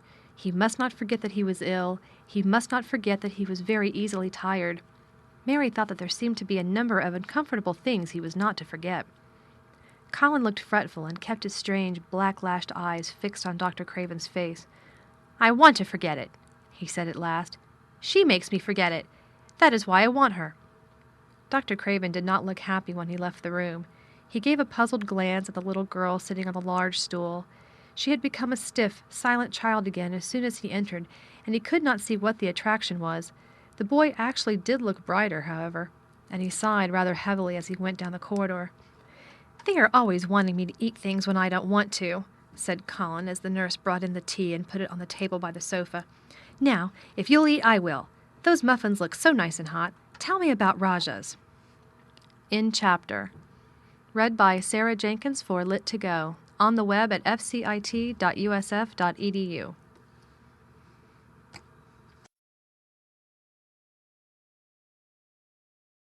The Secret Garden by Frances Hodgson Burnett. Chapter 15. Nest Building. After another week of rain, the high arch of blue sky appeared again, and the sun which poured down was quite hot. Though there had been no chance to see either the secret garden or Dickon, Mistress Mary had enjoyed herself very much. The week had not seemed long. She had spent hours of every day with Colin in his room, talking about Rajahs or gardens or Dickon and the cottage on the moor. They had looked at the splendid books and pictures, and sometimes Mary had read things to Colin, and sometimes he had read a little to her. When he was amused and interested, she thought he scarcely looked like an invalid at all, except that his face was so colorless and he was always on the sofa. "You are a sly young one to listen and get out of your bed to go following things up like you did that night," Mrs. Medlock said once. "But there's no saying it's not been a sort of blessing to the lot of us.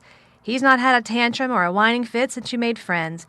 The nurse was just going to give up the case because she was so sick of him, but she says she doesn't mind staying now you've gone on duty with her," laughing a little.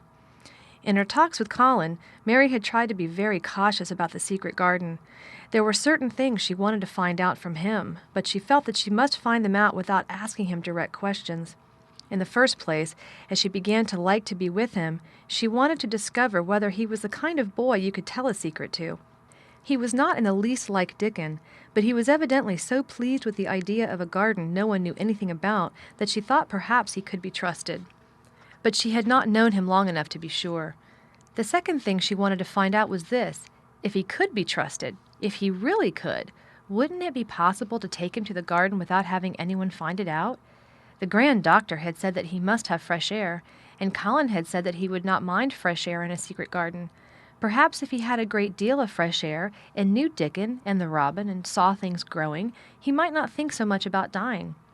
Mary had seen herself in the glass sometimes lately when she had realized that she looked quite a different creature from the child she had seen when she arrived from India. This child looked nicer. Even Martha had seen a change in her. "The air from the moor has done thee good already," she had said. "Thou'rt not so yeller, and thou not so scrawny. Even the hair doesn't slamp down on the head so flat. It's got some life in it, so it sticks out a bit." "It's like me," said Mary. "It's growing stronger and fatter. I'm sure there's more of it." "It looks it for sure," said Martha, ruffling it up a little round her face. "Thou'rt not half so ugly when it's that way, and there's a bit of red in the cheeks." If gardens and fresh air had been good for her, perhaps they would be good for Colin. But then, if he hated people to look at him, perhaps he would not like to see Dickon. "Why does it make you angry when you are looked at?" she inquired one day. "I always hated it," he answered, "even when I was very little. That's when they took me to the seaside, and I used to lie in my carriage. Everybody used to stare, and ladies would stop and talk to my nurse, and then they would begin to whisper, and I knew that they were saying I shouldn't live to grow up. Then sometimes the ladies would pat my cheeks and say, 'Poor child.' Once when a lady did that, I screamed out loud and bit her hand. She was so frightened she ran away." "She thought you had gone mad like a dog," said Mary, not at all admiringly. "I don't care what she thought," said Colin, frowning. "I wonder why you didn't scream and bite me when I came into your room," said Mary. Then she began to smile slowly. "I thought you were a ghost or a dream," he said. "You can't bite a ghost or a dream, and if you scream, they don't care." "Would you hate it if a boy looked at you?" Mary asked uncertainly. He lay back on his cushion and paused thoughtfully. "There's one boy," he said quite slowly, as if he were thinking over every word. "There's one boy I believe I shouldn't mind. It's that boy who knows where the foxes live, Dickon." "I'm sure you wouldn't mind him," said Mary. "The birds don't, and other animals," he said, still thinking it over. "Perhaps that's why I shouldn't. He's a sort of animal charmer, and I am a boy animal." Then he laughed, and she laughed too. In fact, it ended in their both laughing a great deal and finding the idea of a boy animal hiding in his hole very funny indeed. What Mary felt afterward was that she need not fear about Dickon. On that first morning when the sky was blue again, Mary wakened very early.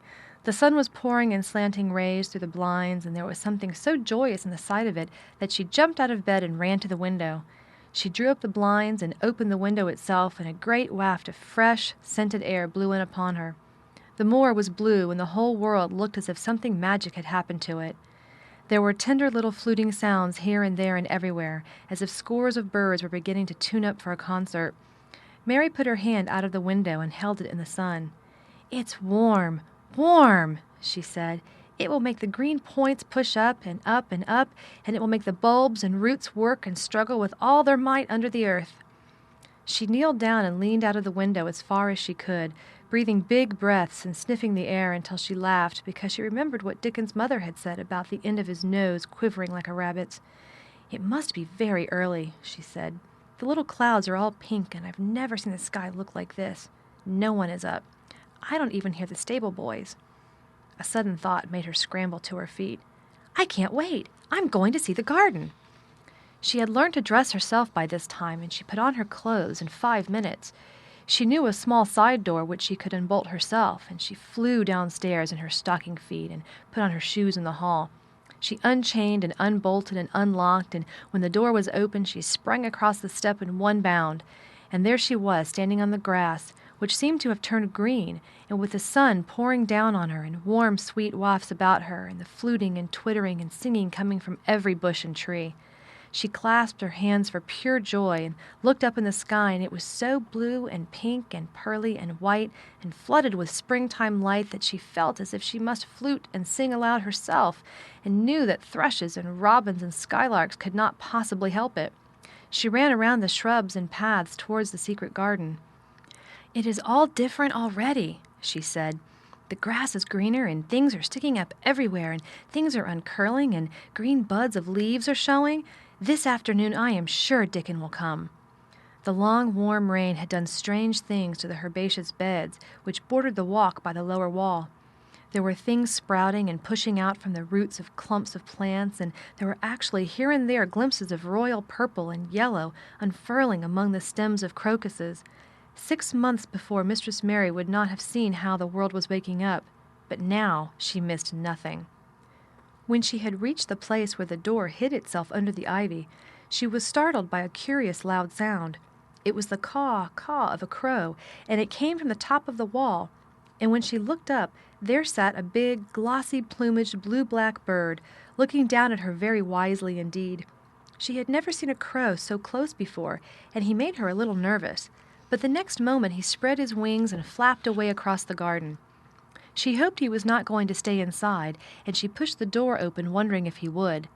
When she got fairly into the garden, she saw that he probably did intend to stay, because he had alighted on a dwarf apple tree, and under the apple tree was lying a little reddish animal with a bushy tail, and both of them were watching the stooping body and rust-red head of Dickon, who was kneeling on the grass, working hard.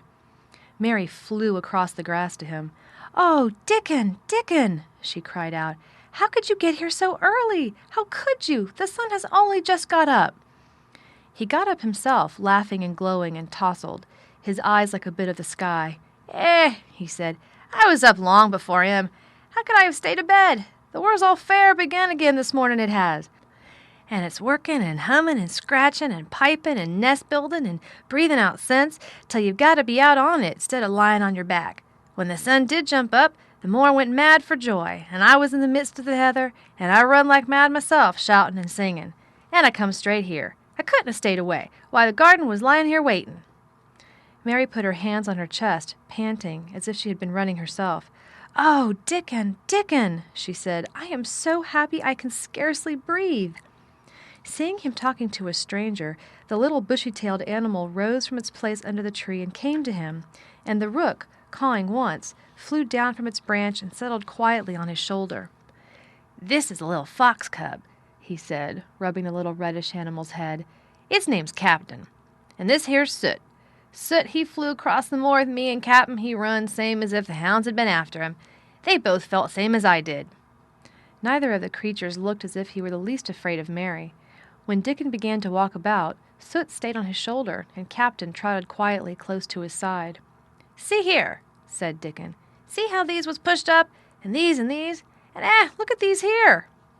He threw himself upon his knees, and Mary went down beside him. They had come upon a whole clump of crocuses burst into purple and orange and gold. Mary bent her face down and kissed them. "You never kiss a person in that way," she said when she lifted her head. "Flowers are so different." He looked puzzled, but smiled. He said, "I've kissed my mother many a time that way when I come in from the moor after a day's roaming, and she stood there at the door in the sun looking so glad and comfortable." They ran from one part of the garden to another and found so many wonders that they were obliged to remind themselves that they must whisper or speak low. He showed her swelling leaf buds on rose branches which had seemed dead. He showed her 10,000 new green points pushing through the mold. They put their eager young noses close to the earth and sniffed its warm springtime breathing. They dug and pulled and laughed low with rapture until Mistress Mary's hair was as tumbled as Dickon's, and her cheeks were almost as poppy red as his. There was every joy on earth in the secret garden that morning, and in the midst of them came a delight more delightful than all, because it was more wonderful. Swiftly something flew across the wall and darted through the trees to a close-grown corner, and a little flare of red-breasted bird with something hanging from its beak. Dickon stood quite still and put his hand on Mary, almost as if they had suddenly found themselves laughing in a church. "We mun not stir," he whispered in broad Yorkshire. "We mun not scarce breathe. I knowed he was mate hunting when I seed him last. It's Ben Weatherstaff's robin. He's building his nest. He'll stay here if us don't fight him." They settled down softly upon the grass and sat there without moving. "Us mustn't seem as if us watching him too close," said Dickon. "He'd be out with us for good if he got the notion we was interfering now. He'll be a good bit different till all this is over. He's setting up housekeeping. He'll be shyer and readier to take things ill. He's got no time for visiting and gossiping. Us must keep still a bit and try to look as if we was grass and trees and bushes. Then when he's got used to seeing us, I'll chirp a bit, and he'll nose us and not be in his way." Mistress Mary was not at all sure that she knew, as Dickon seemed to, how to try to look like grass and trees and bushes, But he had said the queer thing as if it were the simplest and most natural thing in the world, and she felt it must be quite easy to him. And indeed, she watched him for a few minutes carefully, wondering if it was possible for him to quietly turn green and put out branches and leaves. But he only sat wonderfully still, and when he spoke, dropped his voice to such a softness that it was curious that she could hear him, but she could. "It's part of the springtime, this nest building is," he said. "I warrant it's been going on the same way every year since the world was begun. They've got their way of thinking and doing things, and a body had better not meddle. You can lose a friend in springtime easier than any other season if you're too curious." "If we talk about him, I can't help looking at him," Mary said as softly as possible. "We must talk of something else. There is something I want to tell you." "He'll like it better if us talks of something else," said Dickon. "What is it that's got to tell me?" "Well, do you know about Colin?" she whispered. He turned his head to look at her. "What does thou know about him?" he asked. "I've seen him. I have been to talk to him every day this week. He wants me to come. He says I'm making him forget about being ill and dying," answered Mary. Dickon looked actually relieved as soon as the surprise died away from his round face. "I'm glad of that," he exclaimed. "I'm right down glad. It makes me easier.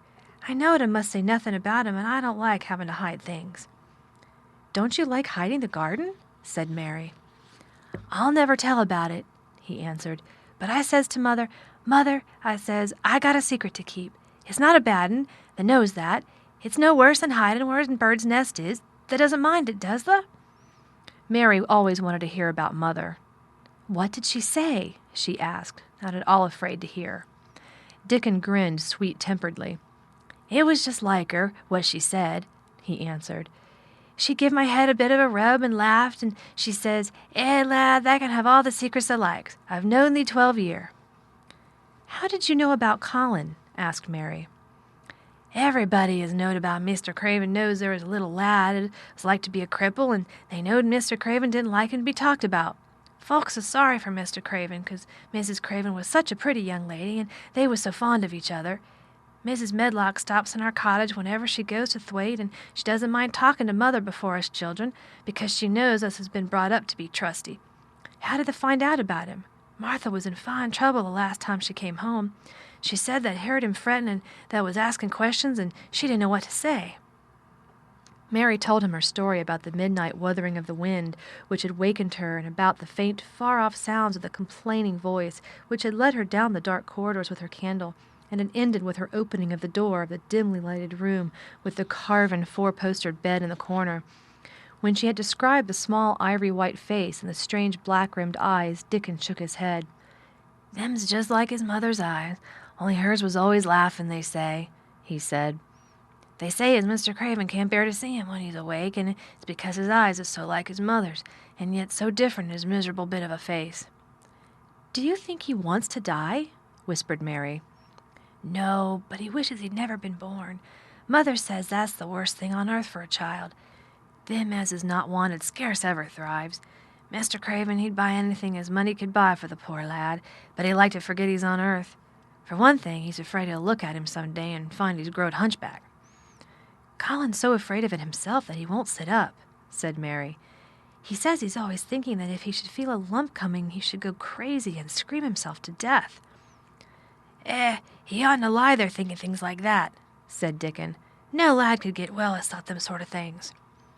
The fox was lying on the grass close by him, looking up to ask for a pat now and then, and Dickon bent down and rubbed his neck softly and thought a few moments in silence. Presently he lifted his head and looked around the garden. "When we first got in here," he said, "it seemed like everything was gray. Look round now and tell me if it doesn't see a difference." Mary looked and caught her breath a little. "Why," she cried, "the gray wall is changing. It's as if a green mist were creeping over it.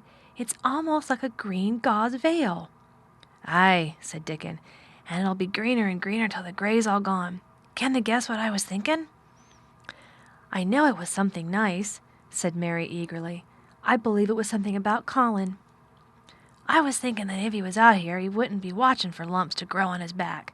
He'd be watching for buds to break out of the rose bushes, and he'd likely be healthier," explained Dickon. I was wondering if us could ever get him in the humor to come out here and lie under the trees in his carriage."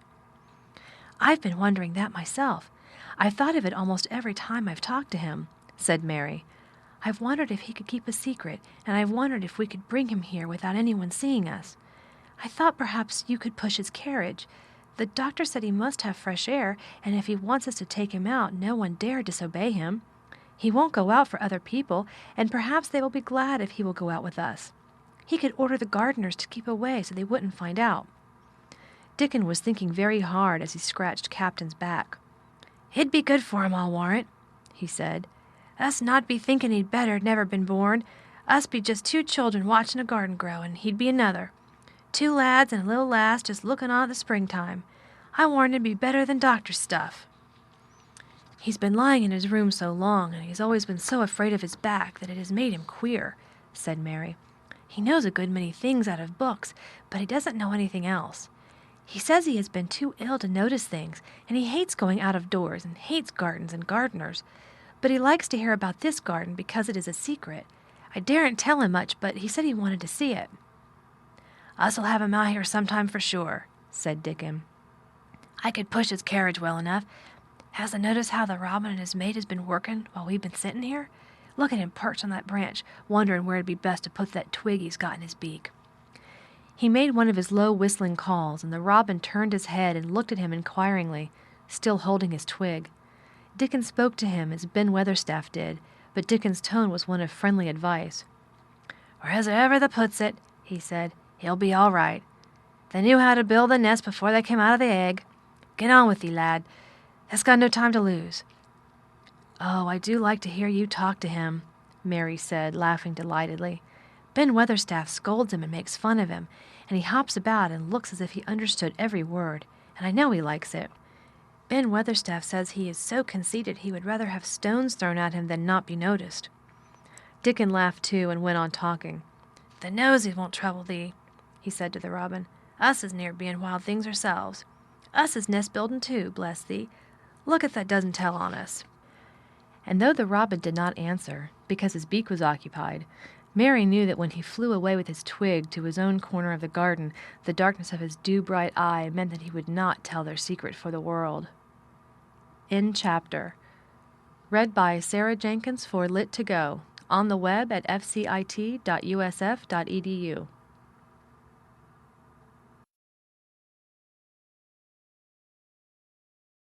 The Secret Garden by Frances Hodgson Burnett. Chapter 16. "I won't," said Mary. They found a great deal to do that morning, and Mary was late in returning to the house, and was also in such a hurry to get back to her work that she quite forgot Colin until the last moment. "Tell Colin that I can't come and see him yet," she said to Martha. "I'm very busy in the garden." Martha looked rather frightened. Miss Mary," she said, "it may put him all out of humor when I tell him that."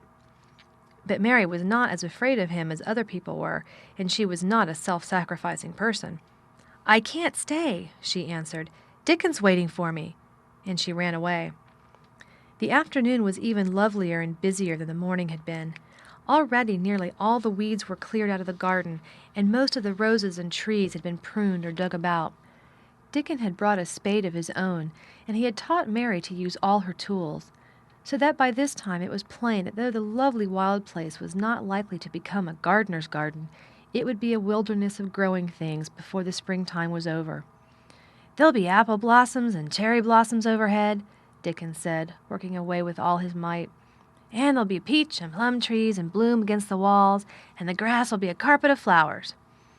The little fox and the rook were as happy and busy as they were, and the robin and his mate flew backward and forward like tiny streaks of lightning.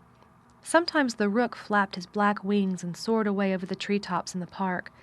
Each time he came back and perched near Dickon and cawed several times as if he were relating his adventures, and Dickon talked to him just as he had talked to the robin.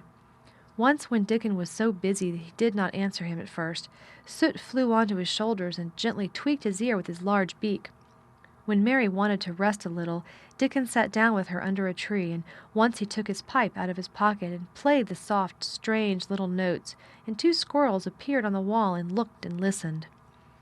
"That's a good bit stronger than there was," Dickon said, looking at her as she was digging. "That's beginning to look different, for sure." Mary was glowing with exercise and good spirits. "I'm getting fatter and fatter every day," she said quite exultantly. "Mrs. Medlock will have to get me some bigger dresses. Martha says my hair is growing thicker. It isn't so flat and stringy." The sun was beginning to set and sending deep gold-colored rays slanting under the trees when they parted. "It'll be fine tomorrow," said Dickon. "I'll be at work by sunrise." "So will I," said Mary. She ran back to the house as quickly as her feet would carry her. She wanted to tell Colin about Dickon's fox cub and the rook and about what the springtime had been doing. She felt sure he would like to hear. So it was not very pleasant when she opened the door of her room to see Martha standing waiting for her with a doleful face. "What is the matter?" she asked. "What did Colin say when you told him I couldn't come?" Said Martha. "I wish they'd gone. He was not going into one of his tantrums. There's been a nice to-do all afternoon to keep him quiet. He would watch the clock all the time." Mary's lips pinched themselves together.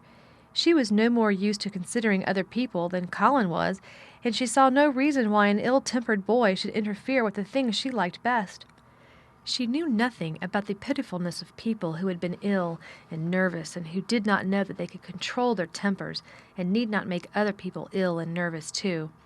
When she had had a headache in India, she had done her best to see that everybody else also had a headache or something quite as bad. And she felt she was quite right, but of course now she felt that Colin was quite wrong. He was not on his sofa when she went into his room. He was lying flat on his back in bed, and he did not turn his head toward her as she came in.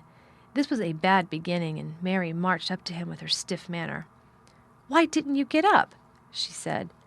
"I did get up this morning when I thought you were coming," he answered, without looking at her. "I made them put me back in bed this afternoon. My back ached and my head ached and I was tired. Why didn't you come?"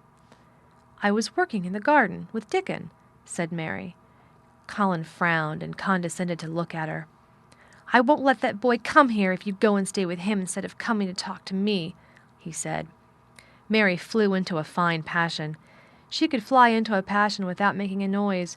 She just grew sour and obstinate and did not care what happened.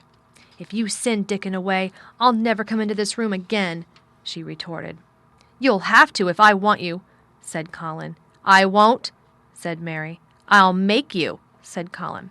"They shall drag you in." "Shall they, Mr. Rajah?" said Mary fiercely. "They may drag me in, but they can't make me talk when they get me here. I'll sit and clench my teeth and never tell you one thing. I won't even look at you. I'll stare at the floor." They were a nice, agreeable pair as they glared at each other. If they had been two little street boys, they would have sprung at each other and had a rough-and-tumble fight. As it was, they did the next thing to it. "You are a selfish thing," cried Colin. "What are you?" said Mary. "Selfish people always say that. Anyone is selfish who doesn't do what they want. You're more selfish than I am. You're the most selfish boy I ever saw." "I'm not," snapped Colin. "I'm not as selfish as your fine Dickon is. He keeps you playing in the dirt when he knows I am all by myself. He's selfish, if you like." Mary's eyes flashed fire. "He's nicer than any other boy that ever lived," she said. He's like an angel." It might sound rather silly to say, but she did not care. "A nice angel," Colin sneered ferociously. "He's a common cottage boy off the moor." "He's better than a common Rajah," retorted Mary. "He's 1,000 times better." Because she was the stronger of the two, she was beginning to get the better of him. The truth was that he had never had a fight with anyone like himself in his life, and upon the whole, it was rather good for him, though neither he nor Mary knew anything about that. He turned his head on his pillow and shut his eyes, and a big tear was squeezed out and ran down his cheek. He was beginning to feel pathetic and sorry for himself, not for anyone else. "I'm not as selfish as you, because I'm always ill, and I'm sure there is a lump coming on my back," he said, "and I'm going to die besides." "You're not," contradicted Mary unsympathetically. He opened his eyes quite wide with indignation. He had never heard such a thing said before. He was at once furious and slightly pleased, if a person could be both at one time. "I'm not," he cried. "I am. You know I am. Everybody says so." "I don't believe it," said Mary sourly. "You just say that to make people sorry. I believe you're proud of it. I don't believe it. If you were a nice boy, it might be true, but you're too nasty." In spite of his invalid back, Colin sat up in bed in quite a healthy rage. "Get out of the room!" he shouted, and he caught hold of his pillow and threw it at her. He was not strong enough to throw it far, and it only fell at her feet, but Mary's face looked as pinched as a nutcracker. "I'm going," she said, "and I won't come back." She walked to the door, and when she reached it, she turned round and spoke again. "I was going to tell you all sorts of nice things," she said. "Dickon brought his fox and his rook, and I was going to tell you all about them. Now I won't tell you a single thing." She marched out of the door and closed it behind her, and there, to her great astonishment, she found the trained nurse standing as if she had been listening, and more amazing still, she was laughing. She was a big, handsome young woman who ought not to have been a trained nurse at all, as she could not bear invalids, and she was always making excuses to leave Colin to Martha or to anyone else who would take her place. Mary had never liked her, and she simply stood and gazed up at her as she stood giggling into her handkerchief. "What are you laughing at?" she asked her. "At you two young ones," said the nurse. "It's the best thing that could happen to this sickly, pampered thing to have someone stand up to him that's as spoiled as himself." And she laughed into her handkerchief again. "If he'd had a young vixen of a sister to fight with, it would have been the saving of him." "Is he going to die?" "I don't know, and I don't care," said the nurse. "Hysterics and temper are half what ails him." "What are hysterics?" asked Mary. "You'll find out if you work him into a tantrum after this. But at any rate, you've given him something to have hysterics about, and I'm glad of it." Mary went back to her room, not feeling at all as she had felt when she had come in from the garden. She was cross and disappointed, but not at all sorry for Colin. She had looked forward to telling him a great many things, and she had meant to try to make up her mind whether it would be safe to trust him with the great secret. She had been beginning to think it would be, but now she had changed her mind entirely. She would never tell him, and he could stay in his room and never get any fresh air and die if he liked. It would serve him right. She felt so sour and unrelenting that for a few minutes she almost forgot about Dickon and the green veil creeping over the world and the soft wind blowing down from the moor. Martha was waiting for her, and the trouble in her face had been temporarily replaced by interest and curiosity. There was a wooden box on the table, and its cover had been removed and revealed that it was full of neat packages. "Mr. Craven sent it to you," said Martha. "It looks as if he had picture books in it." Mary remembered what he had asked her the day she had gone to his room. "Do you want anything? Dolls, toys, books?" She opened the package wondering if he had sent a doll, and also wondering what she should do with it if he had. But he had not sent one. There were several beautiful books, such as Colin had, and 2 of them were about gardens and were full of pictures. There were 2 or 3 games, and there was a beautiful little writing case with a gold monogram on it and a gold pen and inkstand.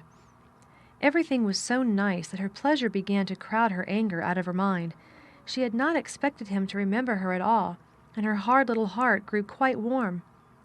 "I can write better than I can print," she said, "and the first thing I shall write with that pen will be a letter to tell him how much I am obliged." If she had been friends with Colin, she would have run to show him her presents at once, and they would have looked at the pictures and read some of the gardening books, and perhaps tried playing the games. And he would have enjoyed himself so much, he would never once have thought he was going to die, or have put his hand on his spine to see if there was a lump coming. He had a way of doing that which she could not bear. It gave her an uncomfortable, frightened feeling, because he always looked so frightened himself. He said that if he felt even quite a little lump some day, he should know his hunch had begun to grow. Something he had heard Mrs. Medlock whispering to the nurse had given him the idea, and he had thought it over in secret until it was quite firmly fixed in his mind. Mrs. Medlock had said his father's back had begun to show its crookedness in that way when he was a child.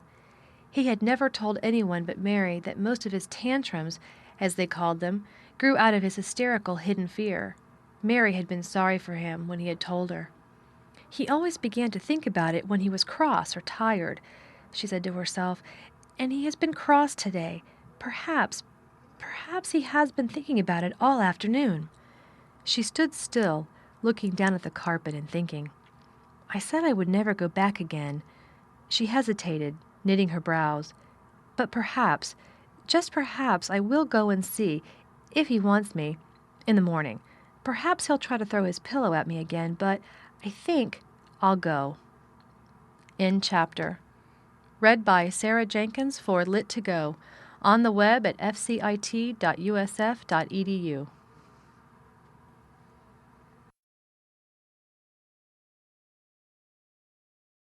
The Secret Garden by Frances Hodgson Burnett. Chapter 17. A Tantrum. She had got up very early in the morning and had worked hard in the garden, and she was tired and sleepy. So as soon as Martha had brought her supper and she had eaten it, she was glad to go to bed. As she laid her head on the pillow, she murmured to herself, "I'll go out before breakfast and work with Dickon, and then afterward, I believe, I'll go to see him." She thought it was the middle of the night when she was awakened by such dreadful sounds that she jumped out of bed in an instant. What was it? What was it? The next minute she felt quite sure she knew. Doors were opened and shut, and there were hurrying feet in the corridors, and someone was crying and screaming at the same time, screaming and crying in a horrible way. "It's Colin," she said. "He's having one of those tantrums the nurse called hysterics. How awful it sounds." As she listened to the sobbing screams, she did not wonder that people were so frightened that they gave him his own way in everything, rather than hear them. She put her hands over her ears and felt sick and shivering. "I don't know what to do. I don't know what to do," she kept saying. "I can't bear it." Once she wondered if he would stop if she dared to go to him, and then she remembered how he had driven her out of the room, and thought that perhaps the sight of her might make him worse. Even when she pressed her hands more tightly over her ears, she could not keep the awful sounds out. She hated them so, and was so terrified by them, that suddenly they began to make her angry, and she felt as if she should like to fly into a tantrum herself, and frighten him as he was frightening her. She was not used to anyone's tempers but her own. She took her hands from her ears and sprang up and stamped her foot. "He ought to be stopped. Somebody ought to make him stop. Somebody ought to beat him," she cried out. Just then she heard feet almost running down the corridor, and her door opened and the nurse came in. She was not laughing now by any means. She even looked rather pale. "He's worked himself into hysterics," she said in a great hurry. "He'll do himself harm. No one can do anything with him. You come and try, like a good child. He likes you." "He turned me out of the room this morning," said Mary, stamping her foot with excitement. The stamp rather pleased the nurse. The truth was that she had been afraid she might find Mary crying and hiding her head under the bedclothes. "That's right," she said. "You're in the right humor. You go and scold him. Give him something new to think of. Do go, child, as quick as ever you can." It was not until afterward that Mary realized that the thing had been funny as well as dreadful, that it was funny that all the grown-up people were so frightened that they came to a little girl just because they guessed she was almost as bad as Colin himself. She flew along the corridor, and the nearer she got to the screams, the higher her temper mounted. She felt quite wicked by the time she reached the door. She slapped it open with her hand and ran across the room to the four-posted bed. "You stop!" she almost shouted.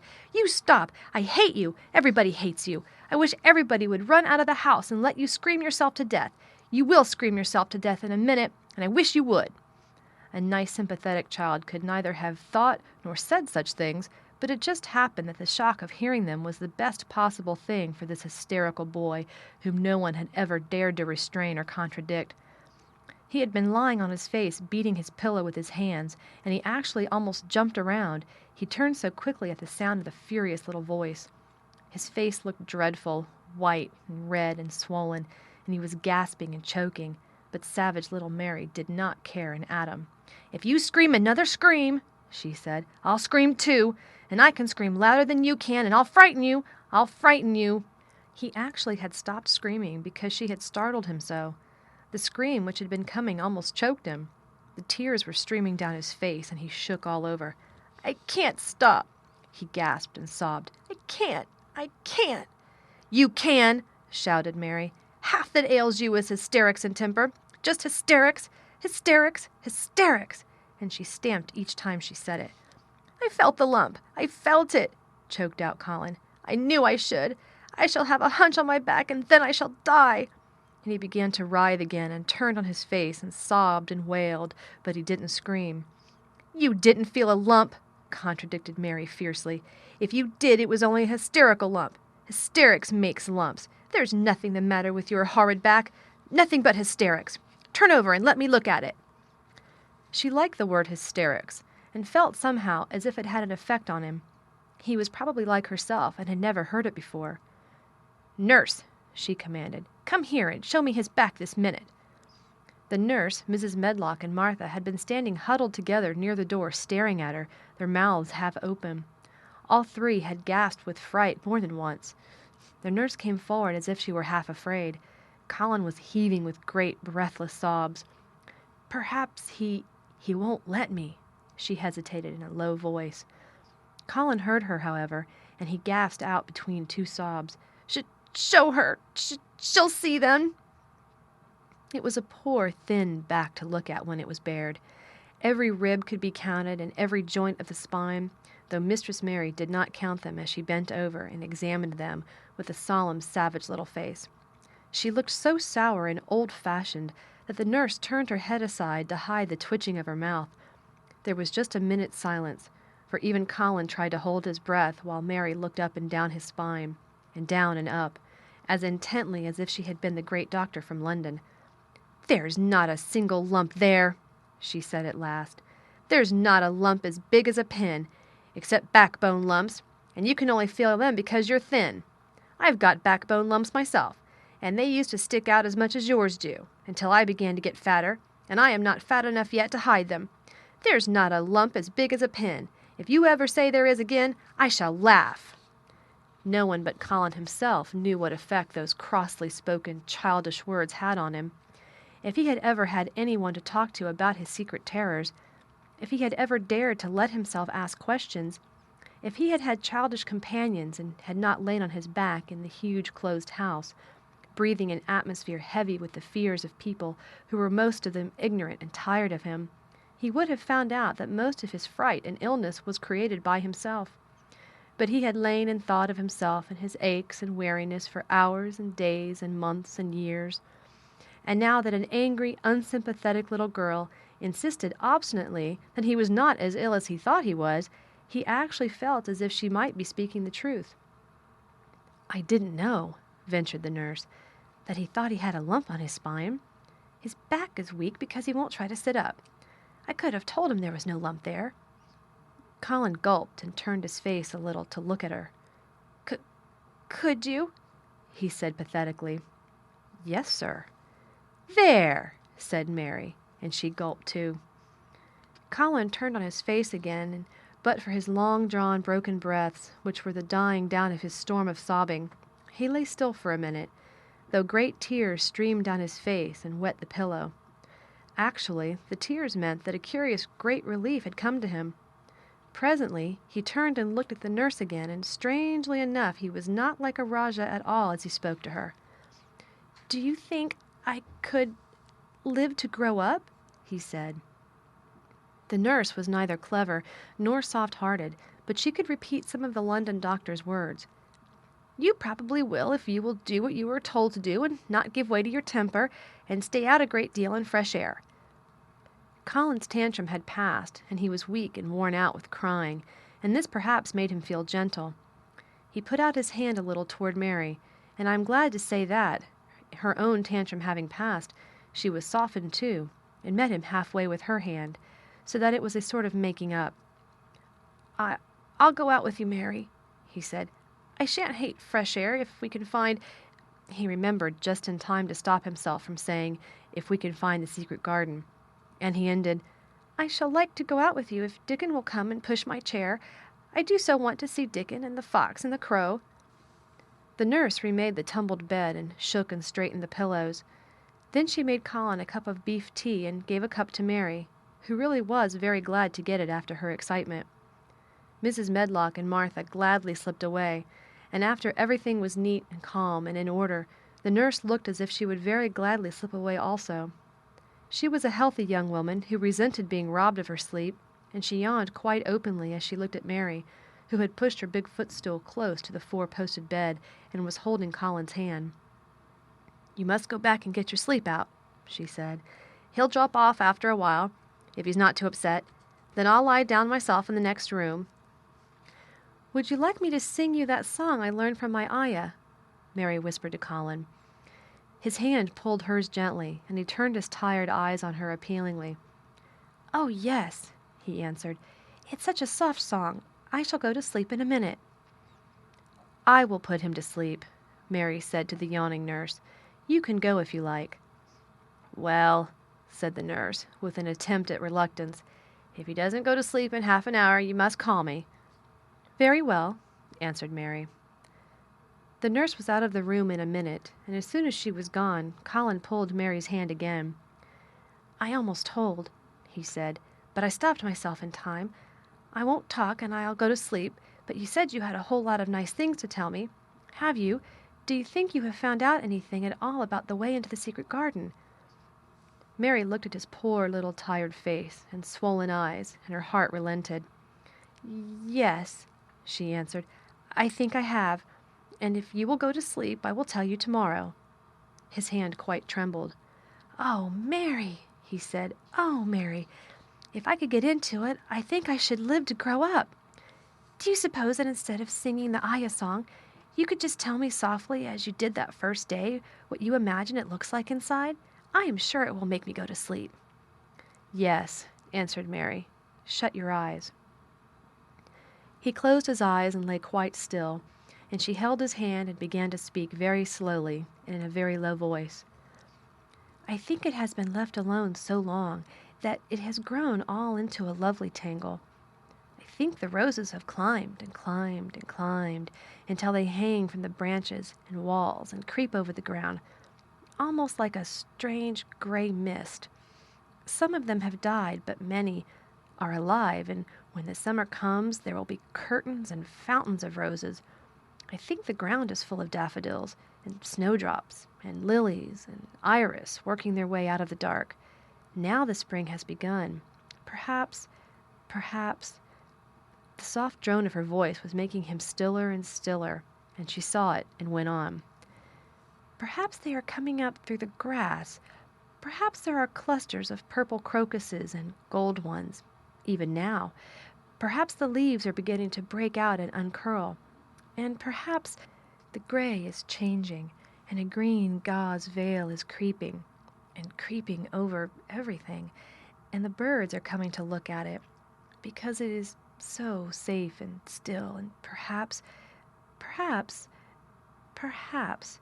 very softly and slowly indeed, the robin has found a mate and is building a nest." And Colin was asleep. End chapter. Read by Sarah Jenkins for Lit2Go, on the web at fcit.usf.edu.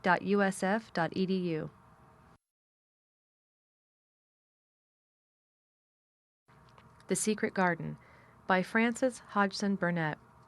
Chapter 18. The Munna Waste No Time. Of course Mary did not wake in early the next morning. She slept late because she was tired, and when Martha brought her breakfast, she told her that, though. Colin was quite quiet.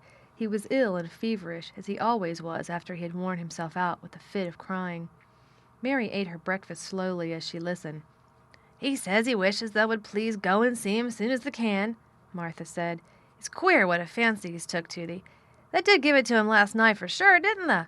Nobody else would have dared to do it. Poor lad. He's been spoiled till salt won't save him. Mother says as the two worst things as can happen to a child is never to have his own way, or always to have it.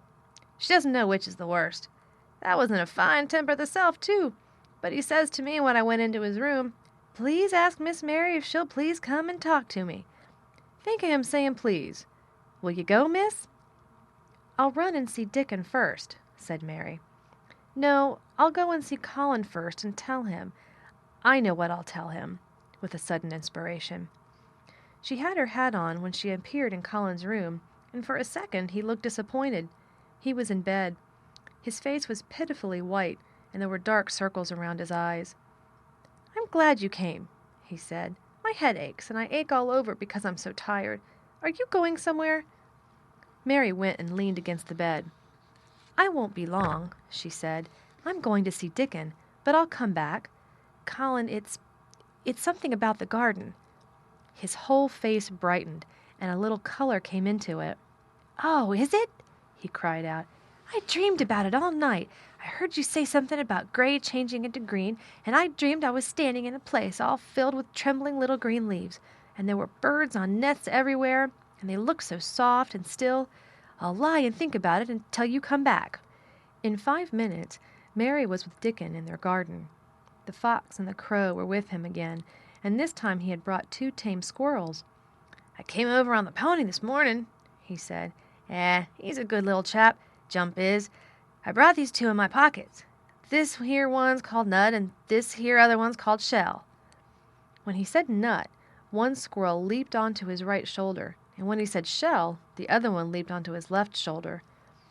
When they sat down on the grass with Captain curled at their feet, Soot solemnly listening on a tree, and Nut and Shell nosing about close to them, it seemed to Mary that it would be scarcely bearable to leave such delightfulness, but when she began to tell her story, somehow the look in Dickon's funny face gradually changed her mind. She could see he felt sorrier for Colin than she did. He looked up at the sky and all about him. "Just listen to them birds. The world seems full of 'em, all whistling and piping," he said. "Look at 'em darting about, and hearkening at 'em calling to each other. Come springtime it seems like as if all the world's calling. The leaves is uncurling, so you can see 'em, and, my word, the nice smells there's about," sniffing with his happy turned-up nose. "And that poor lad lying shut up and seeing so little that he gets to thinking of things that sets him screaming. We mun get him out of there. We mun get him watching and listening and sniffing up the air and get him just soaked through with sunshine. And we mun not lose no time about it." When he was very much interested, he often spoke quite broad Yorkshire, though at other times he tried to modify his dialect so that Mary could better understand. But she loved his broad Yorkshire, and had in fact been trying to learn to speak it herself. So she spoke a little now. "Aye, that we mun," she said, which meant, "Yes, indeed, we must."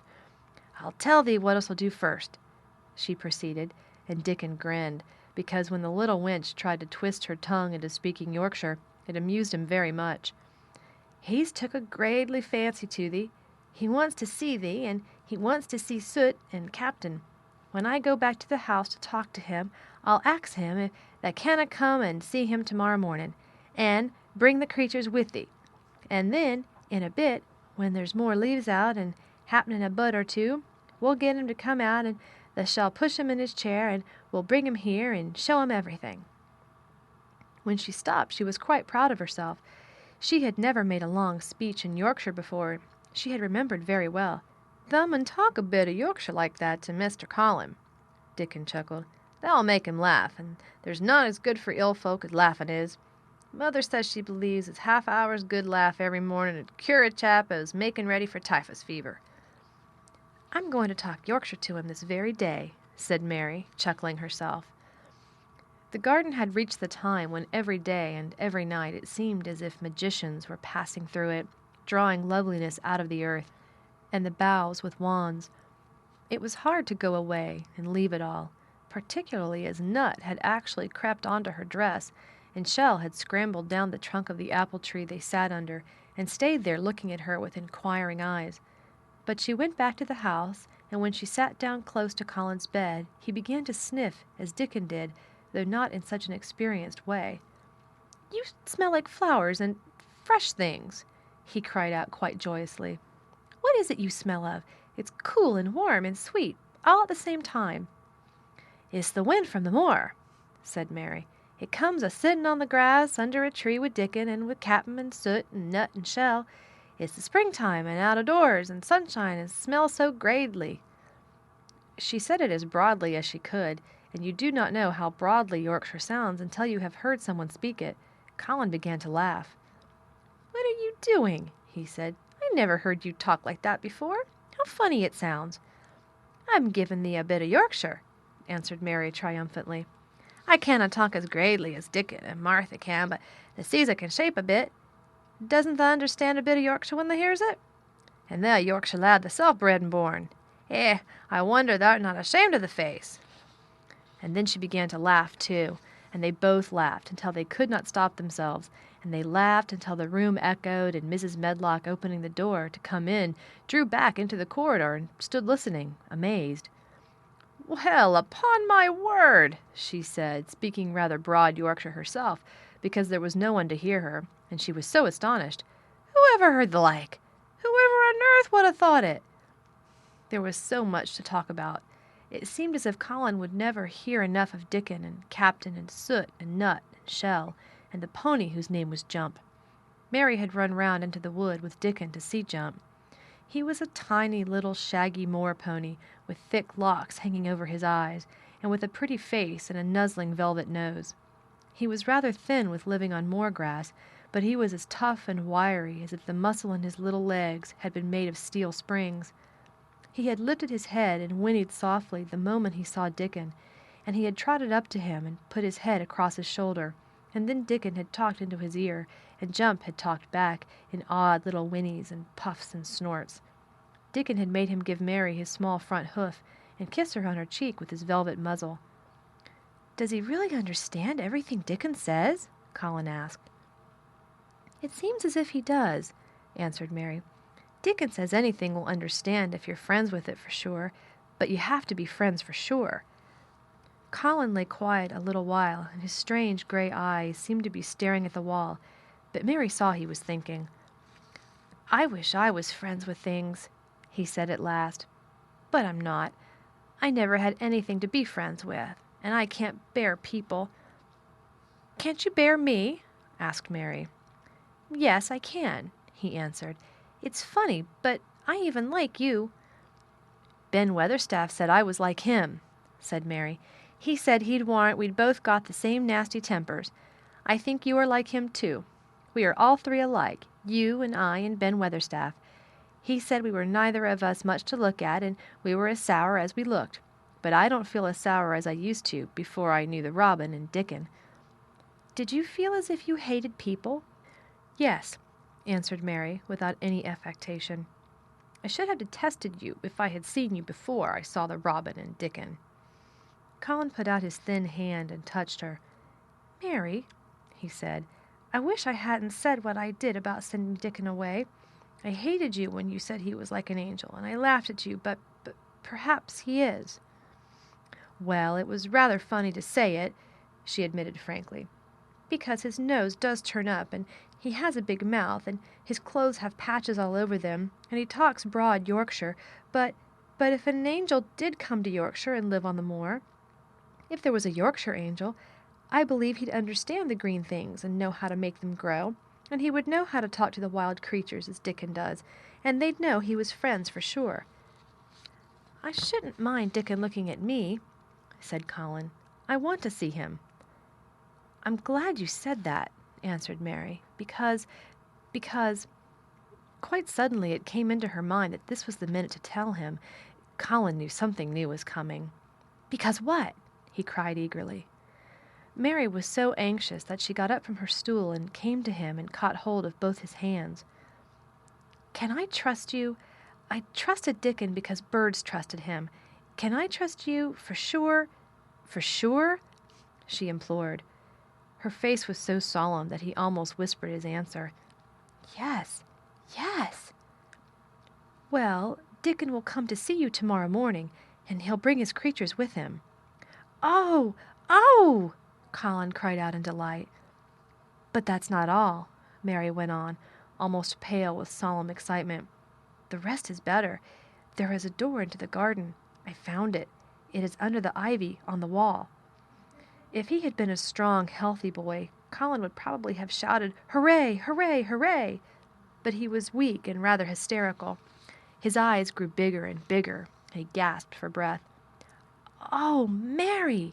he cried out with half-sob. "Shall I see it? Shall I get into it? Shall I live to get into it?" And he clutched her hands and dragged her toward him. "Of course you'll see it," snapped Mary indignantly. "Of course you'll live to get into it. Don't be silly." And she was so unhysterical and natural and childish that she brought him to his senses, and he began to laugh at himself, and a few minutes afterward she was sitting on her stool again, telling him not what she imagined the secret garden to be like, but what it really was. And Colin's aches and tiredness were forgotten, and he was listening enraptured. "It is just what you thought it would be," he said at last. "It sounds just as if you had really seen it. You know I said that when you told me first." Mary hesitated about 2 minutes, and then boldly spoke the truth. "I had seen it, and I had been in," she said. "I found the key and got in weeks ago, but I daren't tell you. I daren't because I was so afraid I couldn't trust you, for sure." End chapter. Read by Sarah Jenkins for Lit2Go. On the web at fcit.usf.edu.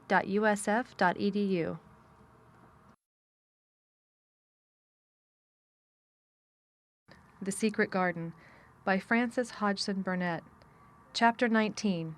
It Has Come! Of course Dr. Craven had been sent for in the morning, after Colin had had his tantrum.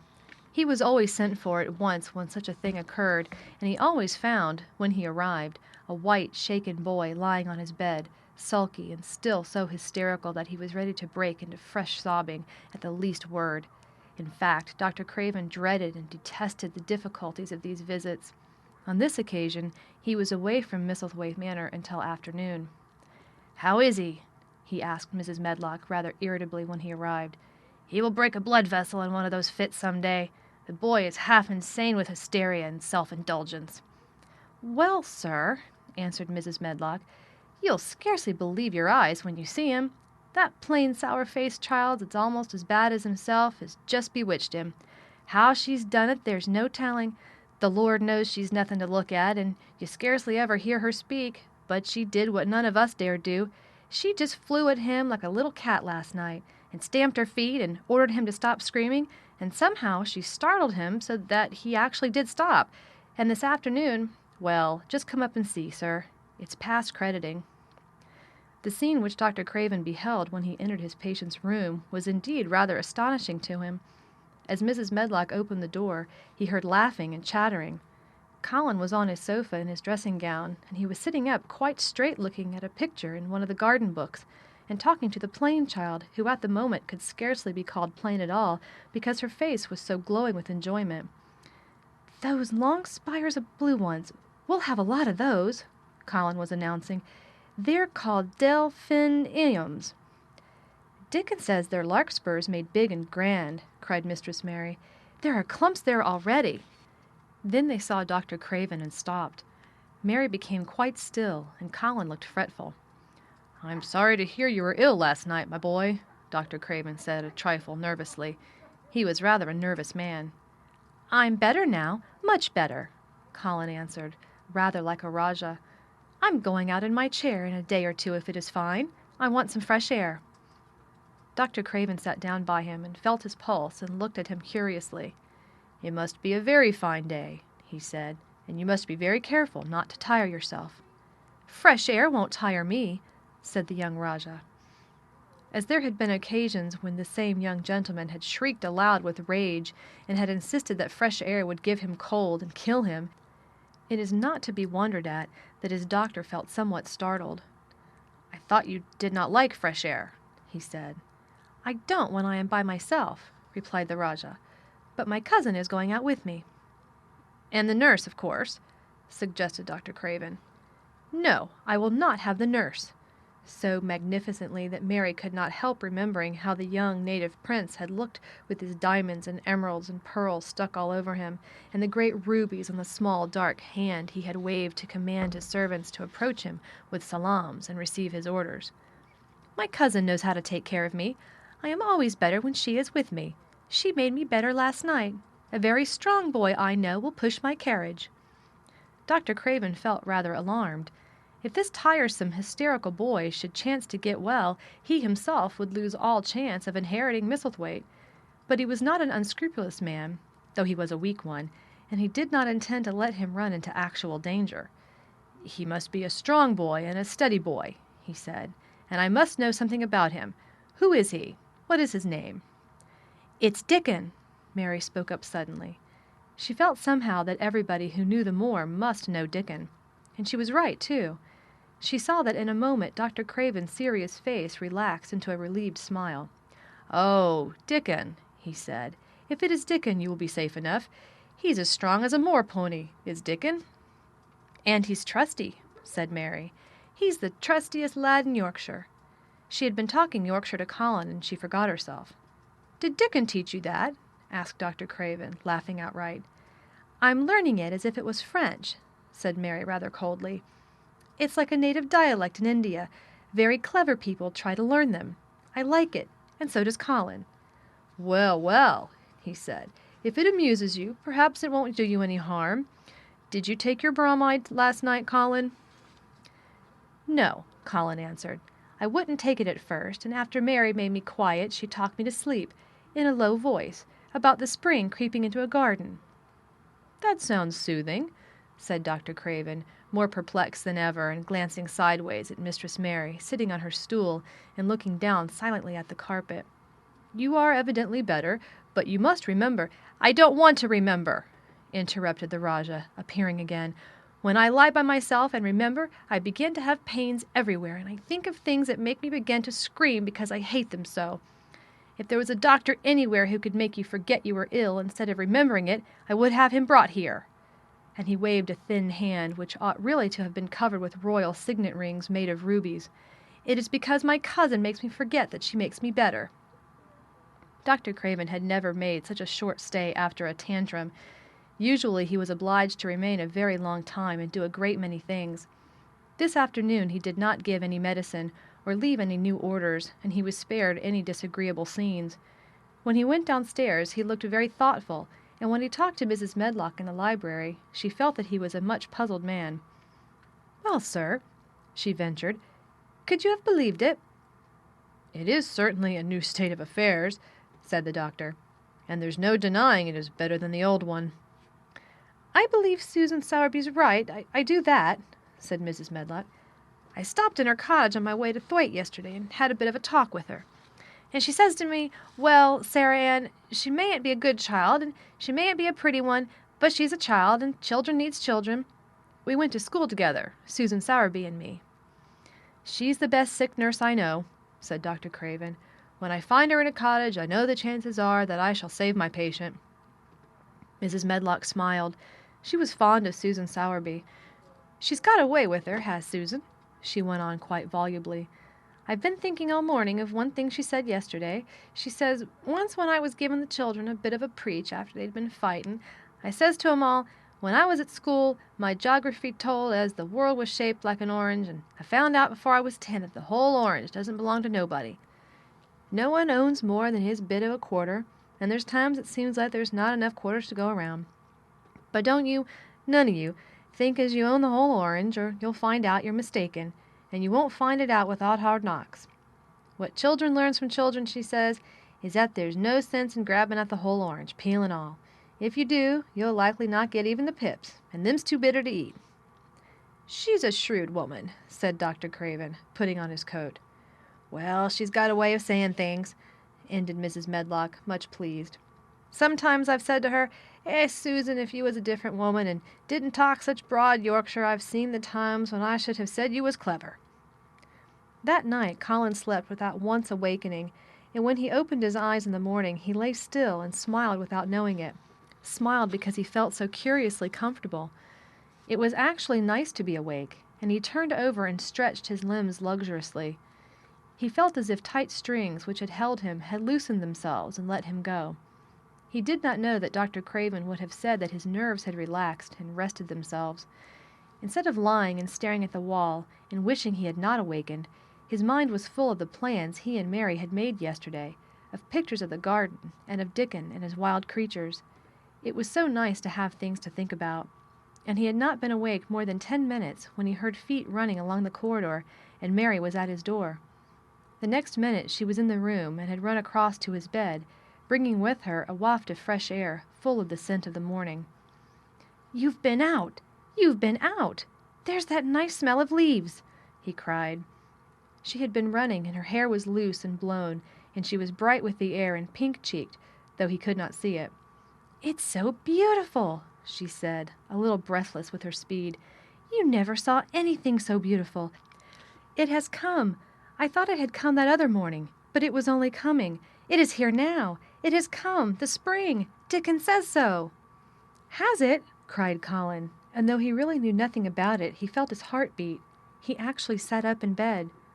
Open the window, he added, laughing half with joyful excitement and half at his own fancy. Perhaps we may hear golden trumpets. And though he laughed, Mary was at the window in a moment, and in a moment more it was opened wide, and freshness and softness and scents and bird songs were pouring through. That's fresh air, she said. Lie on your back and draw in long breaths of it. That's what Dickon does when he's lying on the moor. He says he feels it in his veins, and it makes him strong, and he feels as if he could live forever and ever. Breathe it and breathe it. She was only repeating what Dickon had told her, but she caught Colin's fancy. Forever and ever? Does it make him feel like that? He said, and he did as she told him, drawing in long, deep breaths over and over again until he felt that something quite new and delightful was happening to him. Mary was at his bedside again.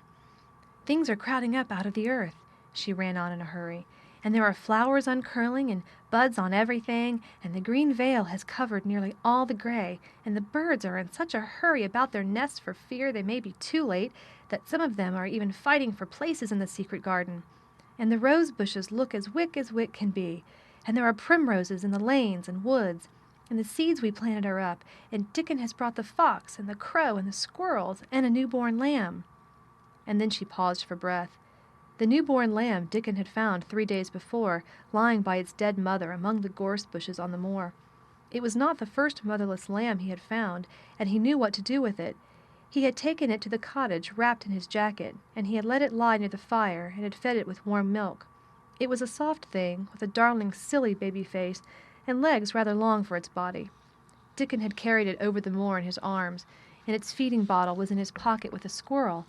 And when Mary had sat under a tree with its limp warmness huddled on her lap, she had felt as if she were too full of strange joy to speak. A lamb, a living lamb who lay on your lap like a baby. She was describing it with great joy, and Colin was listening and drawing in long breaths of air when the nurse entered. She started a little at the sight of the open window. She had sat stifling in the room many a warm day because her patient was sure that open windows gave people cold. "Are you sure you are not chilly, Master Colin?" she inquired. "No," was the answer. "I am breathing long breaths of fresh air.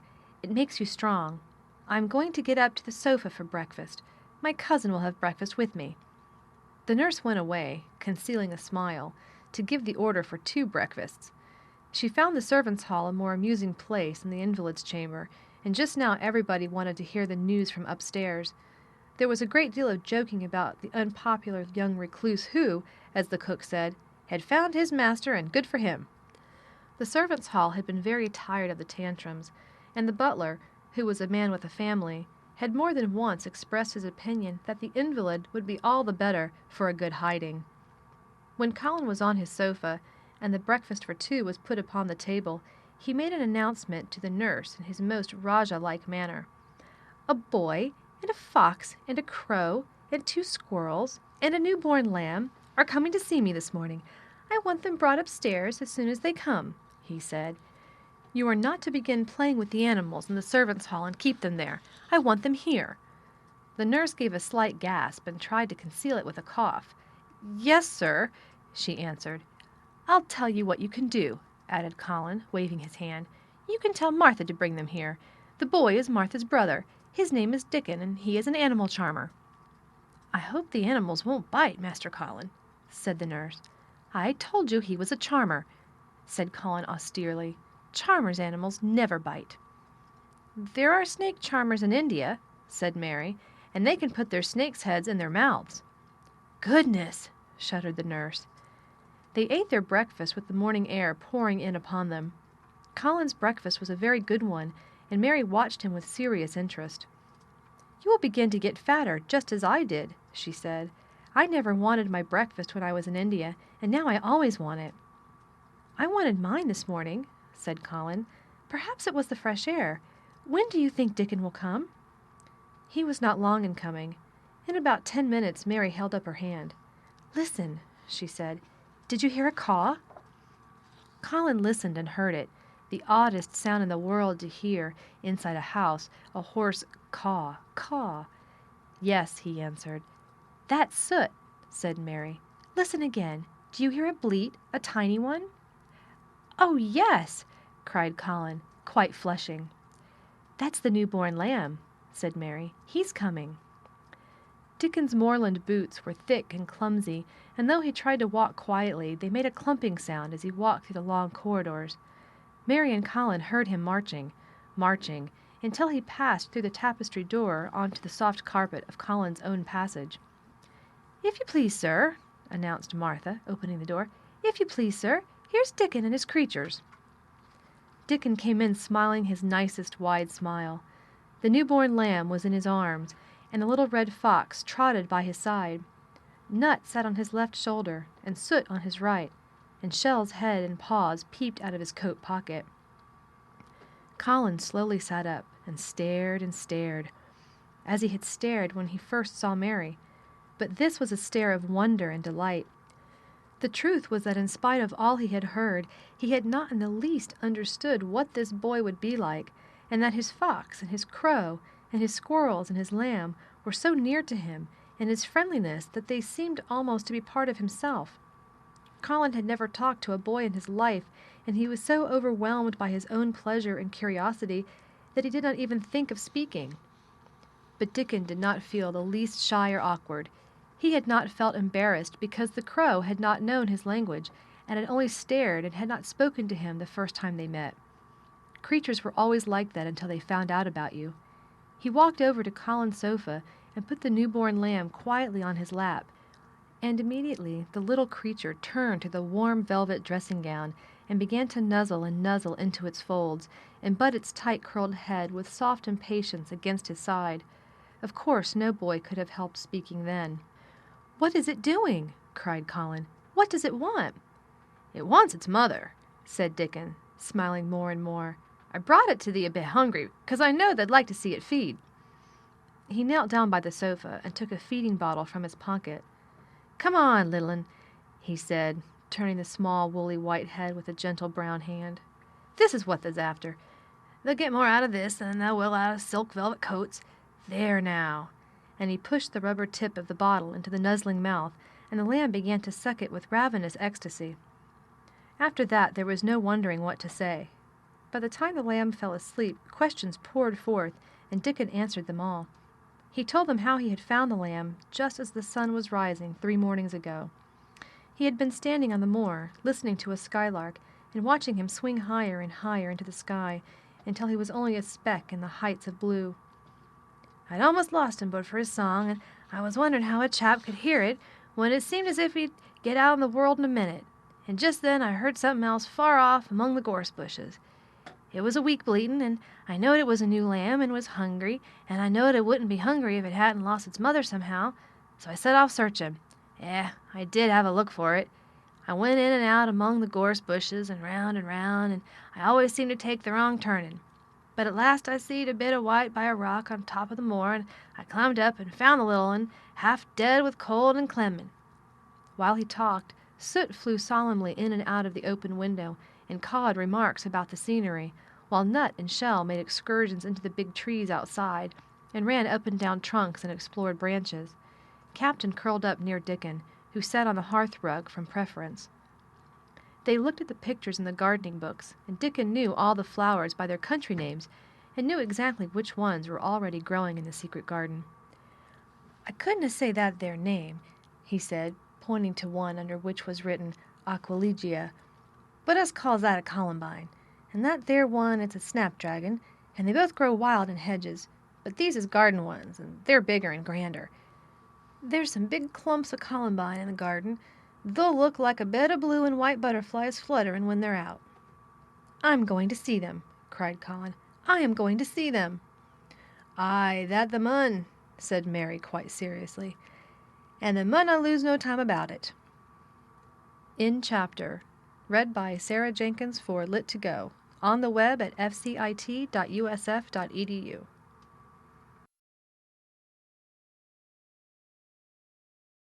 The Secret Garden by Frances Hodgson Burnett. Chapter 20. I shall live forever, and ever, and ever." But they were obliged to wait more than a week, because first there came some very windy days, and then Colin was threatened with a cold, which two things happening one after the other would no doubt have thrown him into a rage, but that there was so much careful and mysterious planning to do, and almost every day Dickon came in, if only for a few minutes, to talk about what was happening on the moor, and in the lanes and hedges, and on the borders of streams.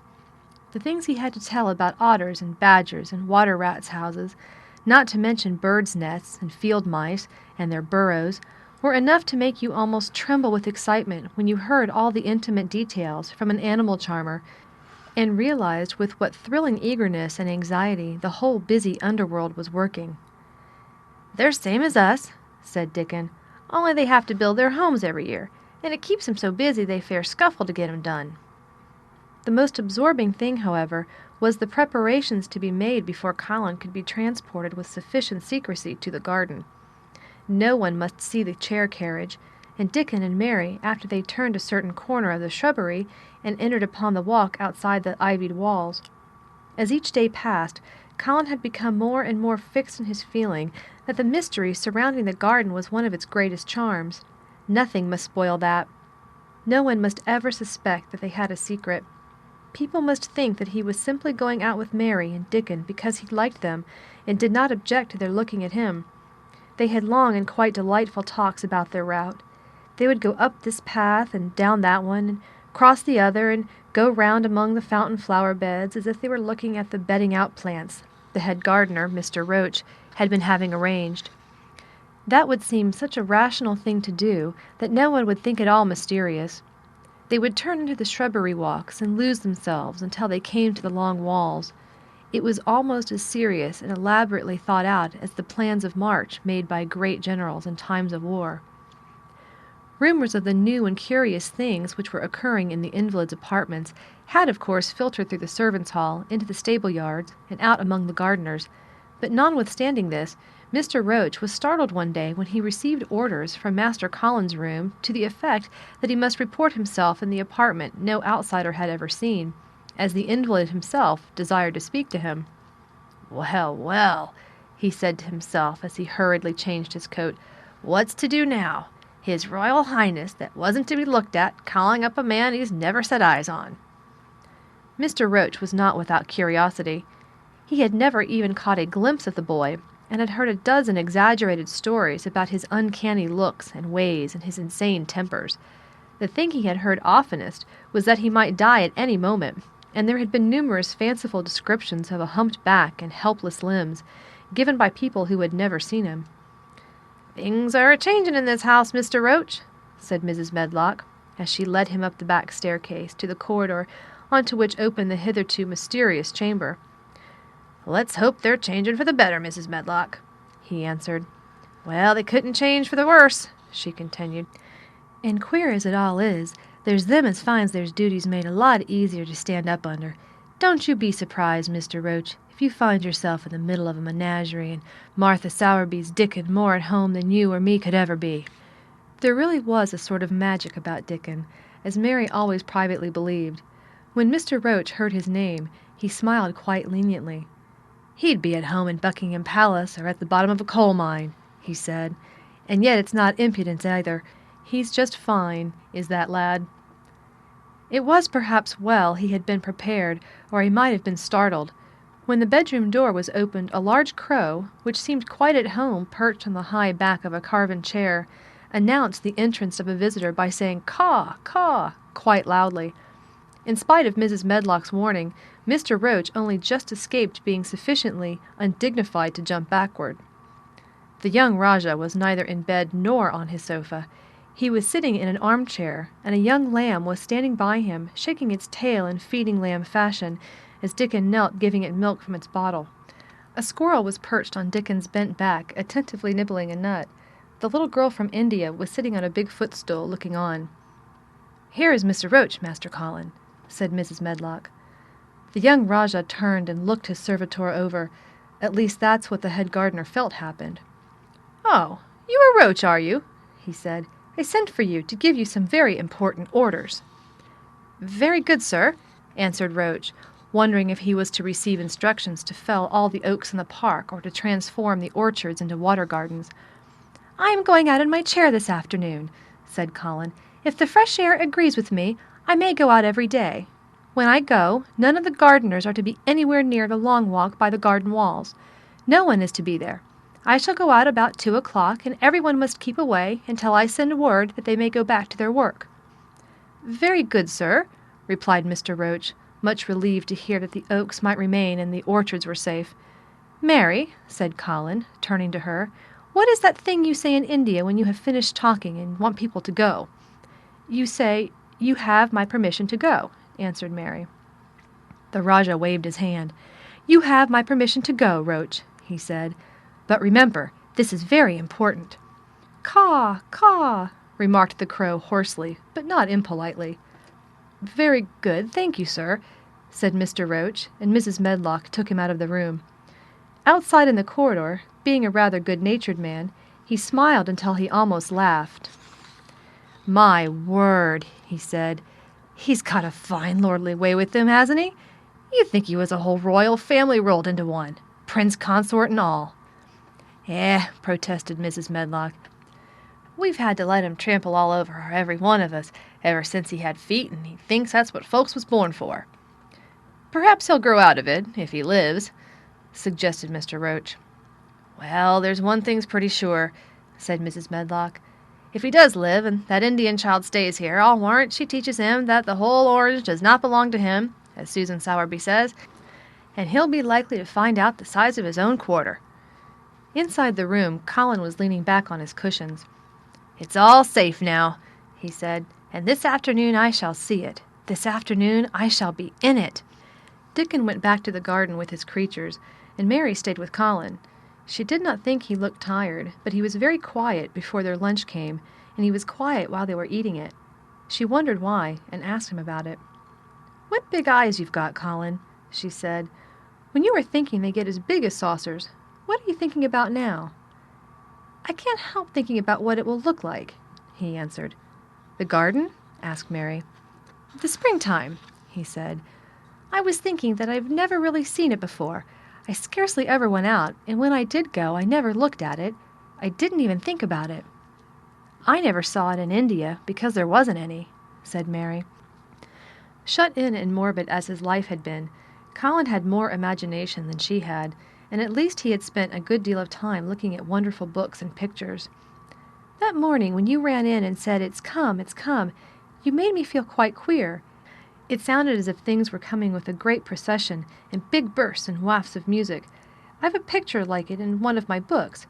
Crowds of lovely people, and children with garlands and branches with blossoms on them, everyone laughing and dancing and crowding and playing on pipes. That's why I said, 'Perhaps we shall hear golden trumpets,' and told you to throw open the window." "How funny," said Mary. "That's really just what it feels like. And if all the flowers and leaves and green things and birds and wild creatures danced past at once, what a crowd it would be! I'm sure they'd dance and sing and flute, and that would be the wafts of music." They both laughed, but it was not because the idea was laughable, but because they both so liked it. A little later the nurse made Colin ready. She noticed that instead of lying like a log while his clothes were put on, he sat up and made some efforts to help himself, and he talked and laughed with Mary all the time. "This is one of his good days, sir," she said to Dr. Craven, who dropped in to inspect him. "He's in such good spirits that it makes him stronger." "I'll call in again later in the afternoon, after he has come in," said Dr. Craven. "I must see how the going out agrees with him. I wish," in a very low voice, "that he would let you go with him." "I'd rather give up the case this moment, sir, than even stay here while it's suggested," answered the nurse, with sudden firmness. "I hadn't really decided to suggest it," said the doctor, with his slight nervousness. "We'll try the experiment. Dickon's a lad I trust with a newborn child." The strongest footman in the house carried Colin downstairs and put him in his wheeled chair, near which Dickon waited outside. After the manservant had arranged his rugs and cushions, the Rajah waved his hand to him and to the nurse. "You have my permission to go," he said, and they both disappeared quickly, and it must be confessed, giggled when they were safely inside the house. Dickon began to push the wheeled chair slowly and steadily. Mistress Mary walked beside it, and Colin leaned back and lifted his face to the sky. The arch of it looked very high, and the small snowy clouds seemed like white birds floating on outspread wings below its crystal blueness. The wind swept in soft big breaths down from the moor, and was strange with a wild clear scented sweetness. Colin kept lifting his thin chest to draw it in, and his big eyes looked as if it were they which were listening instead of his ears. "There are so many sounds of singing and humming and calling out," he said. "What is that scent the puffs of wind bring?" "It's gorse on the moor, and it's opening out," answered Dickon.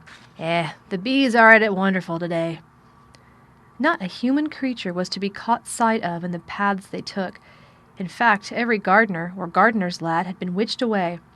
But they wound in and out among the shrubbery, and out and round the fountain beds, following their carefully planned route for the mere mysterious pleasure of it. But when at last they turned into the long walk by the ivied walls, the excited sense of an approaching thrill made them, for some curious reason they could not have explained, begin to speak in whispers. "This is it," breathed Mary. "This is where I used to walk up and down and wonder and wonder." "Is it?" cried Colin, and his eyes began to search the ivy with eager curiousness. "But I can see nothing," he whispered. "There is no door." "That's what I thought," said Mary. Then there was a lovely breathless silence, and the chair wheeled on. "That is the garden where Ben Weatherstaff works," said Mary. "Is it?" said Colin. A few yards more, and Mary whispered again. "This is where the robin flew over the wall," she said. "Is it?" cried Colin. "Oh, I wish he'd come again." "And that," said Mary with solemn delight, pointing under a big lilac bush, "is where he perched on a little heap of earth and showed me the key." Then Colin sat up. "Where? Where? There?" he cried, and his eyes were as big as a wolf's in Red Riding Hood, when Red Riding Hood felt called upon to remark on them. Dickon stood still, and the wheeled chair stopped. "And this," said Mary, stepping onto the bed close to the ivy, "is where I went to talk to him when he chirped at me from the top of the wall. And this is the ivy the wind blew back." And she took hold of the hanging green curtain. "Oh, is it? Is it?" gasped Colin. "And here is the handle, and here is the door. Dickon, push him in quickly." And Dickon did it with one strong, steady, splendid push. But Colin had actually dropped back against his cushions, even though he gasped with delight, and he had covered his eyes with his hands and held them there, shutting out everything, until they were inside, and the chair stopped as if by magic, and the door was closed. Not till then did he take them away, and look round and round and round, as Dickon and Mary had done.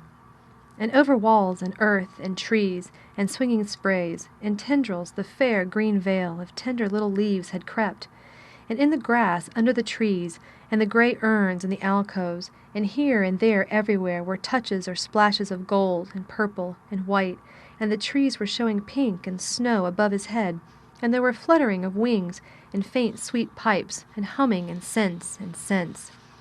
And the sun fell warm upon his face, like a hand with a lovely touch. And in wonder Mary and Dickon stood and stared at him. He looked so strange and different, because a pink glow of color had actually crept all over him, ivory face and neck and hands and all. "I shall get well! I shall get well!" he cried out. "Mary, Dickon, I shall get well, and I shall live forever and ever and ever." End chapter. Read by Sarah Jenkins for Lit2Go, on the web at fcit.usf.edu.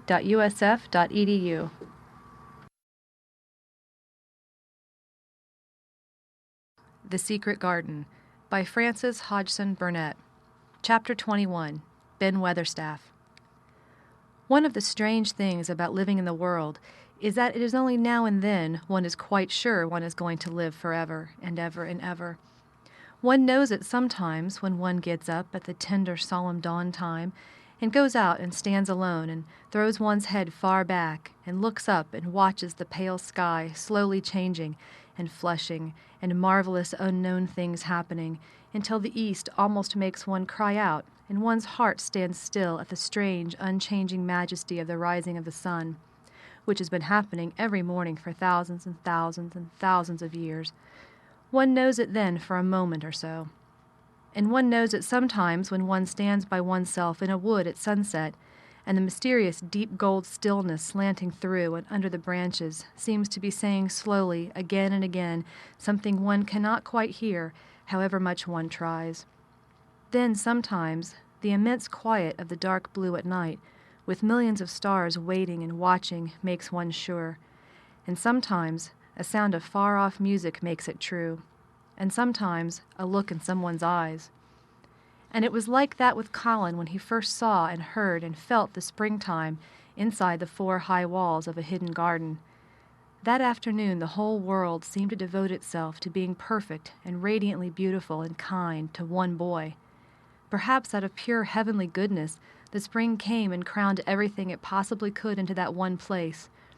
More than once, Dickon paused in what he was doing and stood still with a sort of growing wonder in his eyes, shaking his head softly. It is gradely, he said. I'm 12, going on 13, and there's a lot of afternoons in 13 years. It seems to me like I never seed one as gradely as this 'ere. Aye, it is a gradely one, said Mary, and she sighed for mere joy. I'll warrant it's the gradeliest one as ever was in this world. Dost thou think, said Colin with dreamy carefulness, as happen it was made like this 'ere all a purpose for me? My word, cried Mary admiringly, that there is a bit good o' Yorkshire. Thou'rt shapen first rate, that thou'rt. And delight reigned. They drew the chair under the plum tree, which was snow-white with blossoms and musical with bees. It was like a king's canopy, a fairy king's. There were flowering cherry trees near, and apple trees whose buds were pink and white, and here and there one had burst open wide. Between the blossoming branches of the canopy, bits of blue sky looked down like wonderful eyes. Mary and Dickon worked a little here and there, and Colin watched them. They brought him things to look at, buds which were opening, buds which were tight-closed, bits of twig whose leaves were just showing green, the feather of a woodpecker which had dropped on the grass, the empty shell of some bird early hatched. Dickon pushed the chair slowly round and round the garden, stopping every other moment to let him look at wonders springing out of the earth or trailing down from trees. It was like being taken in state round the country of a magic king and queen and shown all the mysterious riches it contained. I wonder if we shall see the robin, said Colin. They'll see him often and now after a bit, answered Dickon. When the eggs hatches out, the little chap, he'll be kept so busy he'll make his head swim.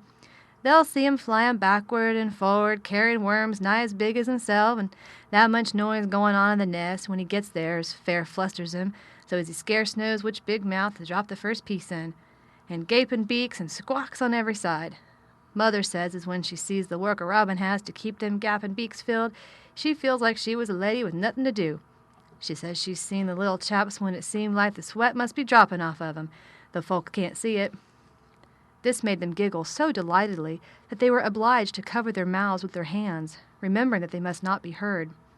Colin had been instructed as to the law of whispers and low voices several days before. He liked the mysteriousness of it and did his best, but in the midst of excited enjoyment it is rather difficult never to laugh above a whisper.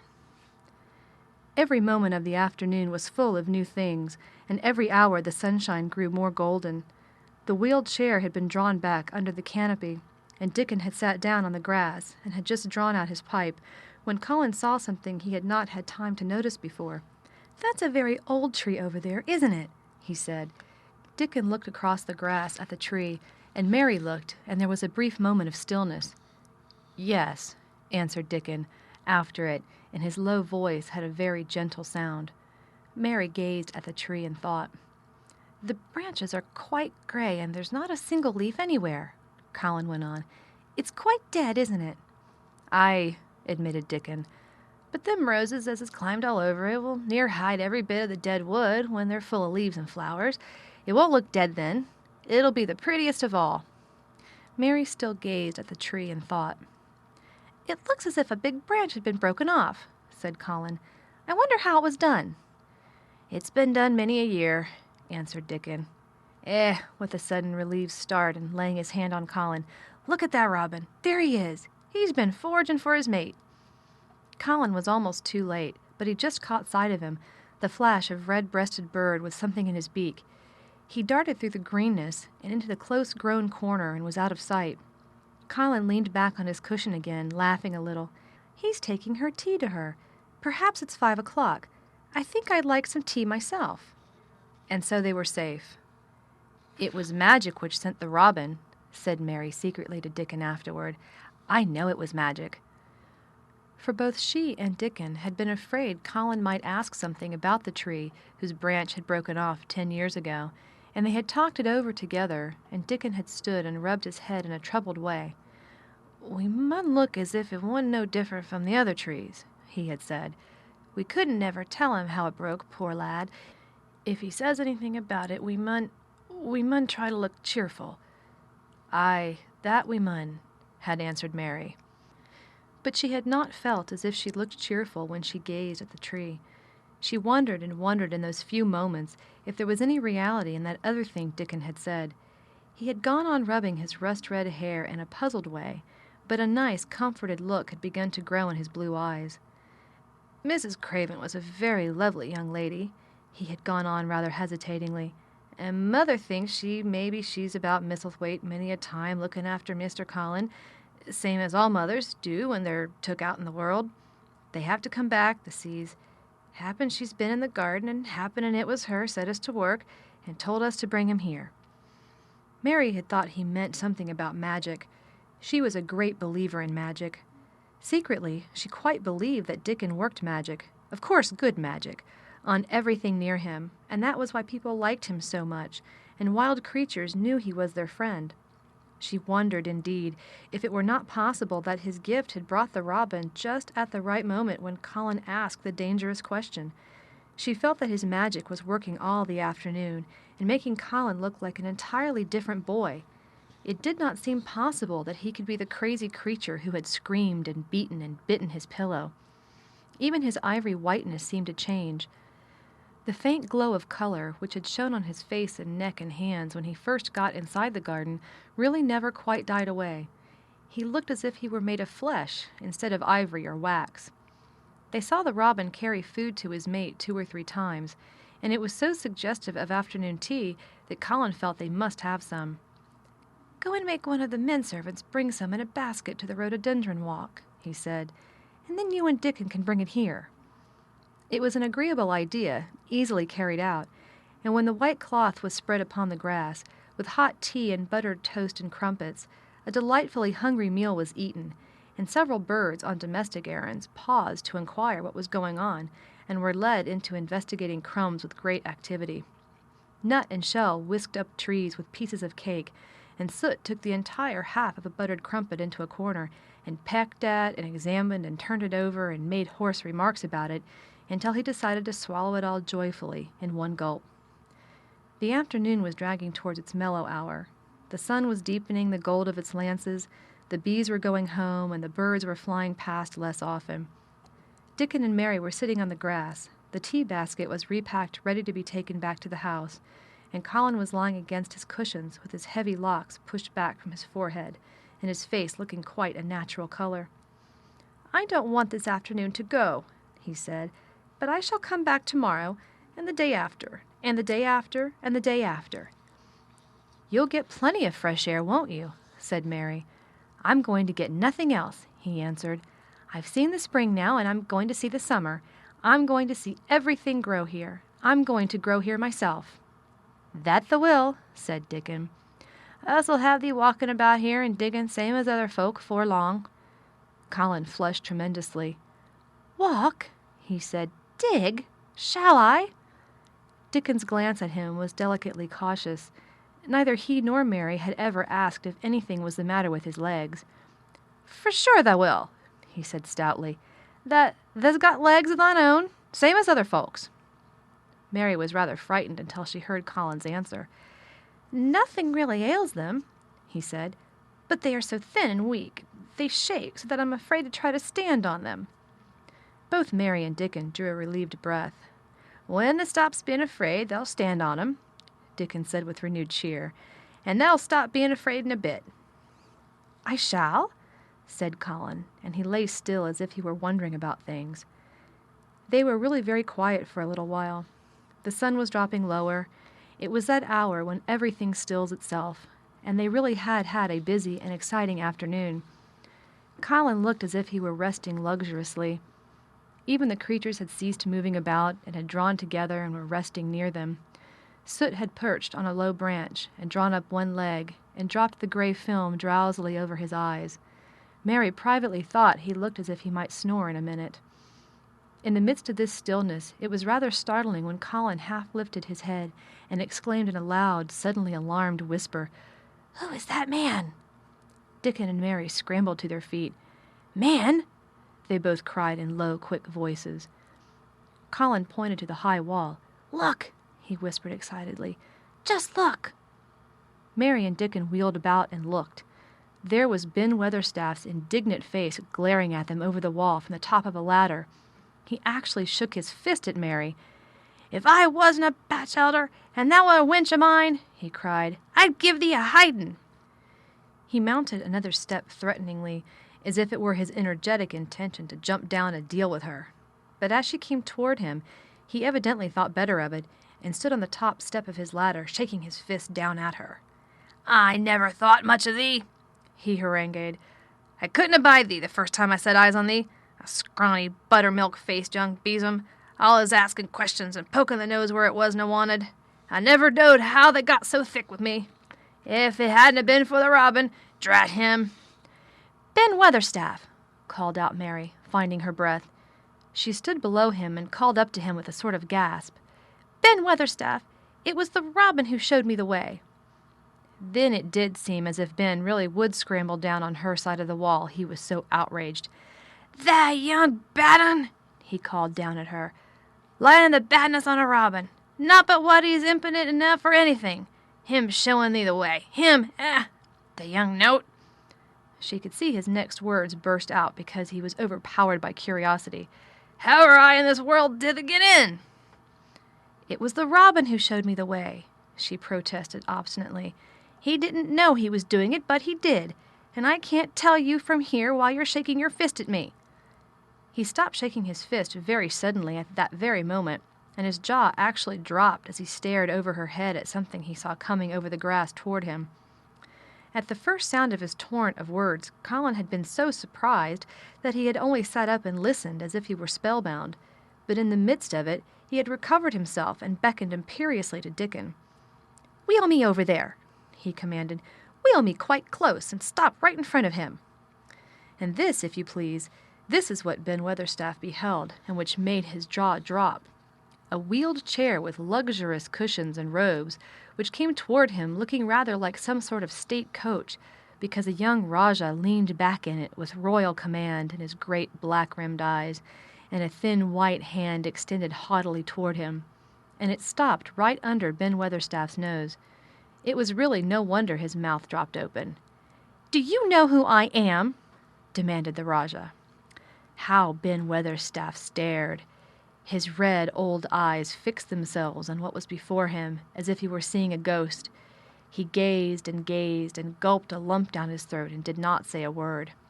"Do you know who I am?" demanded Colin still more imperiously. "Answer!" Ben Weatherstaff put his gnarled hand up and passed it over his eyes and over his forehead, and then he did answer in a queer, shaky voice. "Who thou art?" he said. "Aye, that I do. With the mother's eyes staring at me out of the face. Lord knows how they came here, but thou'rt the poor cripple." Colin forgot that he had ever had a back. His face flushed scarlet, and he sat bolt upright. "I'm not a cripple!" he cried out furiously. "I'm not!" "He's not!" cried Mary, almost shouting up the wall in her fierce indignation. "He's not got a lump as big as a pin. I looked, and there was none there. Not one." Ben Weatherstaff passed his hand over his forehead again and gazed as if he could never gaze enough.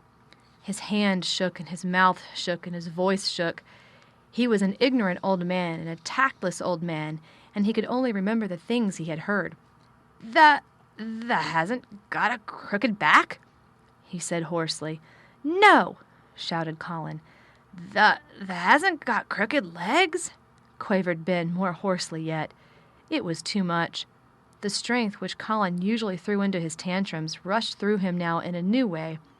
Never yet had he been accused of crooked legs, even in whispers, and the perfectly simple belief in their existence, which was revealed by Ben Weatherstaff's voice, was more than Rajah flesh and blood could endure. His anger and insulted pride made him forget everything but this one moment, and filled him with a power he had never known before, an almost unnatural strength. "Come here!" he shouted to Dickon, and he actually began to tear the coverings off his lower limbs to disentangle himself. "Come here! Come here! This minute!" Dickon was by his side in a second. Mary caught her breath in a short gasp and felt herself turn pale. "He can do it! He can do it! He can do it! He can!" she gabbled over to herself under her breath as fast as ever she could. There was a brief, fierce scramble. The rugs were tossed on the ground. Dickon held Colin's arm. The thin legs were out. The thin feet were on the grass. Colin was standing upright, as straight as an arrow and looking strangely tall, his head thrown back and his strange eyes flashing lightning. "Look at me!" he flung up at Ben Weatherstaff. "Just look at me, you!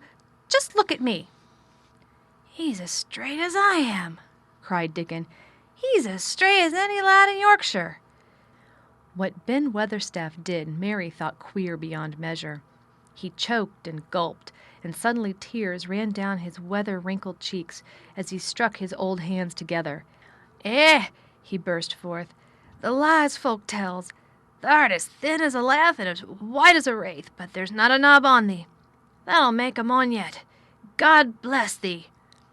Dickon held Colin's arm strongly, but the boy had not begun to falter. He stood straighter and looked Ben Weatherstaff in the face. "I'm your master," he said, "when my father is away, and you are to obey me. This is my garden. Don't dare to say a word about it. You get down from that ladder and go out to the long walk, and Miss Mary will meet you and bring you here. I want to talk to you.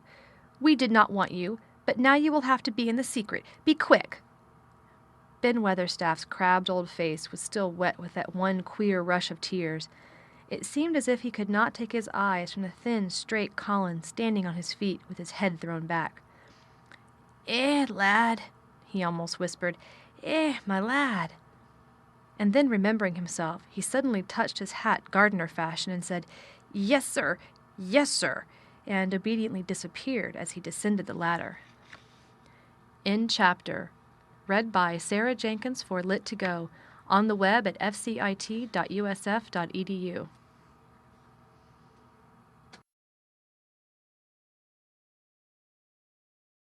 The Secret Garden by Frances Hodgson Burnett.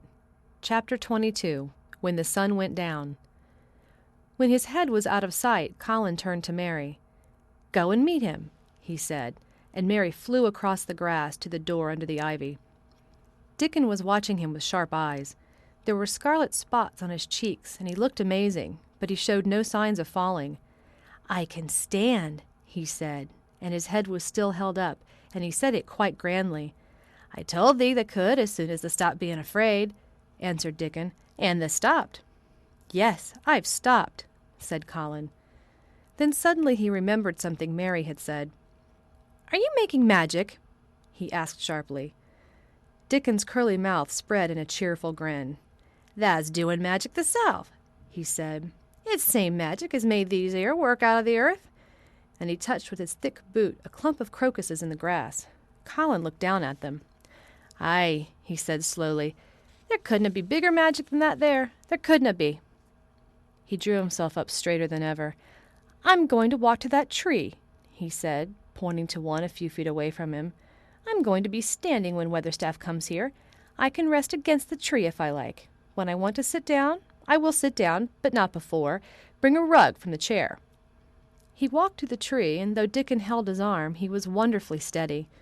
When he stood against the tree trunk, it was not too plain that he supported himself against it, and he still held himself so straight that he looked tall. When Ben Weatherstaff came through the door in the wall, he saw him standing there, and he heard Mary muttering something under her breath.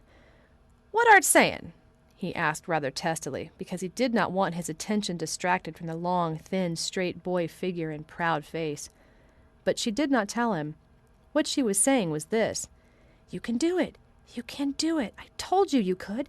You can do it. You can do it. You can." She was saying it to Colin because she wanted to make magic and keep him on his feet looking like that. She could not bear that he should give in before Ben Weatherstaff. He did not give in. She was uplifted by a sudden feeling that he looked quite beautiful in spite of his thinness. He fixed his eyes on Ben Weatherstaff in his funny, imperious way. "Look at me," he commanded. "Look at me all over. Am I a hunchback? Have I got crooked legs?" Ben Weatherstaff had not quite got over his emotion, but he had recovered a little, and answered almost in his usual way. "Not the," he said. "Not of the sort. What's thou been doing with thyself? Hiding out of sight and letting folk think thou was a cripple and a half-witted?" "Half-witted?" said Colin angrily. "Who thought that?" "Lots of fools," said Ben. "The world's full of jackasses, Bran, and they never bray now but lies. What did thou shut thyself up for?" "Everyone thought I was going to die," said Colin shortly. "I'm not." And he said it with such decision, Ben Weatherstaff looked him over, up and down and up. "Tha die?" he said with dry exultation. "None of the sort. Thou's got too much pluck in thee. When I see thee put the legs on the ground in such a hurry, I know that was all right. Sit thee down on the rug a bit, young mister, and give me thy orders." There was a queer mixture of crabbed tenderness and shrewd understanding in his manner. Mary had poured out speech as rapidly as she could as they had come down the long walk. The chief thing to be remembered, she had told him, was that Colin was getting well. Getting well. The garden was doing it. No one must let him remember about having humps and dying. The Rajah condescended to seat himself on a rug under the tree. "What work do you do in the gardens, Weatherstaff?" he inquired. "Anything I'm told to do," answered old Ben. "I'm kep' on by favour, because she liked me." "She?" said Colin. "The mother," answered Ben Weatherstaff. "My mother?" said Colin, and he looked about him quietly. "This was her garden, wasn't it?" "Aye, it was that," and Ben Weatherstaff looked about him too. "She were main fond of it." "It is my garden now. I am fond of it. I shall come here every day," announced Colin. "But it is to be a secret. My orders are that no one is to know that we come here. Dickon and my cousin have worked and made it come alive. I shall send for you sometimes to help, but you must come when no one can see you." Ben Weatherstaff's face twisted itself in a dry old smile. "I've come here before when no one saw me," he said. "The last time I was here," rubbing his chin and looking around, "was about 2 years ago." "But no one has been in it for 10 years," cried Colin. "There was no door." "I'm no one," said old Ben dryly, "and I didn't come through the door. I come over the wall. The rheumatics held me back the last 2 year." "Tha come and did a bit of pruning," cried Dickon. "I couldn't make out how it had been done." "She was so fond of it, she was," said Ben Weatherstaff slowly. "And she was such a pretty young thing. She says to me once, 'Ben,' says she, laughing, 'if ever I'm ill or if I go away, you must take care of my roses.' When she did go away, the orders was no one was ever to come nigh, but I come," with grumpy obstinacy. "Over the wall I come, until the rheumatics stopped me, and I did a bit of work once a year. She gave her order first." "It wouldn't have been as wick as it is if I hadn't done it," said Dickon. "I did wonder." "I'm glad you did it, Weatherstaff," said Colin. "You'll know how to keep the secret." "Aye, I know, sir," answered Ben, "and it'll be easier for a man with rheumatics to come in at the door." On the grass near the tree, Mary had dropped her trowel. Colin stretched out his hand and took it up. An odd expression came into his face, and he began to scratch at the earth. His thin hand was weak enough, but presently, as they watched him, Mary with quite breathless interest, he drove the end of the trowel into the soil and turned some over. "You can do it! You can do it!" said Mary to herself. "I tell you, you can!" Dickon's round eyes were full of eager curiousness, but he said not a word. Ben Weatherstaff looked on with interested face. Colin persevered. After he had turned a few trowelfuls of soil, he spoke exultantly to Dickon in his best Yorkshire. Tha said as they'd have me walking about here same as other folk, and they said they'd have me digging. I thought thou was just layin' to please me. This is only the first day and I've walked, and here I am digging." Ben Weatherstaff's mouth fell open again when he heard him, but he ended by chuckling. He said, "that sounds as if tha'd got wits enough. Thou'rt a Yorkshire lad for sure, and thou'rt digging too. How'd thou like to plant a bit of something? I can get thee a rose in a pot." "Go and get it," said Colin, digging excitedly. "Quick, quick!" It was done quickly enough indeed. Ben Weatherstaff went his way, forgetting rheumatics. Dickon took his spade and dug the hole deeper and wider than a new digger with thin white hands could make it. Mary slipped out to run and bring back a watering can. When Dickon had deepened the hole, Colin went on turning the soft earth over and over. He looked up at the sky, flushed and glowing with this strangely new exercise, slight as it was. "I want to do it before the sun goes quite down," he said. Mary thought that perhaps the sun held back a few minutes just on purpose. Ben Weatherstaff brought the rose in its pot from the greenhouse. He hobbled over the grass as fast as he could. He had begun to be excited, too. He knelt down by the hole and broke the pot from the mold. "Here, lad," he said, handing the plant to Colin. "Set it in the earth asell, same as the king does when he goes to a new place." The thin white hand shook a little, and Colin's flush grew deeper as he set the rose in the mold and held it while old Ben made firm the earth. It was filled in and pressed down and made steady. Mary was leaning forward on her hands and knees. Soot had flown down and marched forward to see what was being done. Nut and Shell chattered about it from a cherry tree. "It's planted," said Colin at last, "and the sun is only slipping over the edge. Help me up, Dickon. I want to be standing when it goes. That's part of the magic."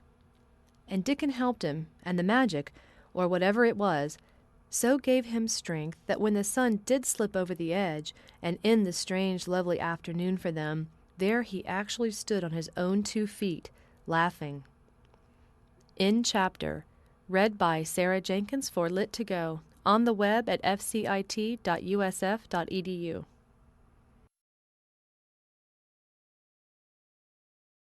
The Secret Garden by Frances Hodgson Burnett.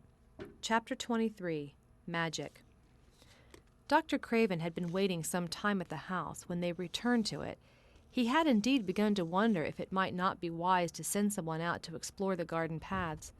When Colin was brought back to his room, the poor man looked him over seriously. "You should not have stayed so long," he said. "You must not overexert yourself." "I am not tired at all," said Colin. "It has made me well. Tomorrow I am going out in the morning as well as in the afternoon." "I am not sure that I can allow it," answered Dr. Craven. "It would not be wise to try and stop me," said Colin quite seriously. "I am going." Even Mary had found out that one of Colin's chief peculiarities was that he did not know in the least what a rude little brute he was, with his way of ordering people about. He had lived on a sort of desert island all his life, and as he had been the king of it, he had made his own manners, and had had no one to compare himself with. Mary had indeed been rather like him herself, and since she had been at Misselthwaite, had gradually discovered that her own manners had not been of the kind which is usual or popular. Having made this discovery, she naturally thought it of enough interest to communicate to Colin. So she sat and looked at him curiously for a few minutes after Dr. Craven had gone. She wanted to make him ask her why she was doing it, and of course she did. "What are you looking at me for?" he said. "I'm thinking that I am rather sorry for Dr. Craven." "So am I," said Colin calmly, but not without an air of some satisfaction. "He won't get Misselthwaite at all now I'm not going to die." "I'm sorry for him because of that, of course," said Mary. "But I was thinking just then that it must have been very horrid to have had to be polite for 10 years to a boy who was always rude. I would never have done it." "Am I rude?" Colin inquired undisturbedly. "If you had been his own boy, and he had been a slapping sort of man," said Mary, "he would have slapped you." "But he daren't," said Colin. "No, he daren't," answered Mistress Mary, thinking the thing quite without prejudice. "Nobody ever dared to do anything you didn't like, because you were going to die and things like that. You were such a poor thing." "But," announced Colin stubbornly, "I am not going to be a poor thing. I won't let people think I'm one. I stood on my feet this afternoon." "It is always having your own way that has made you so queer," Mary went on, thinking aloud. Colin turned his head, frowning. "Am I queer?" he demanded. "Yes," answered Mary, "very. But you needn't be cross," she added impartially, "because so am I queer, and so is Ben Weatherstaff. But I am not as queer as I was before I began to like people, and before I found the garden." "I don't want to be queer," said Colin. "I am not going to be." And he frowned again with determination. He was a very proud boy. He lay thinking for a while, and then Mary saw his beautiful smile begin and gradually change his whole face. "I shall stop being queer," he said, "if I go every day to the garden. There is magic in there. Good magic, you know, Mary. I am sure there is." "So am I," said Mary. "Even if it isn't real magic," Colin said. "We can pretend it is. Something is there. Something." "It's magic," said Mary, "but not black. It's as white as snow." They always called it magic, and indeed it seemed like it in the months that followed, the wonderful months, the radiant months, the amazing ones. Oh, the things which happened in that garden! If you have never had a garden, you cannot understand. And if you have had a garden, you will know that it would take a whole book to describe all that came to pass there. At first, it seemed that green things would never cease pushing their way through the earth, in the grass, in the beds, even in the crevices of the walls. Then the green things began to show buds, and the buds began to unfurl and show color, every shade of blue, every shade of purple, every tint and hue of crimson. In its happy days, flowers had been tucked away into every inch and hole and corner. Ben Weatherstaff had seen it done, and had himself scraped out mortar from between the bricks of the wall and made pockets of earth for lovely climbing things to grow on. Iris and white lilies rose out of the grass in sheaves, and the green alcoves filled themselves with amazing armies of the blue and white flower lances of tall delphiniums or columbines or campanulas. "She was main fond of them, she was," Ben Weatherstaff said. "She liked them things as was always pointing up to the blue sky, she used to tell. Not as she was one of them as looked down on the earth, not her. She just loved it, but she said as the blue sky always looked so joyful." The seeds Dickon and Mary had planted grew as if fairies had tended them. Satiny poppies of all tints danced in the breeze by the score, gaily defying flowers which had lived in the garden for years, and which, it might be confessed, seemed rather to wonder how such new people had got there. And the roses, rising out of the grass, tangled round the sundial, wreathing the tree trunks and hanging from their branches, climbing up the walls and spreading over them with long garlands falling in cascades. They came alive day by day, hour by hour, fair fresh leaves and buds, tiny at first, but swelling and working magic until they burst and uncurled into cups of scent, delicately spilling themselves over their brims and filling the garden air. Colin saw it all, watching each change as it took place. Every morning he was brought out, and every hour of each day when it didn't rain he spent in the garden. Even gray days pleased him. He would lie on the grass, watching things growing, he said. If you watched long enough, he declared, you could see buds unsheath themselves. Also, you could make the acquaintance of strange, busy insect things running about on various unknown, but evidently serious errands, sometimes carrying tiny scraps of straw or feather or food, or climbing blades of grass as if they were trees from whose tops one could look out to explore the country. A mole throwing up its mound at the end of its burrow and making its way out at last with the long-nailed paws which looked so like elfish hands, had absorbed him one whole morning. Ants' ways, beetles' ways, bees' ways, frogs' ways, birds' ways, plants' ways, gave him a new world to explore, and when Dickon revealed them all, and added foxes' ways, otters' ways, ferrets' ways, squirrels' ways, and trout and water rats and badgers' ways, there was no end to the things to talk about and think over. And this was not the half of the magic. The fact that he had really once stood on his feet had set Colin thinking tremendously, and when Mary told him of the spell she had worked, he was excited and approved of it greatly. He talked of it constantly. "Of course there must be lots of magic in the world," he said wisely one day. but people don't know what it is like or how to make it. Perhaps the beginning is just to say nice things are going to happen until you make them happen. I am going to try an experiment." The next morning, when they went to the secret garden, he sent at once for Ben Weatherstaff. Ben came as quickly as he could and found the Rajah standing on his feet under a tree and looking very grand, but also very beautifully smiling. "Good morning, Ben Weatherstaff," he said. "I want you and Dickon and Miss Mary to stand in a row and listen to me because I am going to tell you something very important." "Aye, aye, sir," answered Ben Weatherstaff, touching his forehead. One of the long-concealed charms of Ben Weatherstaff was that in his boyhood he had once run away to sea and had made voyages, so he could reply like a sailor. "I am going to try a scientific experiment," explained the Rajah. "When I grow up, I am going to make great scientific discoveries, and I am going to begin now with this experiment." "Aye, aye, sir," said Ben Weatherstaff promptly, that this was the first time he had heard of great scientific discoveries.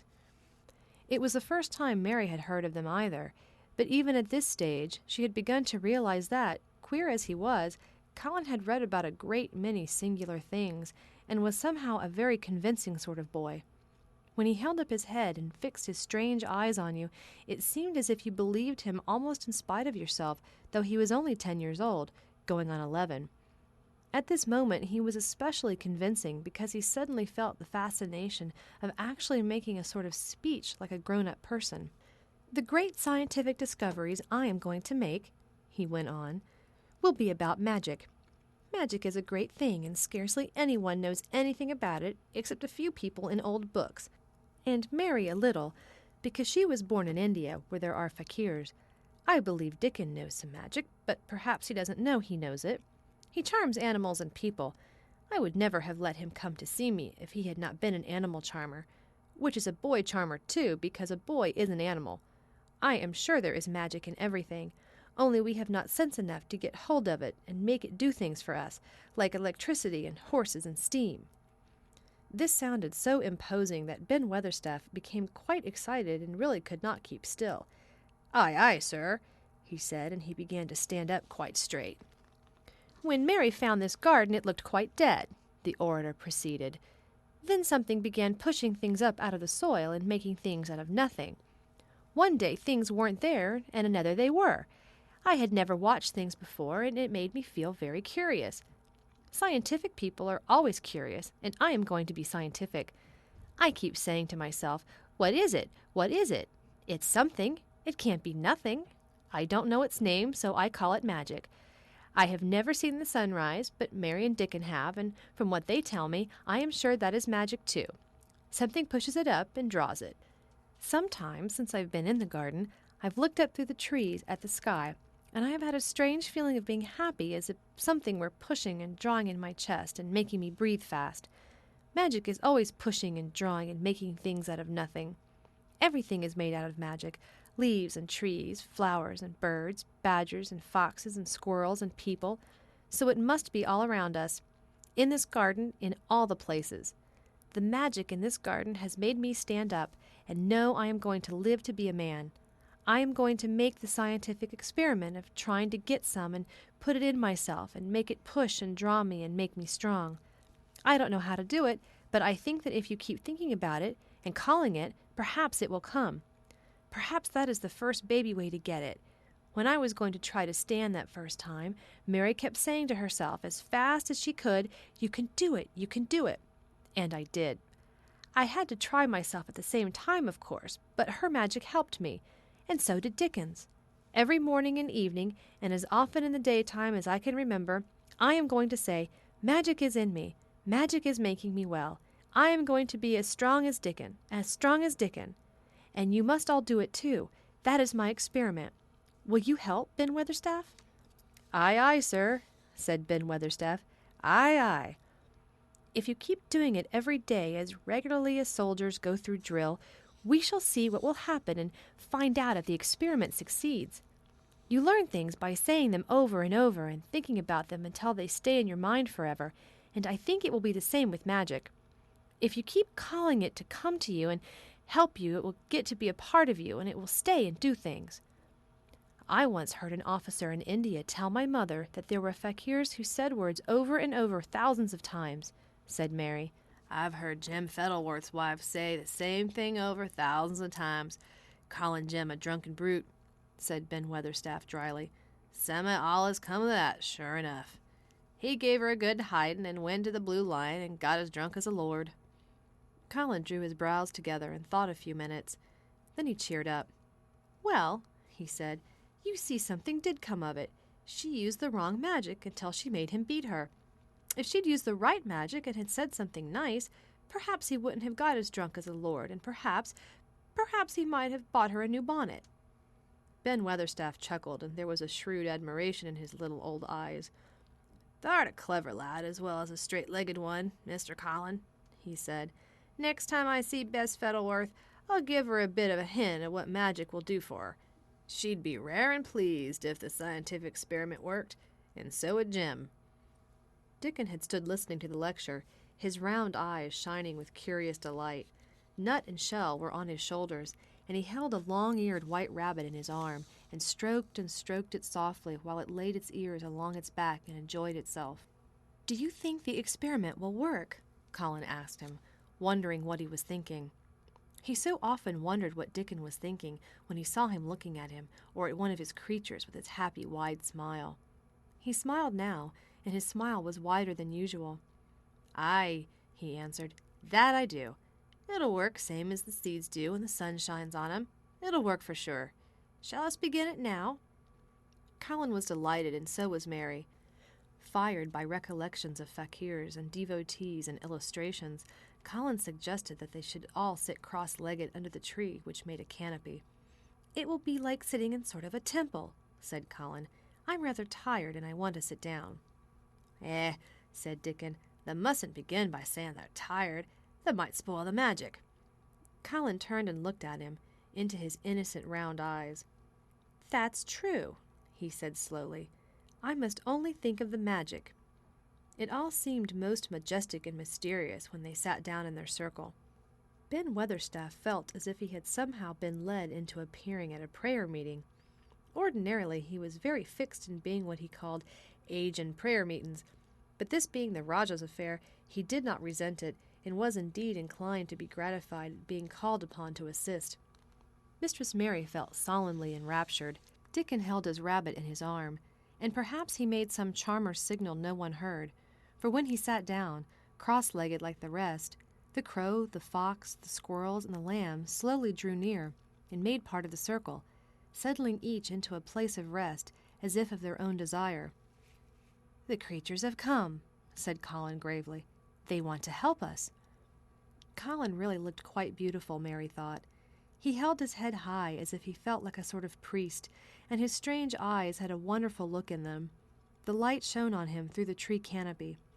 "Now we will begin," he said.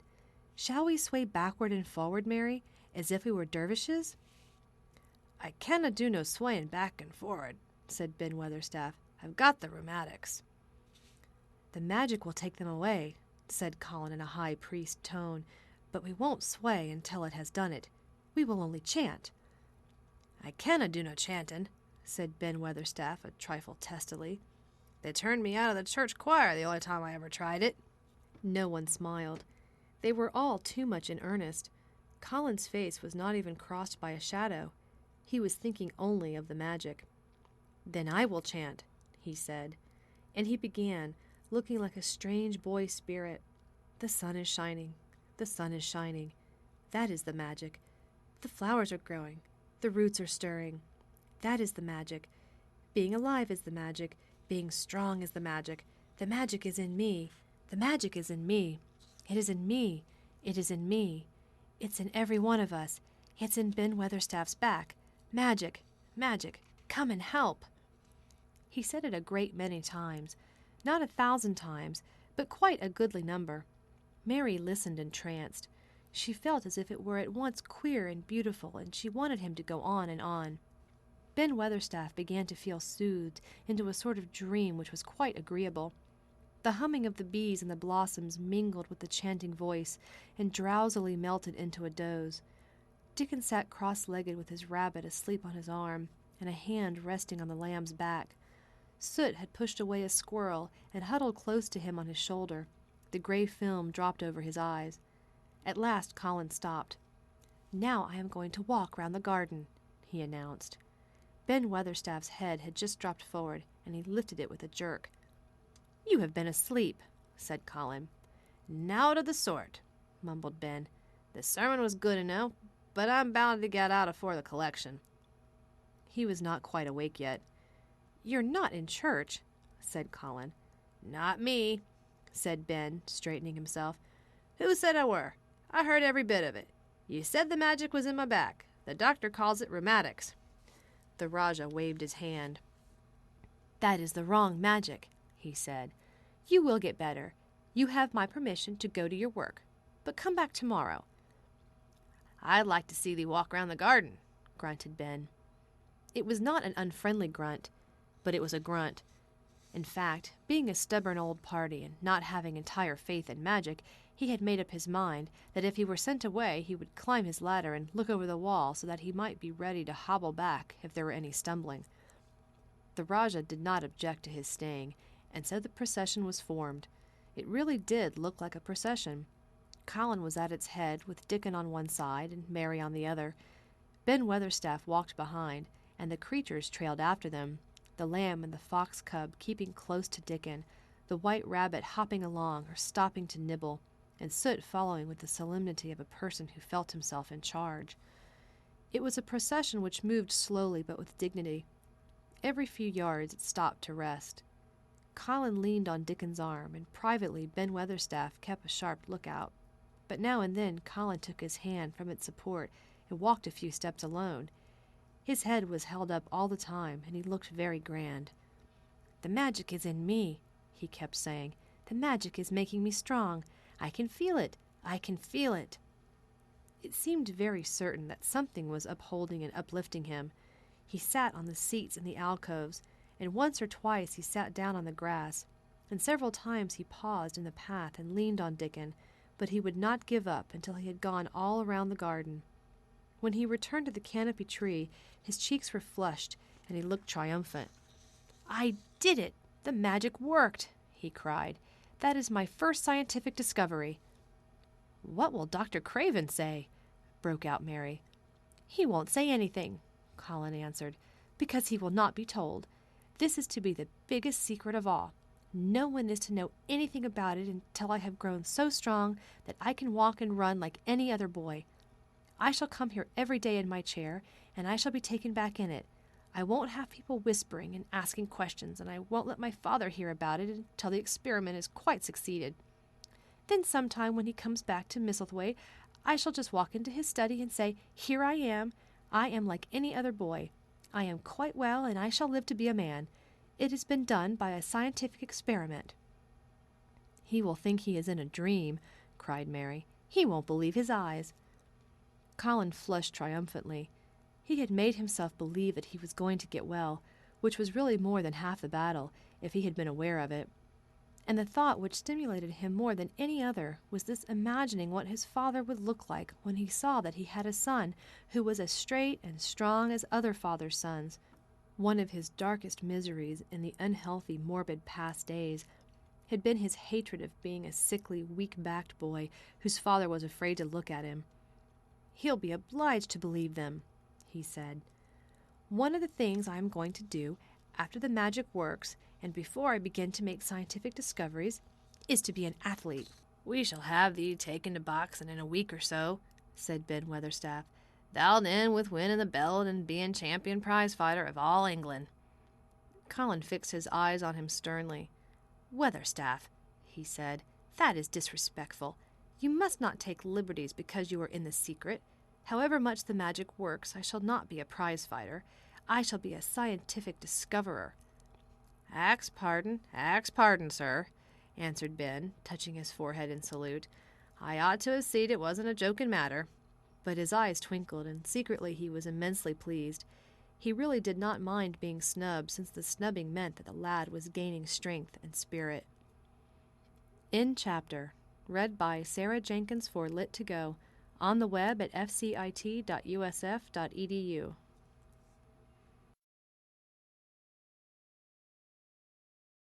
The Secret Garden by Frances Hodgson Burnett.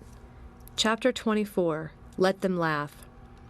The secret garden was not the only one Dickon worked in. Round the cottage on the moor there was a piece of ground enclosed by a low wall of rough stones. Early in the morning and late in the fading twilight, and on all the days Colin and Mary did not see him, Dickon worked there planting or tending potatoes and cabbages, turnips and carrots, and herbs for his mother. In the company of his creatures, he did wonders there, and was never tired of doing them, it seemed.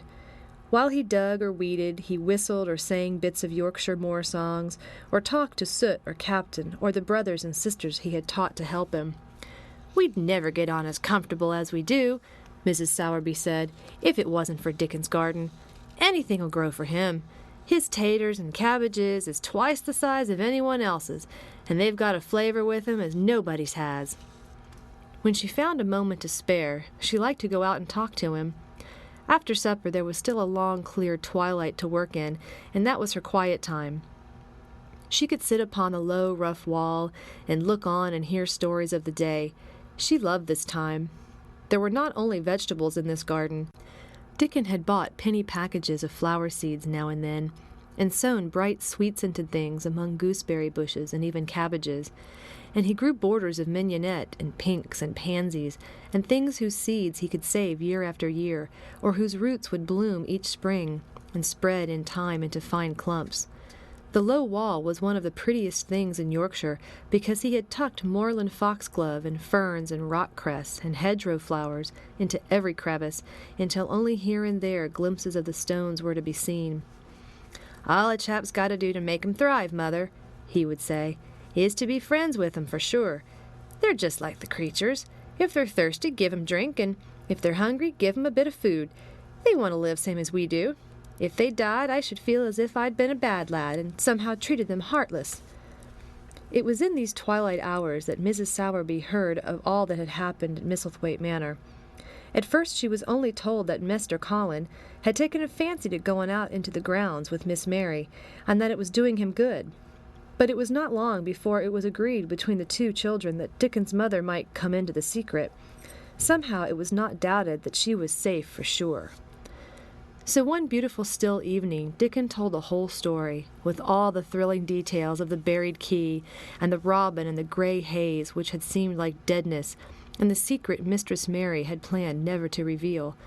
The coming of Dickon and how it had been told to him, the doubt of Mester Colin, and the final drama of his introduction to the hidden domain, combined with the incident of Ben Weatherstaff's angry face peering over the wall and Mester Colin's sudden indignant strength, made Mrs. Sowerby's nice-looking face quite change color several times. "My word," she said, "it was a good thing that little lass came to the manor. It's been the making of her and having the saving of him, standing on his feet, and us all thinking he was a poor half-witted lad with not a straight bone in him." She asked a great many questions, and her blue eyes were full of deep thinking. "What do they make of it at the manor, him being so well and cheerful and never complaining?" she inquired. "They don't know what to make of it," answered Dickon. "Every day as comes round his face looks different. It's filling out and doesn't look so sharp, and the waxy color is going. But he has to do his bit of complaining," with a highly entertained grin. "What for, in mercy's name?" asked Mrs. Sowerby. Dickon chuckled. "He does it to keep them from guessing what's happened. If the doctor knew he'd found out he could stand on his feet, he'd likely write and tell Mr. Craven. Mr. Colin's saving the secret to tell himself. He's going to practice his magic on his legs every day till his father comes back, and then he's going to march into his room and show him he's as straight as other lads. But him and Miss Mary thinks it's the best plan to do a bit of groaning and fretting now and then to throw folk off the scent." Mrs. Sowerby was laughing a low, comfortable laugh long before he had finished his last sentence. She said, "that pair's enjoying theirselves, I'll warrant. They'll get a good bit of acting out of it, and there's nothing children likes as much as play-acting. Let's hear what they do, Dickon lad." Dickon stopped weeding and sat up on his heels to tell her. His eyes were twinkling with fun. "Mester Colin is carried down to his chair every time he goes out," he explained, "and he flies out at John, the footman, for not carrying him careful enough.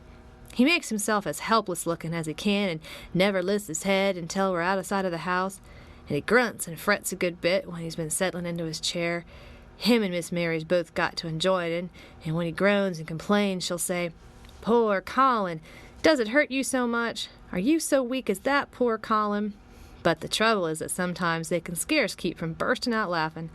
When we get safe into the garden, they'll laugh till they've no breath left to laugh with, and they have to stuff their faces into Mr. Colin's cushions to keep the gardeners from hearing, if any of 'em's about."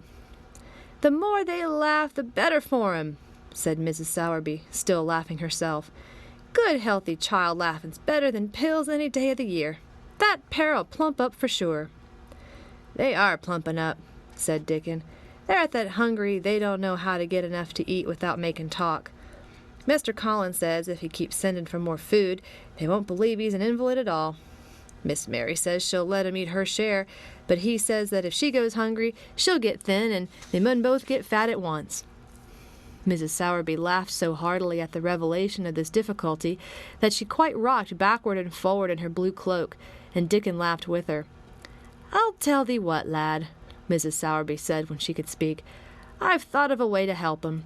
When they goes to 'em in the mornings, they shall take a pail of good new milk, and I'll bake 'em a crusty cottage loaf or some buns with currants in 'em, same as you children like. Nothing so good as fresh milk and bread. Then they could take off the edge of their hunger while they were in the garden, and the fine food they get indoors would polish off the corners." "Eh, mother," said Dickon admiringly, "what a wonder thou art! Thou always sees a way out of things. They was quite in a bother yesterday. They didn't see how they was to manage without ordering up more food. They felt that empty inside. They're two young uns growing fast, and health's coming back to both of 'em. Children like that feels like young wolves, and food's flesh and blood to 'em," said Mrs. Sowerby. Then she smiled Dickon's own curving smile. But they're enjoying theirselves for sure," she said. She was quite right. The comfortable, wonderful mother creature. And she had never been more so than when she said their play-acting would be their joy. Colin and Mary found it one of their most thrilling sources of entertainment. The idea of protecting themselves from suspicion had been unconsciously suggested to them first by the puzzled nurse and then by Dr. Craven himself. "Your appetite is improving very much, Master Colin," the nurse had said one day. "You used to eat nothing, and so many things disagreed with you." "Nothing disagrees with me now," replied Colin, and then seeing the nurse looking at him curiously, he suddenly remembered that perhaps he ought not to appear too well just yet. "At least things don't so often disagree with me. It's the fresh air." "Perhaps it is," said the nurse, still looking at him with a mystified expression. "But I must talk to Dr. Craven about it." "How she stared at you," said Mary when she went away, as if she thought there must be something to find out. "I won't have her finding out things," said Colin. "No one must begin to find out yet." When Dr. Craven came that morning, he seemed puzzled also. He asked a number of questions, to Colin's great annoyance. "You stay out in the garden a great deal," he suggested. "Where do you go?" Colin put on his favorite air of dignified indifference to opinion. "I will not let anyone know where I go," he answered. "I go to a place I like. Everyone has orders to keep out of the way. I won't be watched and stared at. You know that." "You seem to be out all day, but I do not think it has done you harm. I do not think so. The nurse says that you eat much more than you ever have done before." "Perhaps," said Colin, prompted by a sudden inspiration, "perhaps it is an unnatural appetite." "I do not think so, as your food seems to agree with you," said Dr. Craven. "You are gaining flesh rapidly, and your color is better." Perhaps I am bloated and feverish," said Colin, assuming a discouraging air of gloom. "People who are not going to live are often different." Dr. Craven shook his head. He was holding Colin's wrist, and he pushed up his sleeve and felt his arm. "You are not feverish," he said thoughtfully, "and such flesh as you have gained is healthy. If you can keep this up, my boy, we need not talk of dying. Your father will be happy to hear of this remarkable improvement." "I won't have him told," Colin broke forth fiercely. "It will only disappoint him if I get worse again, and I may get worse this very night. I might have a raging fever. I feel as if I might be beginning to have one now. I won't have letters written to my father. I won't. I won't. You are making me angry, and you know that is bad for me. I feel hot already. I hate being written about and being talked over as much as I hate being stared at." "Hush, my boy," Dr. Craven soothed him. "Nothing shall be written without your permission. You are too sensitive about things. You must not undo the good which has been done." He said no more about writing to Mr. Craven, and when he saw the nurse, he privately warned her that such a possibility must not be mentioned to the patient. "The boy is extraordinarily better," he said. "His advance seems almost abnormal. But of course he is doing now of his own free will what we could not make him do before. Still, he excites himself very easily, and nothing must be said to irritate him." Mary and Colin were much alarmed and talked together anxiously. From this time dated their plan of play-actin'. "I may be obliged to have a tantrum," said Colin regretfully. "I don't want to have one, and I'm not miserable enough now to work myself into a big one. Perhaps I couldn't have one at all. That lump doesn't come into my throat now, and I keep thinking of nice things instead of horrible ones. But if they talk about writing to my father, I shall have to do something." He made up his mind to eat less, but unfortunately it was not possible to carry out this brilliant idea when he wakened each morning with an amazing appetite, and the table near his sofa was set with a breakfast of homemade bread and fresh butter, snow-white eggs, raspberry jam, and clotted cream. Mary always breakfasted with him, and when they found themselves at the table, particularly if there were delicate slices of sizzling ham sending forth tempting odors from under a hot silver cover, they would look into each other's eyes in desperation. "I think we shall have to eat it all this morning, Mary," Colin always ended by saying. "We can send away some of the lunch and a great deal of the dinner." But they never found they could send away anything, and the highly polished condition of the empty plates returned to the pantry awakened much comment. "I do wish," Colin would say also, "I do wish the slices of ham were thicker, and one muffin each is not enough for anyone." "It's enough for a person who is going to die," answered Mary when first she heard this. "But it's not enough for a person who is going to live. I sometimes feel as if I could eat 3 when those nice fresh heather and gorse smells from the moor come pouring in at the open window." The morning that Dickon, after they had been enjoying themselves in the garden for about 2 hours, went behind a big rose bush and brought forth 2 tin pails and revealed that one was full of rich new milk with cream on the top of it, and that the other held cottage-made currant buns, folded in a clean blue and white napkin, buns so carefully tucked in that they were still hot, there was a riot of surprised joyfulness. What a wonderful thing for Mrs. Sowerby to think of! What a kind, clever woman she must be! How good the buns were! And what delicious fresh milk! "Magic is in her just as it's in Dickon," said Colin. "It makes her think of ways to do things, nice things. She is a magic person. Tell her we are grateful, Dickon, extremely grateful." He was given to using rather grown-up phrases at times. He enjoyed them. He liked this so much that he improved upon it. "Tell her she has been most bounteous, and our gratitude is extreme." And then, forgetting his grandeur, he fell to and stuffed himself with buns and drank milk out of the pail in copious draughts, in the manner of any hungry little boy who had been taking unusual exercise and breathing in moorland air, and whose breakfast was more than 2 hours behind him. This was the beginning of many agreeable incidents of the same kind. They actually awoke to the fact that as Mrs. Sowerby had 14 people to provide food for, she might not have enough to satisfy 2 extra appetites every day. So they asked her to let them send some of their shillings to buy things. Dickon made the stimulating discovery that in the wood in the park outside the garden, where Mary had first found him piping to the wild creatures there, was a deep little hollow where you could build a sort of tiny oven with stones and roast potatoes and eggs in it. Roasted eggs were a previously unknown luxury, and very hot potatoes with salt and fresh butter in them were fit for a woodland king, besides being deliciously satisfying. You could buy both potatoes and eggs, and eat as many as you liked without feeling as if you were taking food out of the mouths of 14 people. Every beautiful morning the magic was worked by the mystic circle under the plum tree, which provided a canopy of thickening green leaves after its brief blossom time was ended. After the ceremony, Colin always took his walking exercise, and throughout the day he exercised his newly found power at intervals. Each day he grew stronger and could walk more steadily and cover more ground. And each day his belief in the magic grew stronger, as well it might. He tried one experiment after another as he felt himself gaining strength, and it was Dickon who showed him the best things of all. "Yesterday," he said one morning after an absence, "I went to Thwaite for Mother, and near the Blue Cow Inn I see Bob Haworth. He's the strongest chap on the moor. He's the champion wrestler, and he can jump higher than any other chap and throw the hammer farther. He's gone all the way to Scotland for the sport some years. He's knowed me ever since I was a little un, and he's a friendly sort, and I asked him some questions. The gentry calls him an athlete, and I thought of thee, Mr. Colin, and I says, 'How did they make the muscles stick out that way, Bob? Did they do anything extra to make themselves so strong?' And he says, 'Well, yes, lad, I did. A strong man in a show that came to Thwaite once showed me how to exercise my arms and legs and every muscle in my body.'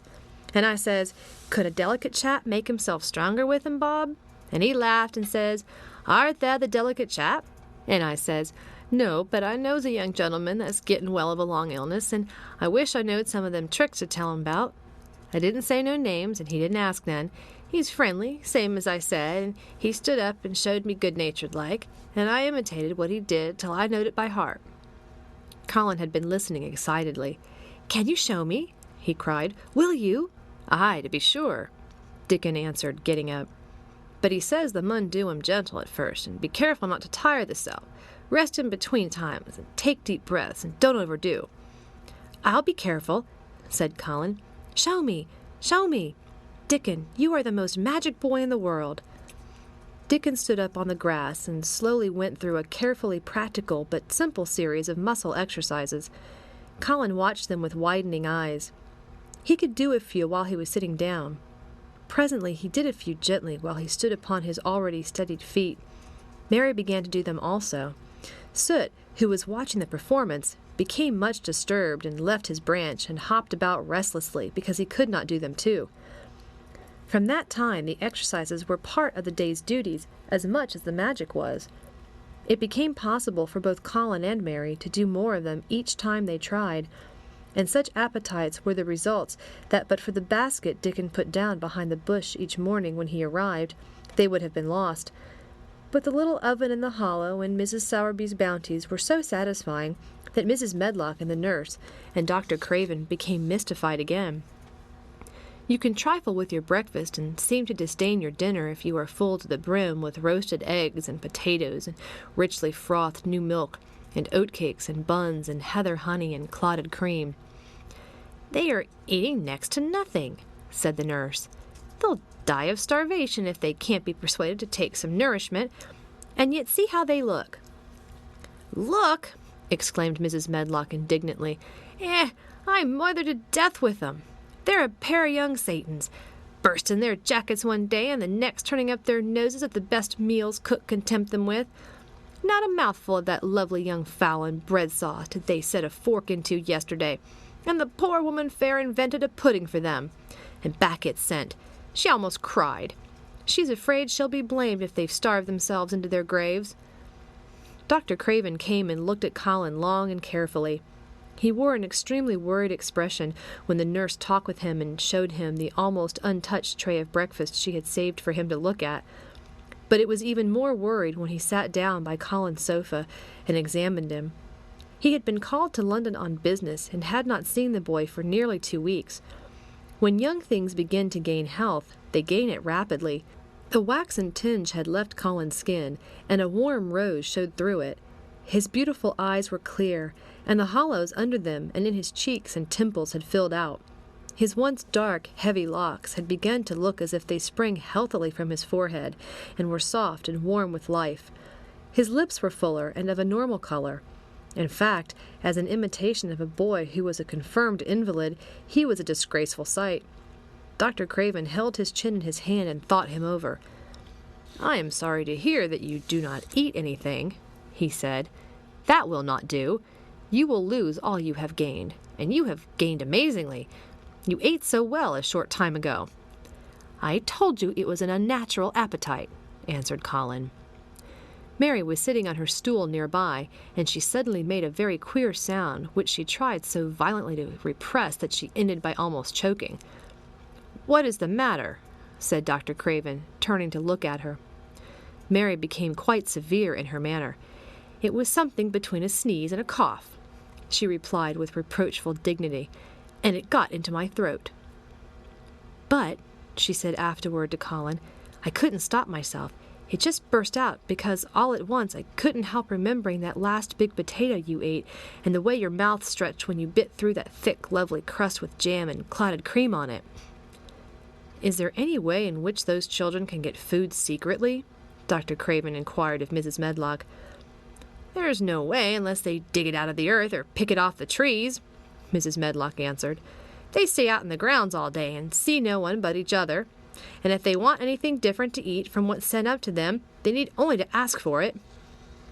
"Well," said Dr. Craven, "so long as going without food agrees with them, we need not disturb ourselves. The boy is a new creature." "So is the girl," said Mrs. Medlock. "She's begun to be downright pretty since she's filled out and lost her ugly little sour look. Her hair's grown thick and healthy looking, and she's got a bright color.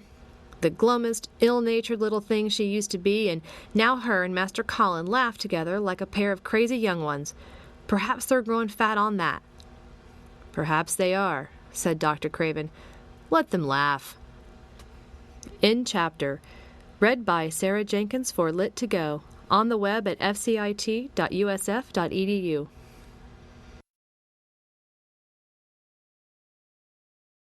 The Secret Garden by Frances Hodgson Burnett. Chapter 25. The Curtain. And the secret garden bloomed, and every morning revealed new miracles. In the robin's nest there were eggs, and the robin's mate sat upon them, keeping them warm with her feathery little breast and careful wings. At first she was very nervous, and the robin himself was indignantly watchful. Even Dickon did not go near the close-grown corner in those days, but waited until, by the quiet working of some mysterious spell, he seemed to have conveyed to the soul of the little pair that in the garden there was nothing which was not quite like themselves, nothing which did not understand the wonderfulness of what was happening to them, the immense, tender, terrible, heart-breaking beauty and solemnity of eggs. If there had been one person in that garden who had not known through all his or her innermost being that if an egg were taken away or hurt, the whole world would whirl round and crash through space and come to an end. If there had been even one who did not feel it and act accordingly, there could have been no happiness even in that golden springtime air. But they all knew it and felt it, and the robin and his mate knew they knew it. At first the robin watched Mary and Colin with sharp anxiety. For some mysterious reason he knew he need not watch Dickon. The first moment he set his dew-bright black eye on Dickon, he knew he was not a stranger, but a sort of robin without beak or feathers. He could speak robin, which is a quite distinct language not to be mistaken for any other. To speak robin to a robin is like speaking French to a Frenchman.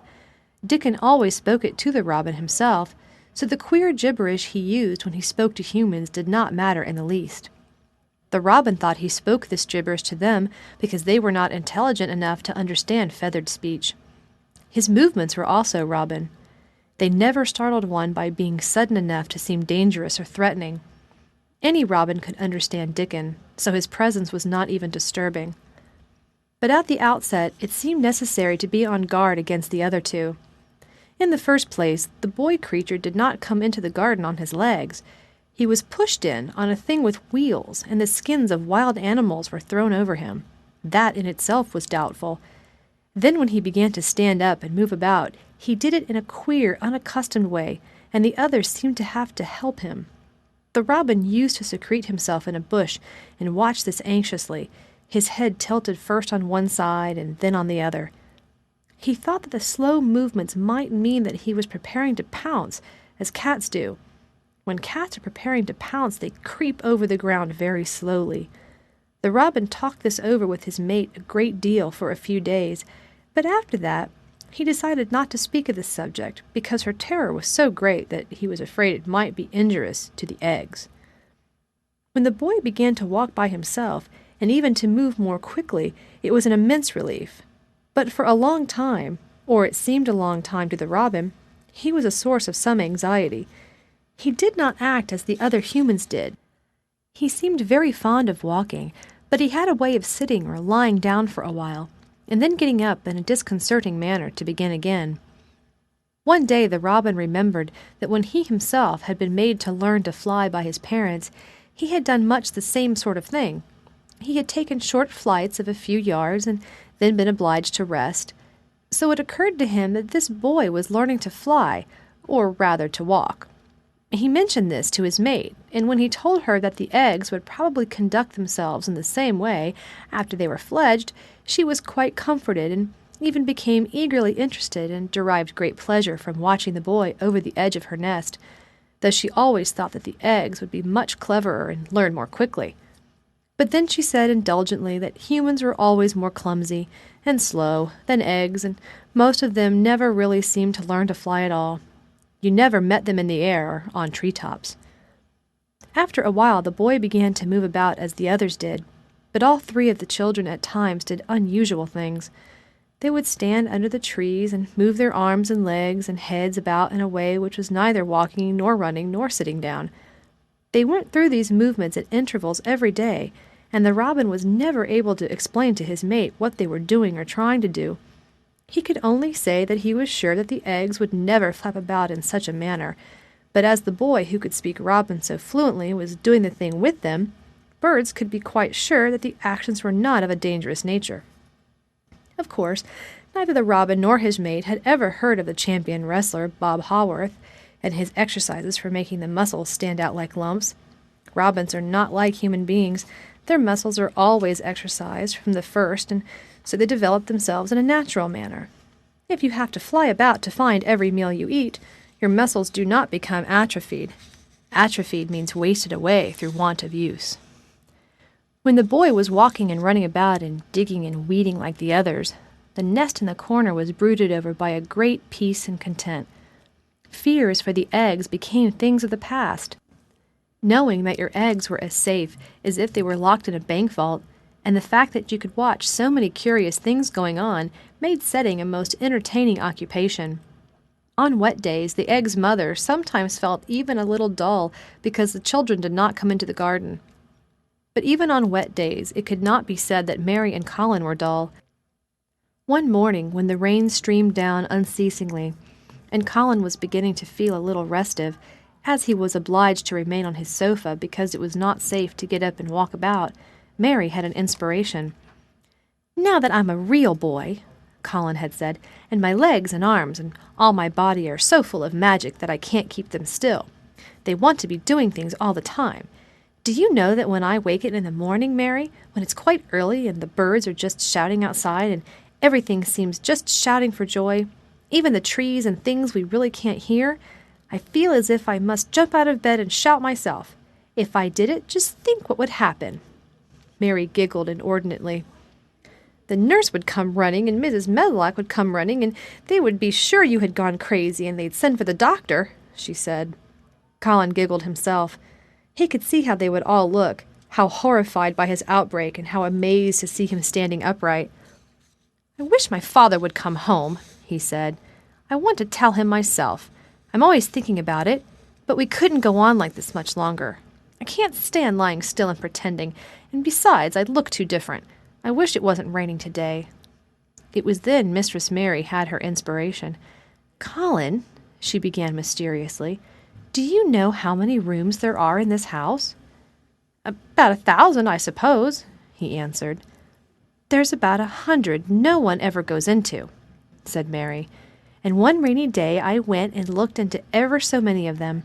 No one ever knew, though Mrs. Medlock nearly found me out. I lost my way when I was coming back, and I stopped at the end of your corridor.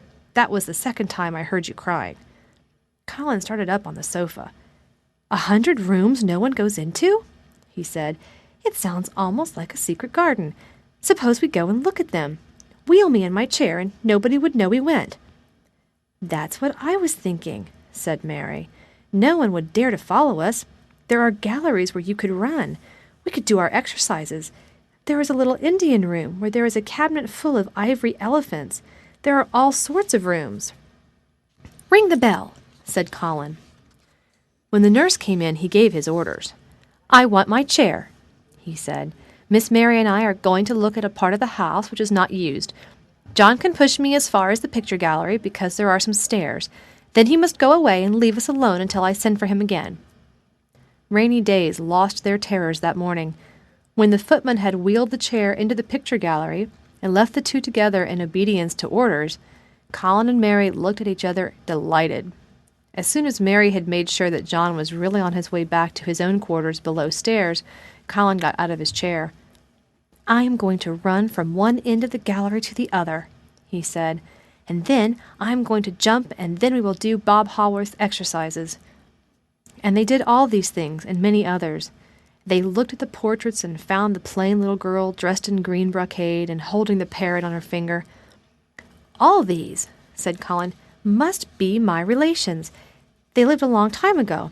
That parrot one, I believe, is one of my great-great-great-great-aunts. She looks rather like you, Mary. Not as you look now, but as you looked when you came here. Now you are a great deal fatter and better looking." "So are you," said Mary, and they both laughed. They went to the Indian room and amused themselves with the ivory elephants.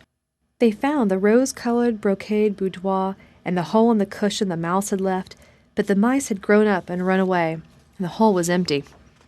They saw more rooms and made more discoveries than Mary had made on her first pilgrimage. They found new corridors and corners and flights of steps, and new old pictures they liked and weird old things they did not know the use of.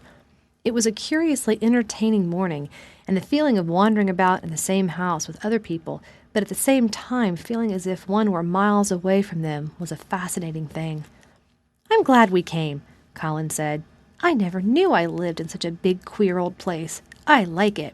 We will ramble about every rainy day. We shall always be finding new queer corners and things." That morning they had found, among other things, such good appetites that when they returned to Colin's room it was not possible to send the luncheon away untouched. When the nurse carried the tray downstairs, she slapped it down on the kitchen dresser so that Mrs. Loomis, the cook, could see the highly polished dishes and plates. "Look at that," she said. "This is a house of mystery, and those two children are the greatest mysteries in it." "If they keep that up every day," said the strong young footman John, "there'd be small wonder that he weighs twice as much today as he did a month ago. I should have to give up my place in time for fear of doing my muscles an injury." That afternoon Mary noticed that something new had happened in Colin's room. She had noticed it the day before, but had said nothing because she thought the change might have been made by chance. She said nothing today, but she sat and looked fixedly at the picture over the mantel. She could look at it because the curtain had been drawn aside. That was the change she noticed. "I know what you want me to tell you," said Colin, after she had stared a few minutes. "I always know when you want me to tell you something. You are wondering why the curtain is drawn back. I am going to keep it like that." "Why?" asked Mary. "Because it doesn't make me angry any more to see her laughing.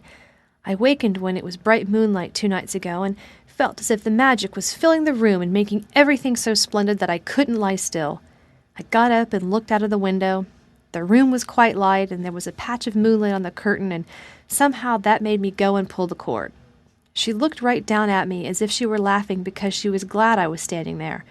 It made me like to look at her. I want to see her laughing like that all the time.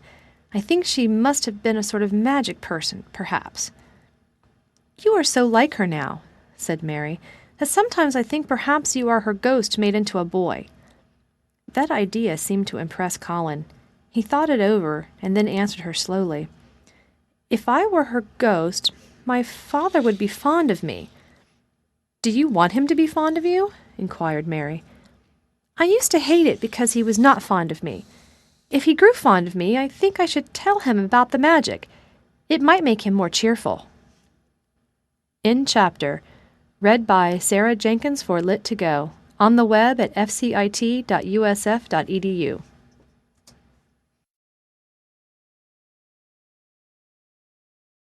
The Secret Garden by Frances Hodgson Burnett. Chapter 26. Its Mother. Their belief in the magic was an abiding thing.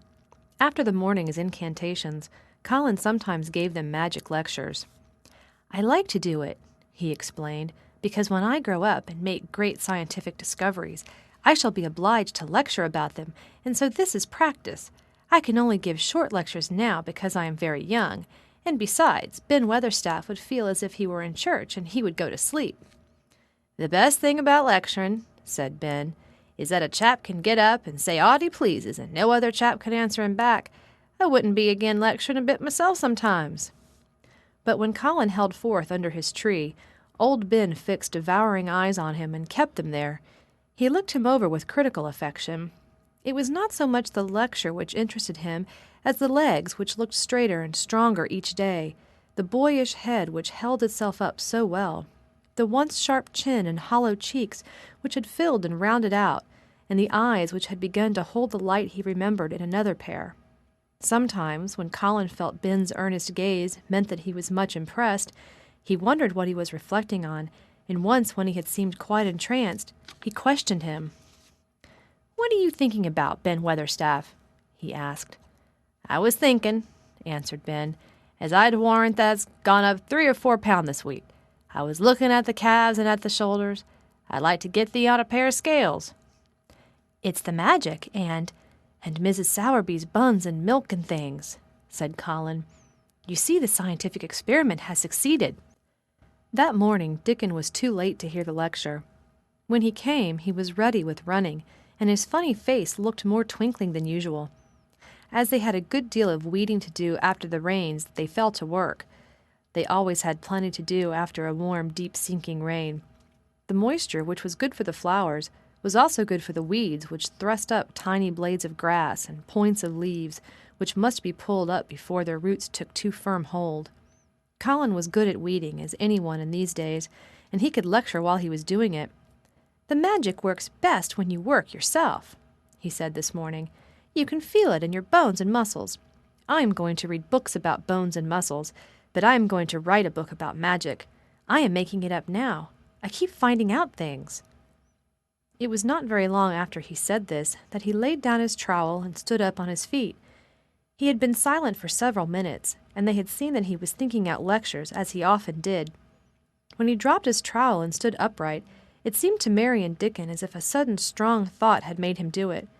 He stretched himself out to his tallest height, and he threw out his arms exultantly. Color glowed in his face, and his strange eyes widened with joyfulness. All at once he had realized something to the full. "Mary! Dickon!" he cried. "Just look at me!" They stopped their weeding and looked at him. "Do you remember that first morning you brought me in here?" he demanded. Dickon was looking at him very hard. Being an animal charmer, he could see more things than most people could, and many of them were things he never talked about. He saw some of them now in this boy. "Aye, that we do," he answered. Mary looked hard, too, but she said nothing. "Just this minute," said Colin, "all at once I remembered it myself, when I looked at my hand digging with the trowel, and I had to stand up on my feet to see if it was real. And it is real. I'm well. I'm well." "Aye, that thou'rt," said Dickon. "I'm well," said Colin again, and his face went quite red all over. He had known it before, in a way. He had hoped it and felt it and thought about it. But just at that minute something had rushed all through him, a sort of rapturous belief and realization, and it had been so strong that he could not help calling out. "I shall live forever and ever and ever," he cried grandly. "I shall find out thousands and thousands of things. I shall find out about people and creatures and everything that grows, like Dickon, and I shall never stop making magic. I'm well. I feel as if I want to shout out or something thankful, joyful." Ben Weatherstaff, who had been working near a rose bush, glanced round at him. "Thou might sing the doxology," he suggested in his driest grunt. He had no opinion of the doxology, and he did not make the suggestion with any particular reverence. But Colin was of an exploring mind, and he knew nothing about the doxology. "What is that?" he inquired. "Dickon can sing it for thee, I'll warrant," replied Ben Weatherstaff. Dickon answered with his all-perceiving animal charmer's smile. "They sing it in the church," he said. "Mother says she believes the skylark sings it when they gets up in the morning." "If she says that, then it must be a nice song," Colin answered. "I've never been in a church myself. I was always too ill. Sing it, Dickon. I want to hear it." Dickon was quite simple and unaffected about it. He understood what Colin felt better than Colin did himself. He understood by a sort of instinct so natural that he did not know it was understanding. He pulled off his cap and looked round, still smiling. "Thou must take off the cap," he said to Colin. "And so mun tha, Ben, and thou mun stand up, tha knows." Colin took off his cap, and the sun shone on and warmed his thick hair as he watched Dickon intently. Ben Weatherstaff scrambled up from his knees and bared his head too, with a sort of puzzled, half-resentful look on his old face, as if he didn't know exactly why he was doing this remarkable thing. Dickon stood out among the trees and rose bushes and began to sing in quite a simple, matter-of-fact way, and in a nice, strong boy voice. "Praise God, from whom all blessings flow. Praise him, all creatures here below. Praise him above ye heavenly host. Praise Father, Son, and Holy Ghost. Amen." When he had finished, Ben Weatherstaff was standing quite still with his jaws set obstinately, but with a disturbed look in his eyes fixed on Colin. Colin's face was thoughtful and appreciative. "It is a very nice song," he said. "I like it. Perhaps it means just what I mean when I want to shout out that I am thankful to the magic." He stopped and thought in a puzzled way. "Perhaps they are both the same thing. How can we know the exact names of everything? Sing it again, Dickon. Let us try, Mary. I want to sing it too. It's my song. How does it begin? Praise God, from whom all blessings flow?" And they sang it again, and Mary and Colin lifted their voices as musically as they could, and Dickon swelled quite loud and beautiful. And at the second line, Ben Weatherstaff raspingly cleared his throat, and at the third line he joined in with such vigor that it seemed almost savage, and when the Amen came to an end, Mary observed that the very same thing had happened to him, which had happened when he found out that Colin was not a cripple. His chin was twitching, and he was staring and winking, and his leathery old cheeks were wet. "I never seed no sense in the doxology afore," he said hoarsely, "but I may change my mind in time. I should say they'd gone up £5 this week, Master Colin. 5 on 'em." Colin was looking across the garden at something attracting his attention, and his expression had become a startled one. "Who is coming in here?" he said quickly. "Who is it?" The door in the ivied wall had been pushed gently open, and a woman had entered. She had come in with the last line of their song, and she had stood still listening and looking at them. With the ivy behind her, the sunlight drifting through the trees and dappling her long blue cloak, and her nice fresh face smiling across the greenery, she was rather like a softly colored illustration in one of Colin's books. She had wonderful affectionate eyes, which seemed to take everything in, all of them, even Ben Weatherstaff and the creatures and every flower that was in bloom. Unexpectedly as she had appeared, not one of them felt that she was an intruder at all. Dickon's eyes lighted like lamps. "It's Mother! That's who it is!" he cried, and went across the grass at a run. Colin began to move toward her too, and Mary went with him.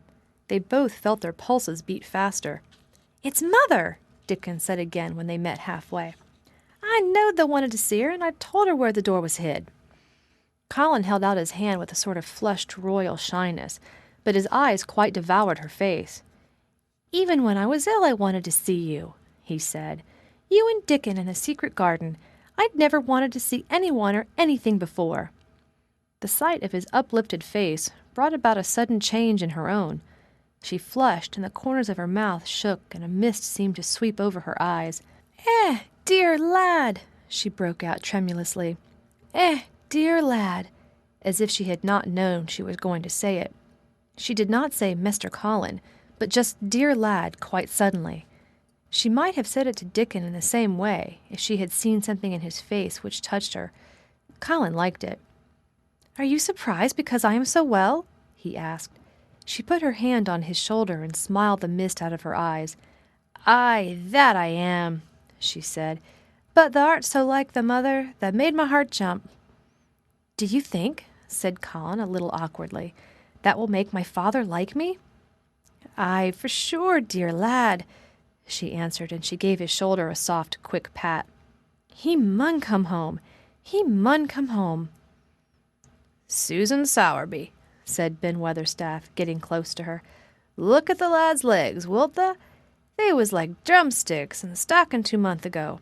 And I heard folk tell as they were bandy and knock-kneed both at the same time. Look at 'em now."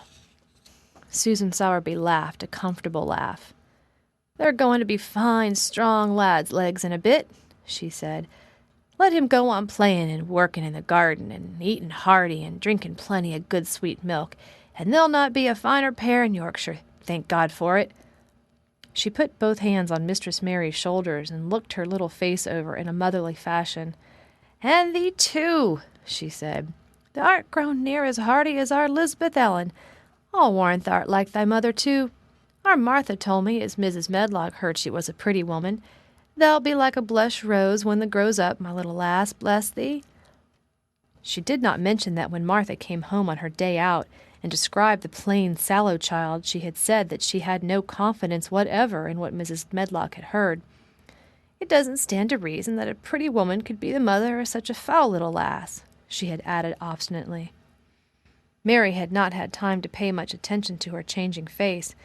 She had only known that she looked different, and seemed to have a great deal more hair, and that it was growing very fast. But remembering her pleasure in looking at the Mem Sahib in the past, she was glad to hear that she might some day look like her. Susan Sowerby went round their garden with them, and was told the whole story of it, and shown every bush and tree which had come alive. Colin walked on one side of her and Mary on the other. Each of them kept looking up at her comfortable rosy face, secretly curious about the delightful feeling she gave them, a sort of warm, supported feeling. It seemed as if she understood them as Dickon understood his creatures. She stooped over the flowers and talked about them as if they were children. Soot followed her and once or twice cawed at her, and flew upon her shoulder as if it were Dickon's. When they told her about the robin and the first flight of the young ones, she laughed a motherly little mellow laugh in her throat. "I suppose learning 'em to fly is like learning children to walk, but I'm feared I should be all in a word if mine had wings instead of legs," she said. It was because she seemed such a wonderful woman in her nice moorland cottage way that at last she was told about the magic. "Do you believe in magic?" asked Colin after he had explained about Indian fakirs. "I do hope you do." "That I do, lad," she answered. "I never knowed it by that name, but what does the name matter?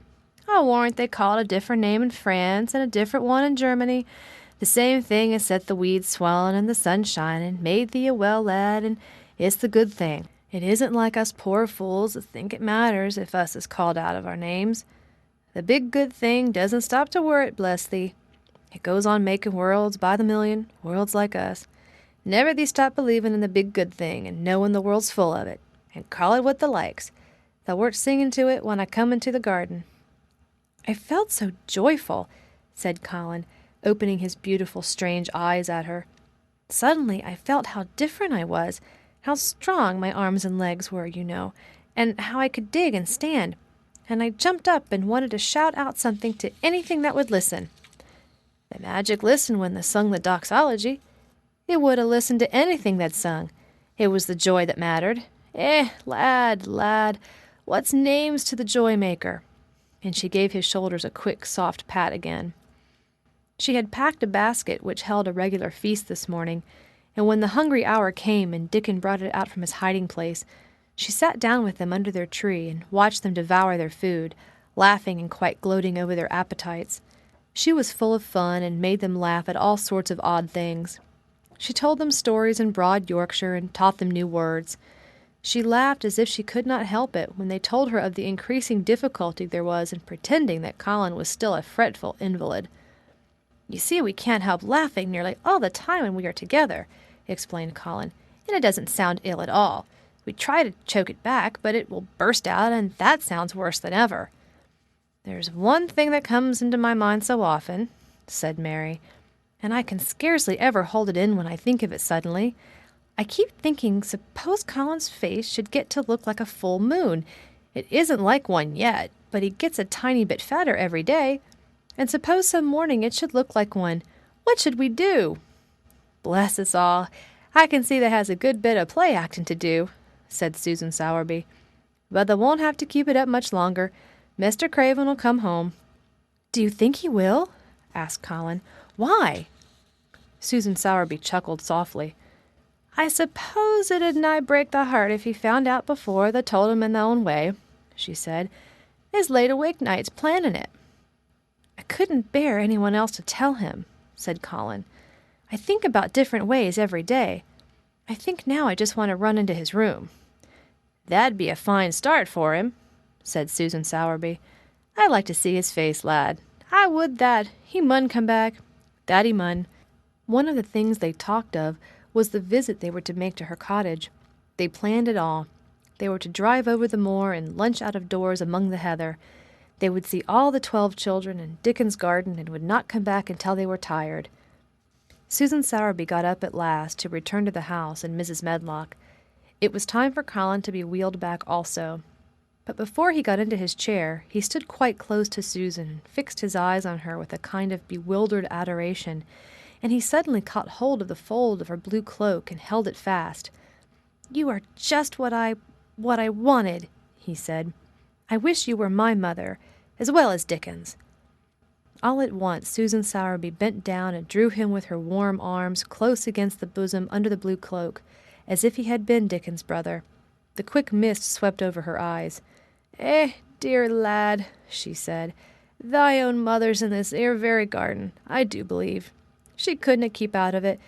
Thy father mun come back to thee. He mun." End chapter. Read by Sarah Jenkins for Lit2Go. On the web at fcit.usf.edu.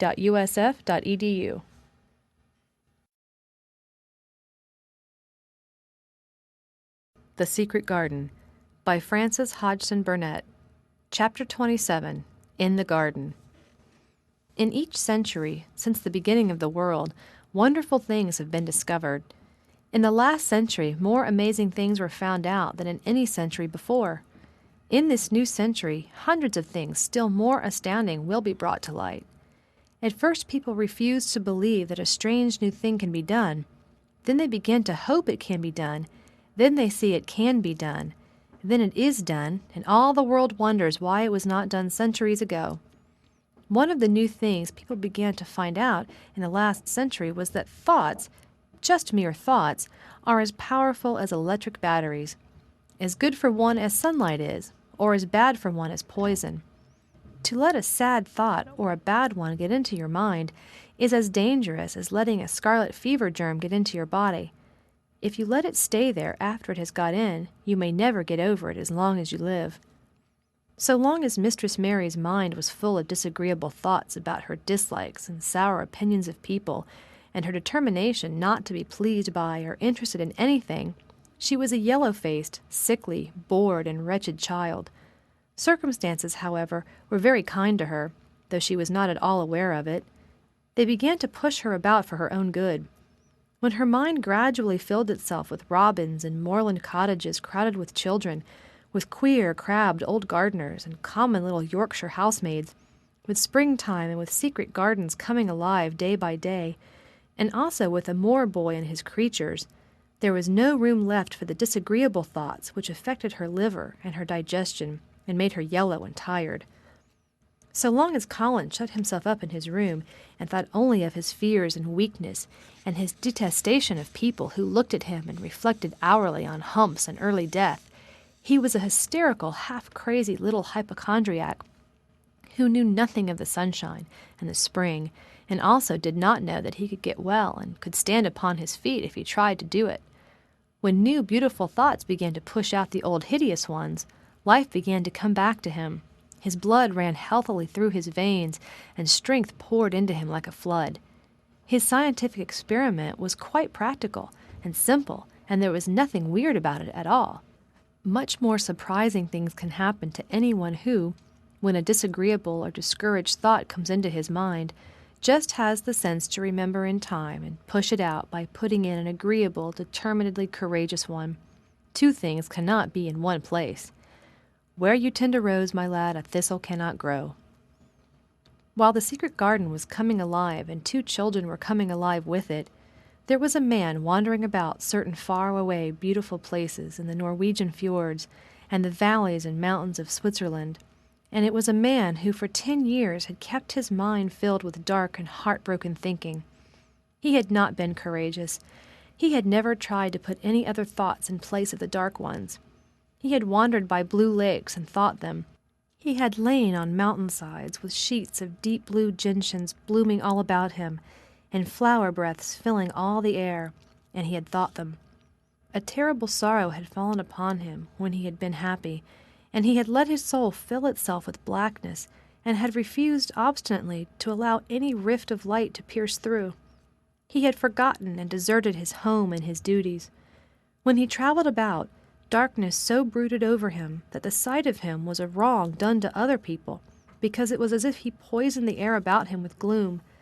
Most strangers thought he must be either half mad or a man with some hidden crime on his soul. He was a tall man with a drawn face and crooked shoulders, and the name he always entered on hotel registers was Archibald Craven, Misselthwaite Manor, Yorkshire, England. He had traveled far and wide since the day he saw Mistress Mary in his study and told her she might have her bit of earth. He had been in the most beautiful places in Europe, though he had remained nowhere more than a few days. He had chosen the quietest and remotest spots. He had been on the tops of mountains whose heads were in the clouds, and had looked down on other mountains when the sun rose and touched them with such light as made it seem as if the world were just being born. But the light had never seemed to touch himself until one day when he realized that for the first time in 10 years a strange thing had happened. He was in a wonderful valley in the Austrian Tyrol, and he had been walking alone through such beauty as might have lifted any man's soul out of shadow. He had walked a long way, and it had not lifted his. But at last he had felt tired, and had thrown himself down to rest in a carpet of moss by a stream. It was a clear little stream which ran quite merrily along on its narrow way through the luscious damp greenness. Sometimes it made a sound rather like very low laughter as it bubbled over in round stones. He saw birds come and dip their heads to drink in it, and then flick their wings and fly away. It seemed like a thing alive, yet its tiny voice made the stillness seem deeper. The valley was very, very still. As he sat gazing into the clear running of the water, Archibald Craven gradually felt his mind and body both grow quiet as the valley itself. He wondered if he were going to sleep, but he was not. He sat and gazed at the sunlit water, and his eyes began to see things growing at its edge. There was one lovely mass of blue forget-me-nots growing so close to the stream that its leaves were wet, and at these he found himself looking as he remembered he had looked at such things years ago. He was actually thinking tenderly how lovely it was and what wonders of blue its hundreds of little blossoms were. He did not know that just that simple thought was slowly filling his mind, filling and filling it until other things were softly pushed aside. It was as if a sweet, clear spring had begun to rise in a stagnant pool, and had risen and risen until at last it swept the dark water away. But of course he did not think of this himself. He only knew that the valley seemed to grow quieter and quieter as he sat and stared at the bright, delicate blueness. He did not know how long he sat there, or what was happening to him, but at last he moved as if he were awakening, and he got up slowly and stood on the moss carpet, drawing in a long, deep, soft breath, and wondering at himself. Something seemed to have been unbound and released in him, very quietly. "What is it?" he said, almost in a whisper, and he passed his hand over his forehead. "I almost feel as if I were alive." I do not know enough about the wonderfulness of undiscovered things to be able to explain how this had happened to him. Neither does anyone else yet. He did not understand it all himself. But he remembered the strange hour months afterward when he was at Misselthwaite again, and he found out quite by accident that on this very day Colin had cried out as he went into the secret garden, "I am going to live for ever and ever and ever." The singular calmness remained with him the rest of the evening, and he slept a new, reposeful sleep. But it was not with him very long. He did not know that it could be kept.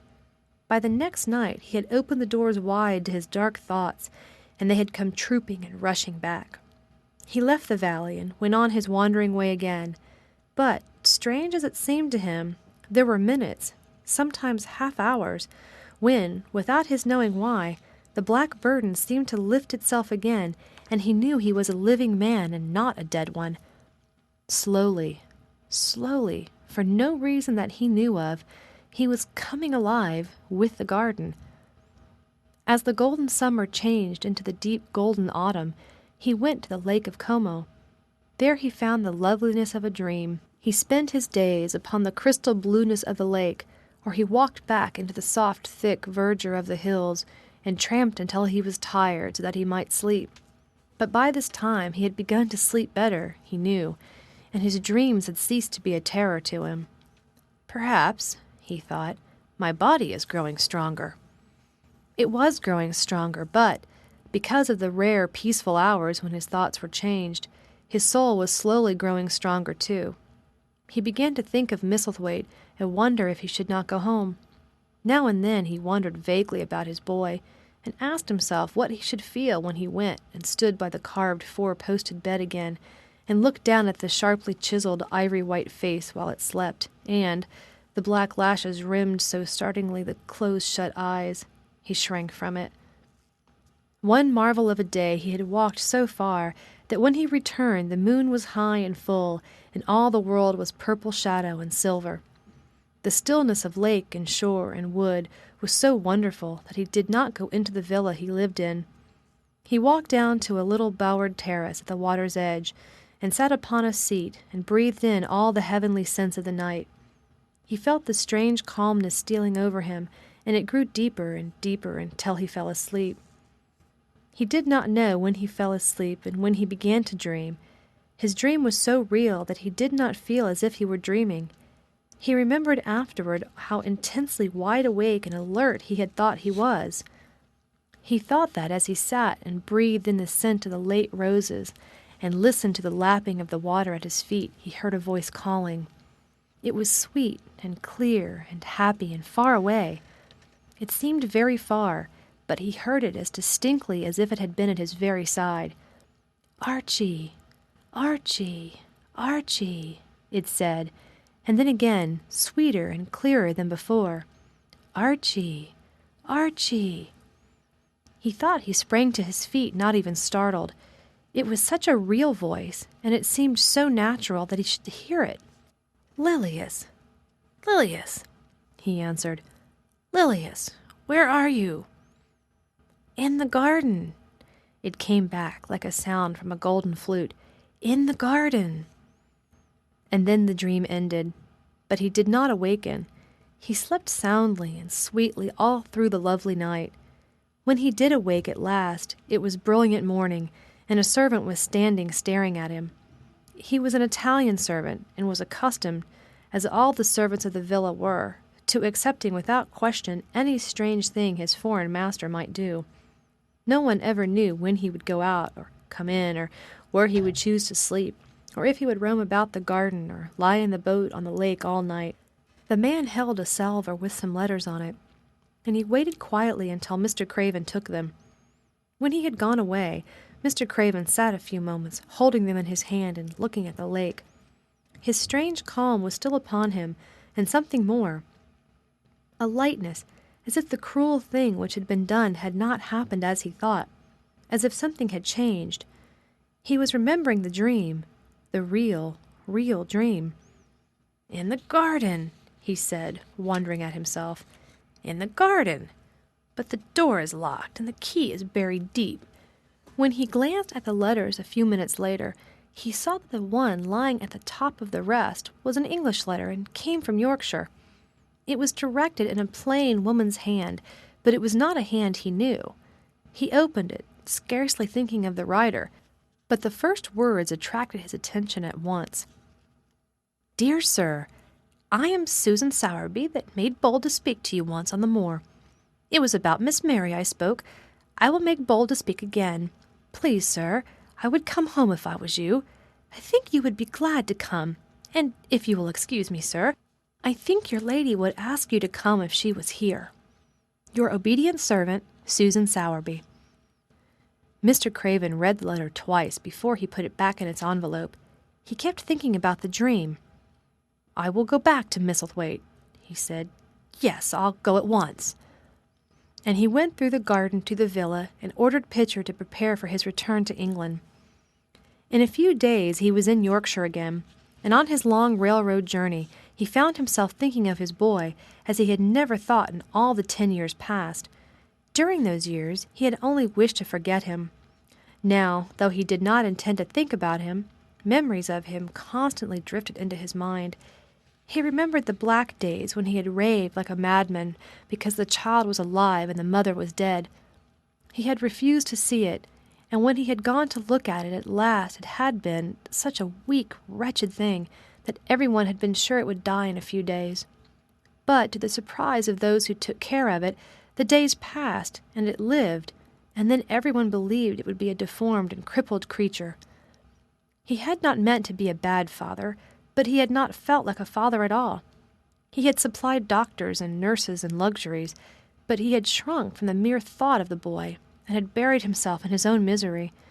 The first time after a year's absence he returned to Misselthwaite, and the small, miserable-looking thing languidly and indifferently lifted to his face the great grey eyes with black lashes round them, so like, and yet so horribly unlike the happy eyes he had adored. He could not bear the sight of them, and turned away, pale as death.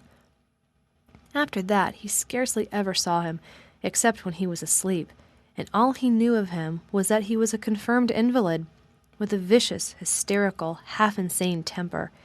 He could only be kept from furies dangerous to himself by being given his own way in every detail.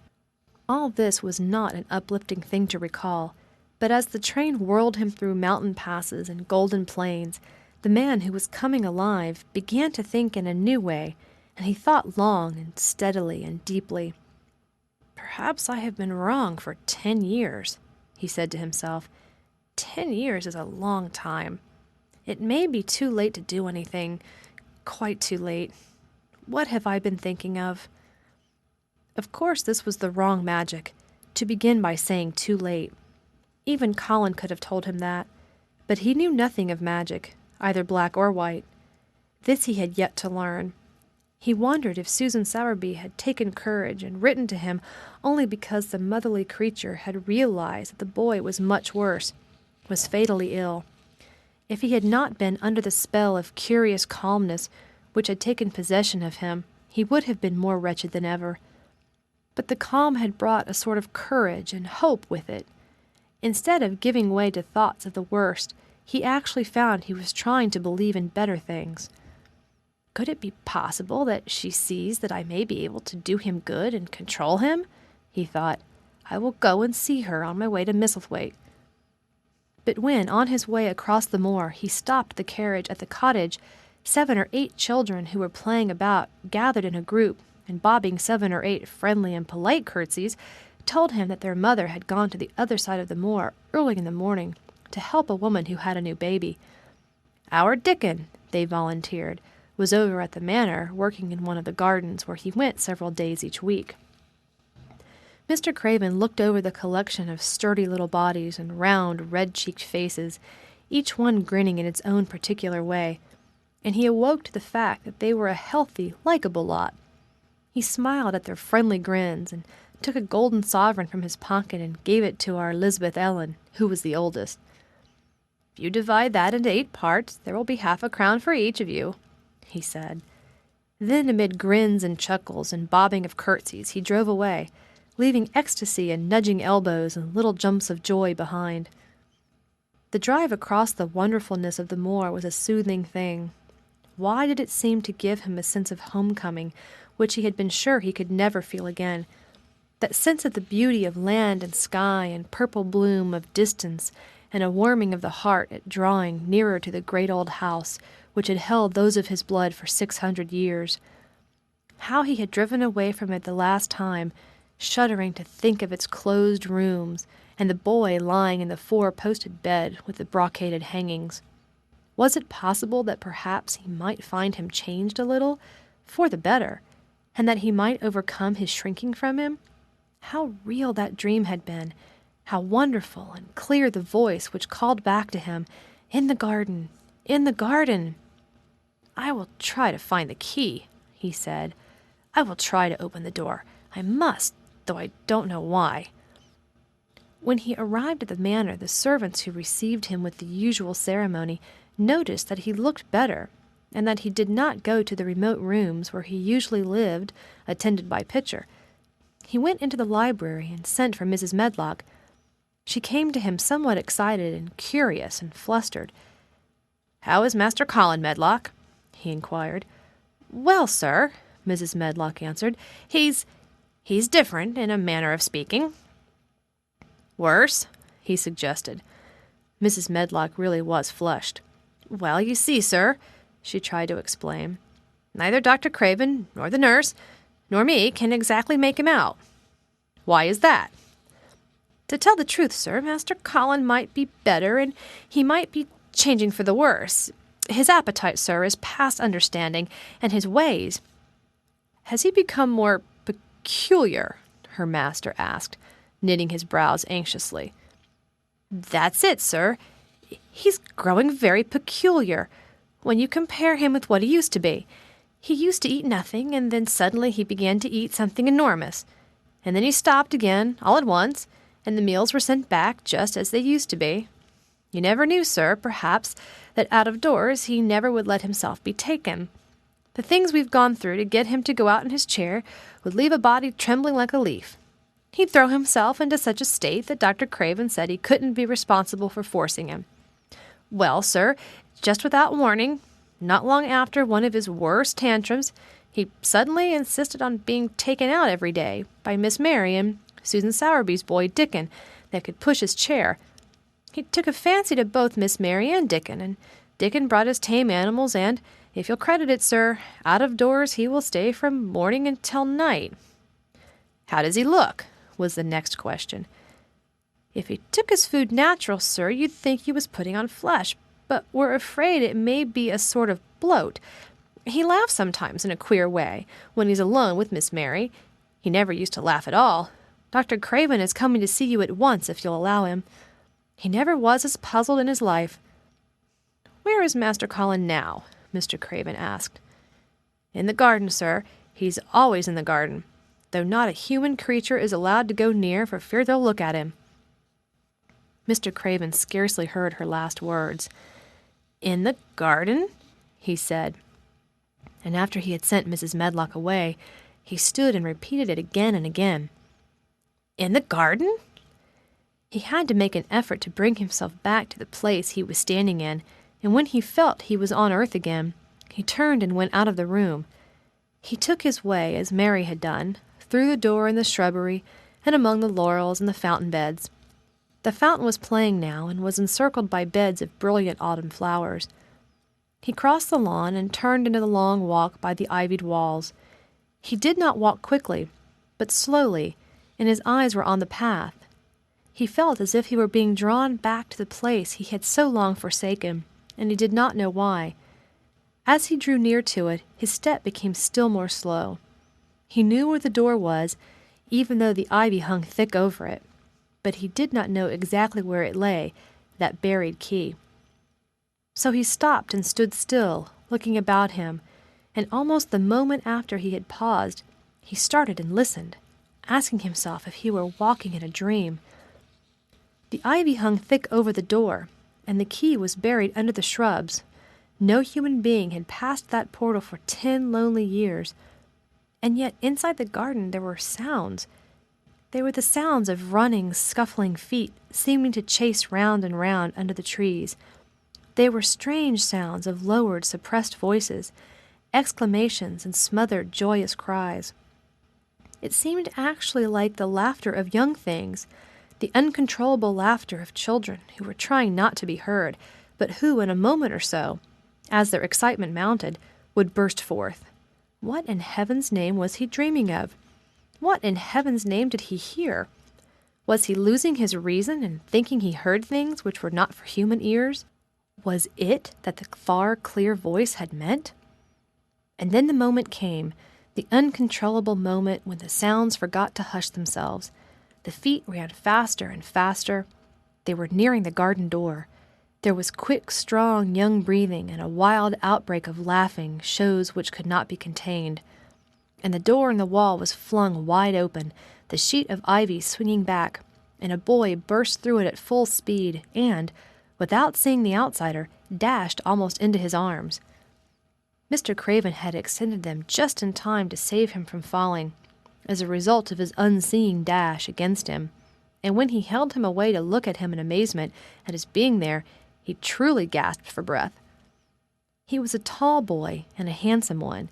He was glowing with life, and his running had sent splendid color leaping to his face. He threw the thick hair back from his forehead and lifted a pair of strange gray eyes, eyes full of boyish laughter and rimmed with black lashes like a fringe. It was the eyes which made Mr. Craven gasp for breath. "Who? What? Who?" he stammered. This was not what Colin had expected. This was not what he had planned. He had never thought of such a meeting, and yet to come dashing out, winning a race. Perhaps it was even better. He drew himself up to his very tallest. Mary, who had been running with him, and had dashed through the door too, believed that he managed to make himself look taller than he had ever looked before, inches taller. "Father," he said, "I'm Colin. You can't believe it. I scarcely can myself. I'm Colin." Like Mrs. Medlock, he did not understand what his father meant when he said hurriedly, "In the garden! In the garden!" "Yes," hurried on Colin. "It was the garden that did it, and Mary and Dickon and the creatures, and the magic. No one knows. We kept it to tell you when you came home. I'm well. I can beat Mary in a race. I'm going to be an athlete." He said it all so like a healthy boy, his face flushed, his words tumbling over each other in his eagerness, that Mr. Craven's soul shook with unbelieving joy. Colin put out his hand and laid it on his father's arm. "Aren't you glad, Father?" he ended. "Aren't you glad? I'm going to live forever and ever and ever." Mr. Craven put his hands on both the boy's shoulders and held him still. He knew he dared not even try to speak for a moment. "Take me into the garden, my boy," he said at last, "and tell me all about it." And so they led him in. The place was a wilderness of autumn gold and purple and violet blue and flaming scarlet, and on every side were sheaves of late lilies standing together, lilies which were white or white and ruby. He remembered well when the first of them had been planted, that just as this season of the year their late glory should reveal themselves. Late roses climbed and hung and clustered, and the sunshine deepening the hue of the yellowing trees made one feel that one stood in an embowered temple of gold. The newcomers stood silent, just as the children had done when they had come into its grayness. He looked round and round. "I thought it would be dead," he said. "Mary thought so at first," said Colin, "but it came alive." Then they sat down under their tree, all but Colin, who wanted to stand while he told the story. It was the strangest thing he had ever heard, Archibald Craven thought, as it was poured forth in headlong boy fashion. Mystery and magic and wild creatures, the weird midnight meeting, the coming of the spring, the passion of insulted pride which had dragged the young Rajah to his feet to defy old Ben Weatherstaff to his face, the odd companionship, the play-acting, the great secret so carefully kept. The listener laughed until tears came into his eyes, and sometimes tears came into his eyes when he was not laughing. The athlete, the lecturer, the scientific discoverer was a laughable, lovable, healthy young human thing. "Now," he said at the end of the story, "it need not be a secret any more. I dare say it will frighten them nearly into fits when they see me. But I am never going to get into the chair again. I shall walk back with you, Father, to the house." Ben Weatherstaff's duties rarely took him away from the gardens, but on this occasion he made an excuse to carry some vegetables to the kitchen, and being invited into the servants' hall by Mrs. Medlock to drink a glass of beer, he was on the spot, as he had hoped to be, when the most dramatic event Misselthwaite Manor had seen during the present generation actually took place. One of the windows, looking upon the courtyard, gave also a glimpse of the lawn. Mrs. Medlock, knowing Ben had come from the gardens, hoped that he might have caught sight of his master, and even by chance of his meeting with Master Colin. "Did you see either of them, Weatherstaff?" she asked. Ben took his beer mug from his mouth and wiped his lips with the back of his hand. "Aye, that I did," he answered with a shrewdly significant air. "Both of them?" suggested Mrs. Medlock. "Both of 'em," returned Ben Weatherstaff. "Thank ye kindly, ma'am. I could sup up another mug of it." "Together?"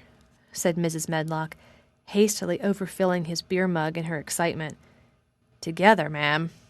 And Ben gulped down half of his new mug at one gulp. "Where was Master Colin? How did he look? What did they say to each other?" "I didn't hear that," said Ben. "Along o' only being on the step-ladder looking over the wall. But I'll tell thee this, there's been things going on outside as you house people knows not about. And what they'll find out soon." And it was not 2 minutes before he swallowed the last of his beer and waved his mug solemnly toward the window, which took in through the shrubbery a piece of the lawn. "Look there," he said. "If that's curious, look what's coming across the grass." When Mrs. Medlock looked, she threw up her hands and gave a little shriek, and every man and woman servant within hearing bolted across the servants' hall and stood looking through the window with their eyes almost starting out of their heads. Across the lawn came the master of Misselthwaite, and he looked as many of them had never seen him. And by his side, with his head up in the air and his eyes full of laughter, walked as strongly and steadily as any boy in Yorkshire, Master Colin. End chapter. End of book. Read by Sarah Jenkins for Lit2Go. On the web at fcit.usf.edu.